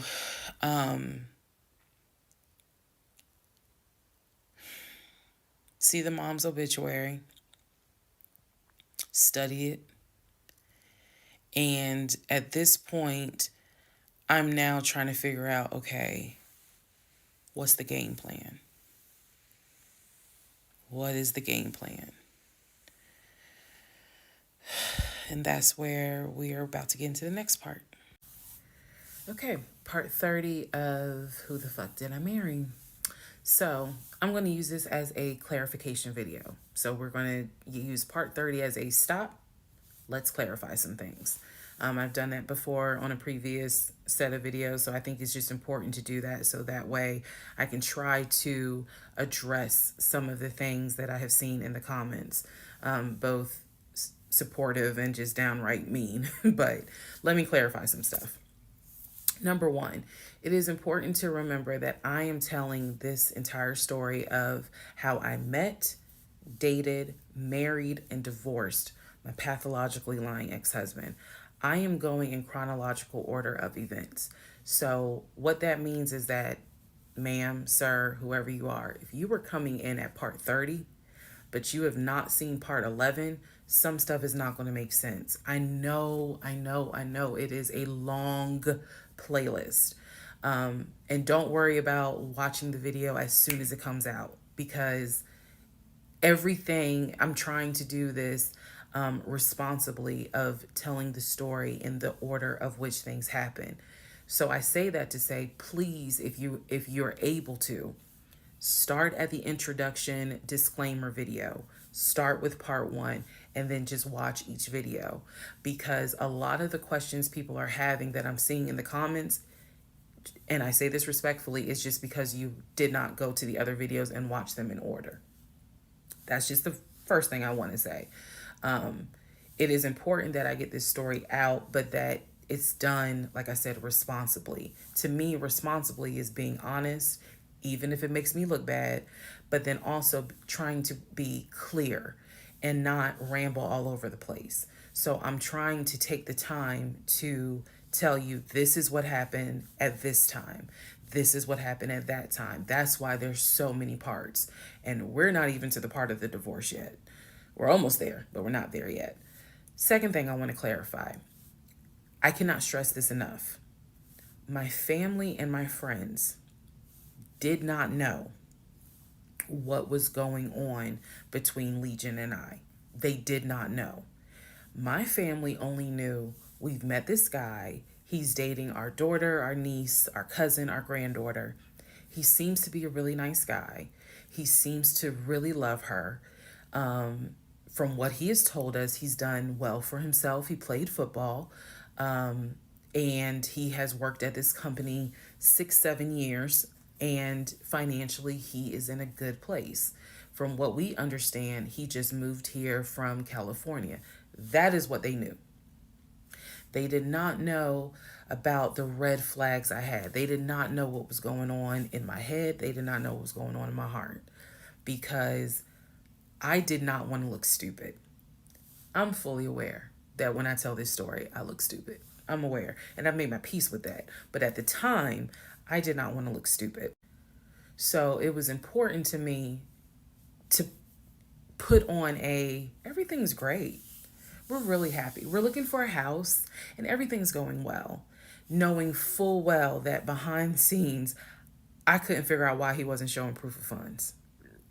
They did not know. So I say that to say, I see the comments about how my aunt gave me horrible advice when I called her about the sexting on Facebook. And I want to clarify something. She did not tell me to stay with him. She did not tell me to leave him. That's not her place, and that's not what she would do. She simply was in shock that any of this had happened and did not know what to give me advice on. The one thing that she did say was, look, he's not your boyfriend. Meaning, it ain't as simple as, oh, we just gonna break up. Pack your shit and go. Because you married him. My aunt is the most ride or die chick I've ever met. You fuck with me, you fuck with her. And she is straight Jersey. So I love her for it. But I needed to, it's not fair for me to leave it out there as if, oh, she just was like, girl, I mean, go home and deal with it. No. Never in a million years. So I want to clarify that. I also want to clarify about my mom. So my mom lived in Arkansas, and when she came to visit in April, we were already married. This is her first time physically meeting Legion. My mom will tell you she had no idea anything was amiss, but there was something that nagged her a little bit. She didn't know what it was, and my mom is the type where she's going to get on her knees in prayer. That's who she is. So for her, it was like, I don't know what it is. He seems like a nice guy. He seems to love my daughter. Because again, there was no arguing in the house. The house was peaceful while she was here, even though behind the scenes, we had just came off of the whole sexting incident with other women. So for her, it was like, I don't know what it is. She did tell me later on that it seemed as if I wasn't as happy as she thought I would have been. But again, she took it to the Lord in prayer. And her prayer was, God, protect my child. I don't know what's going on, but protect her. That was my mom's response. So she did not know, she did not pick up or overhear something that was going on while she was here. She had a candid conversation with Legion, and Legion kind of came across as, it's I miss my mom. He missed his own mother, and so he called my mom, and doted on her, again putting on a charade. And so for her, it was like, bless his heart. That's what she said. Bless his heart. But no, she did not know the specifics. Nobody knew the specifics. They didn't know the specifics until we're talking May, June of 2021. They knew that we were looking for a house. They knew that the house fell through. They did not know about the proof of funds. They did not know that he wouldn't show me the savings account, the offshore account. So I just want to say that, because to me, it would be irresponsible to not clarify what family and friends knew. Because these people have always been supportive of me, always had my back. I just simply did not share with them the things that I felt like were red flags, because again, my mindset at the time was, I want to be married, and what if he isn't lying? And I was making excuses for him to myself, so I definitely would have made excuses to family. Another thing I need to clarify, and I saw the comments on this about how a VP would never date someone that looked like me. And to the person that wrote it, that wasn't very nice. I need you all to understand, the relationship started in March of 2020. He came into my life as regional manager. Okay. That is how he came into my life. Then eventually he got promoted to VP of production or operations, some VP of something. That was later on in the relationship. He showed me the paperwork where it was basically a memo from HR. Your new position title will be VP of production. We'll just say production. Your salary, I don't remember the exact amount because it was a very specific amount, but it was over $200,000. It listed some of the benefits that he would have. He would have an office. He would be getting an executive assistant. That's where we get David from. If you don't know who David is, please go back and watch the series in order. He would be getting an executive assistant. He would be getting use of the company helicopter. He would be getting a company car. That is where we're introduced to the fact that he was starting to shop for a company car that could not be more than $90,000. That's what he told me. I didn't see this in the memo, the amount of the car, but that's what he told me. So that's where you get the car shopping for the Range Rover, the Jaguar, the BMW. He even test drove a Mercedes GLE, I believe. So I'm just trying to, again, bring some clarity to this so that way we all can understand what's going on. And hopefully this just makes a lot more sense for everyone. All right. Part 31. Part 31, who the fuck did I marry? So I found his mother's obituary online. It then told me, it listed his brother in Philly and his wife. It listed Legion, and then it said his wife. I took the name from the obituary and I did a Metro Atlanta court search with that name. I found a divorce record. I found a divorce record with Legion and the same woman's name that was in the obituary. In that divorce record, it looks like he's the one that filed for divorce. This would have been around 2016. This was after the mother's death. He filed for divorce. She was the respondent. I think that's the correct terminology. Both had a temporary protection order against each other. He had one against her. She had one against him. The divorce ended up getting granted, finalized. Then it looks like he went on his way. In the course of the search for her name, I discovered that at one point in time, the two of them had lived in Rhode Island. So that's the connection with Rhode Island, because for the longest time I could not figure out who lived in Rhode Island. That's where that came from. The two of them, he and this woman, lived in Rhode Island several years prior, or a few years prior. I could not find the obituary for his dad. I searched and I searched. I could not find the obituary for his father. For whatever reason, I knew his grandmother's name. I just randomly decided to do a Google search of the grandmother's name. Initially, nothing came up because I was looking for the grandmother's name in Philly. Nothing came up. I looked for the grandmother's name down here in Georgia.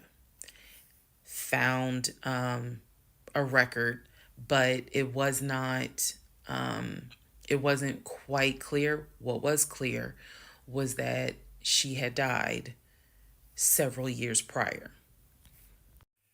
So what I found was a different website where it was like a legacy.com type thing. So I believe legacy.com holds old obituaries.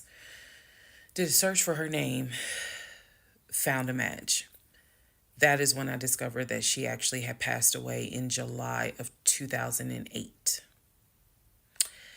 Read the caption of the obituary and verified that in fact it was his grandmother.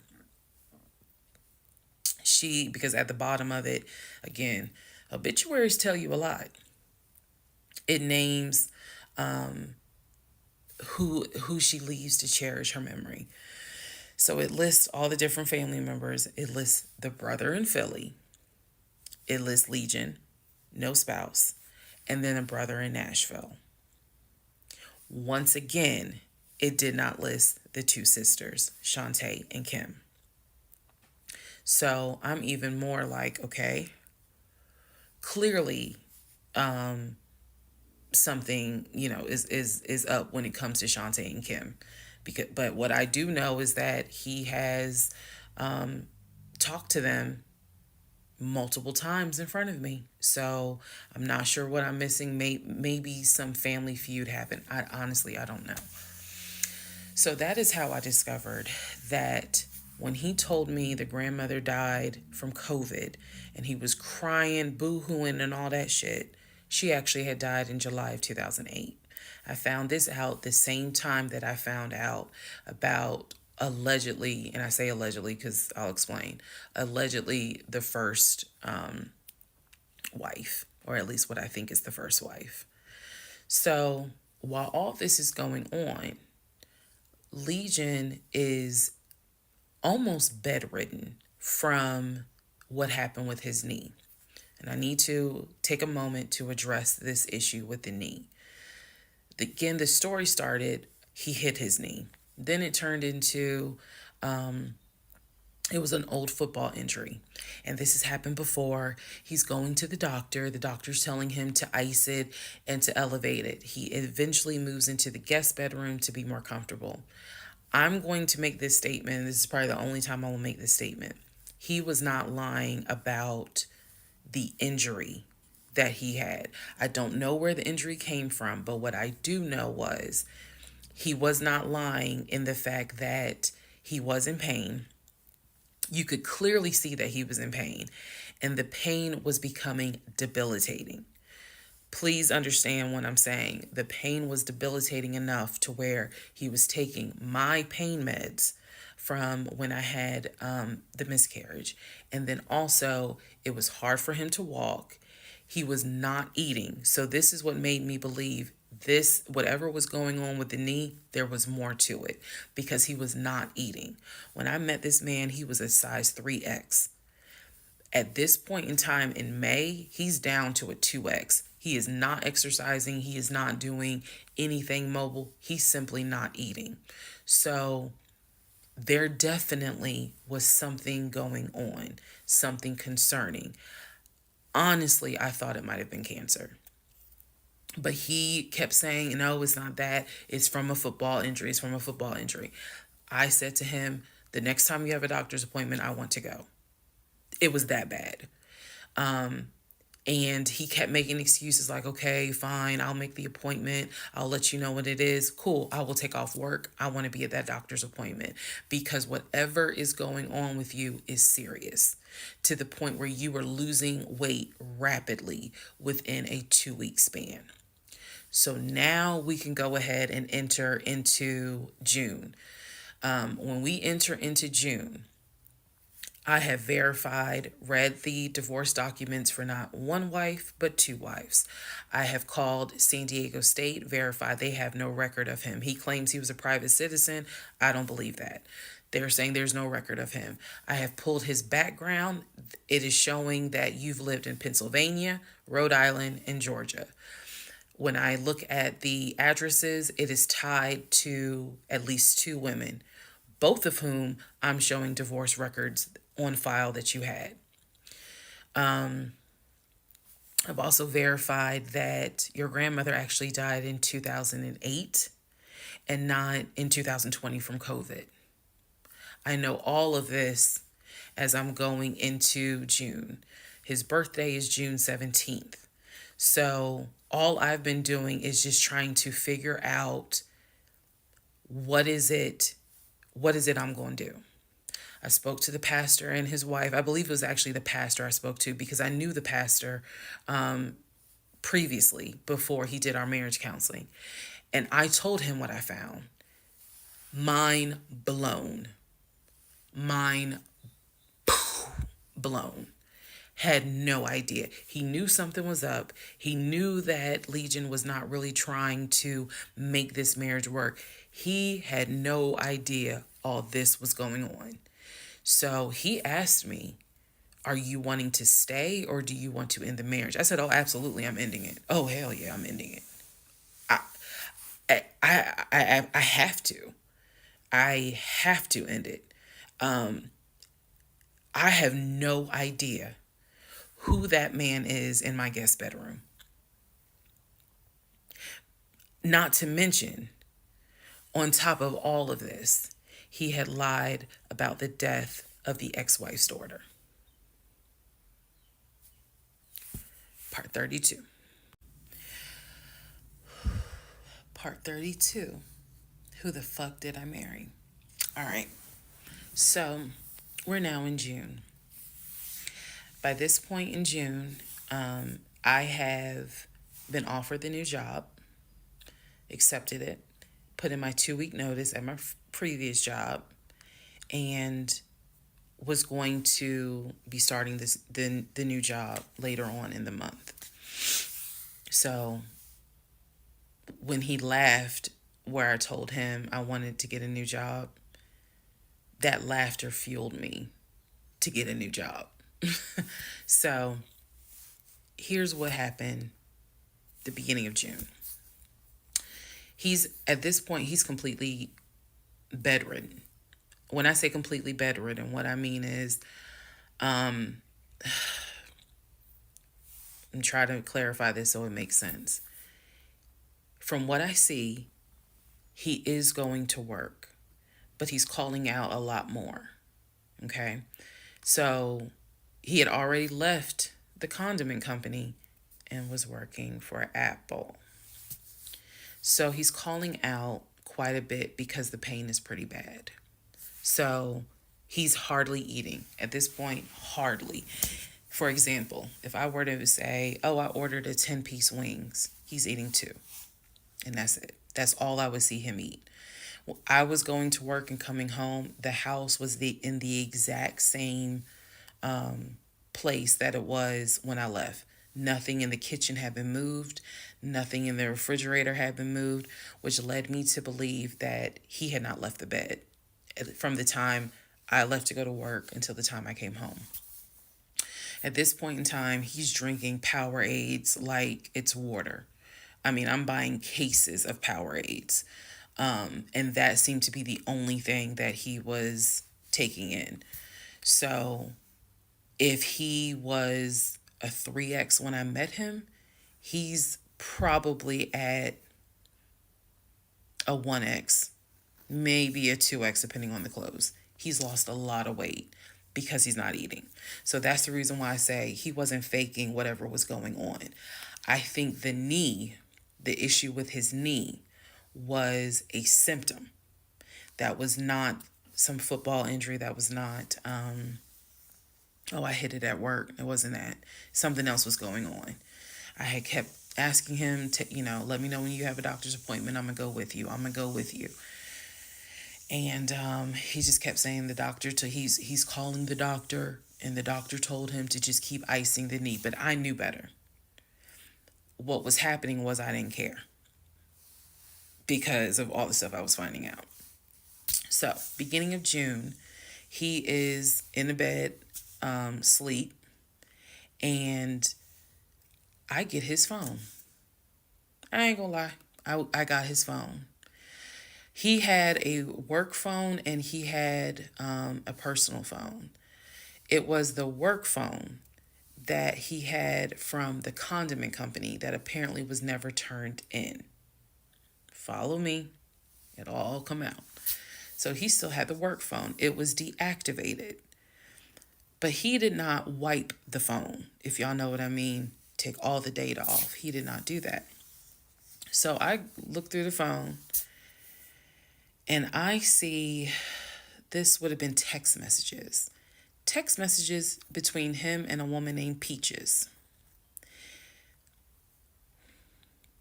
I go back to the beginning of the text messages. This is on the work phone. This is the beginning of June of 2021. I go back to the text messages the beginning of the text messages between him and Peaches. Yes, that was her name, Peaches.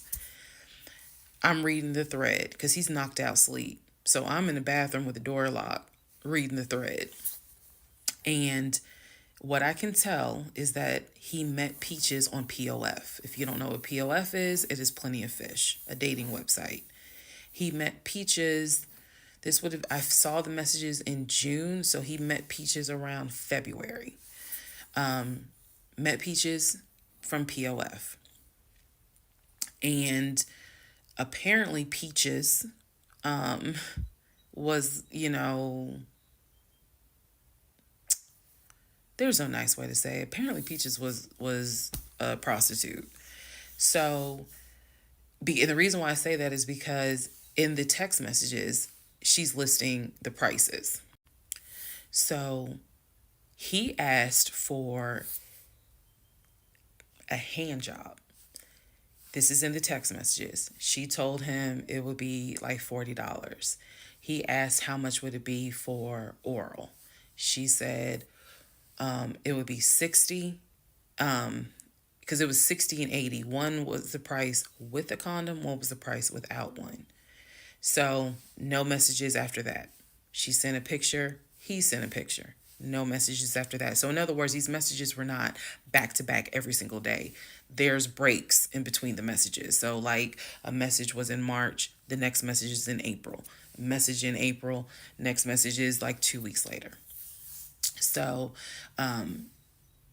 he's asking her the prices. Next message I see would have been from a few weeks prior to the date of this. So this was the beginning of June. The message is from sometime beginning of May, where he is thanking her and says to her, thank you so much. That was really great. I hope I can see you again.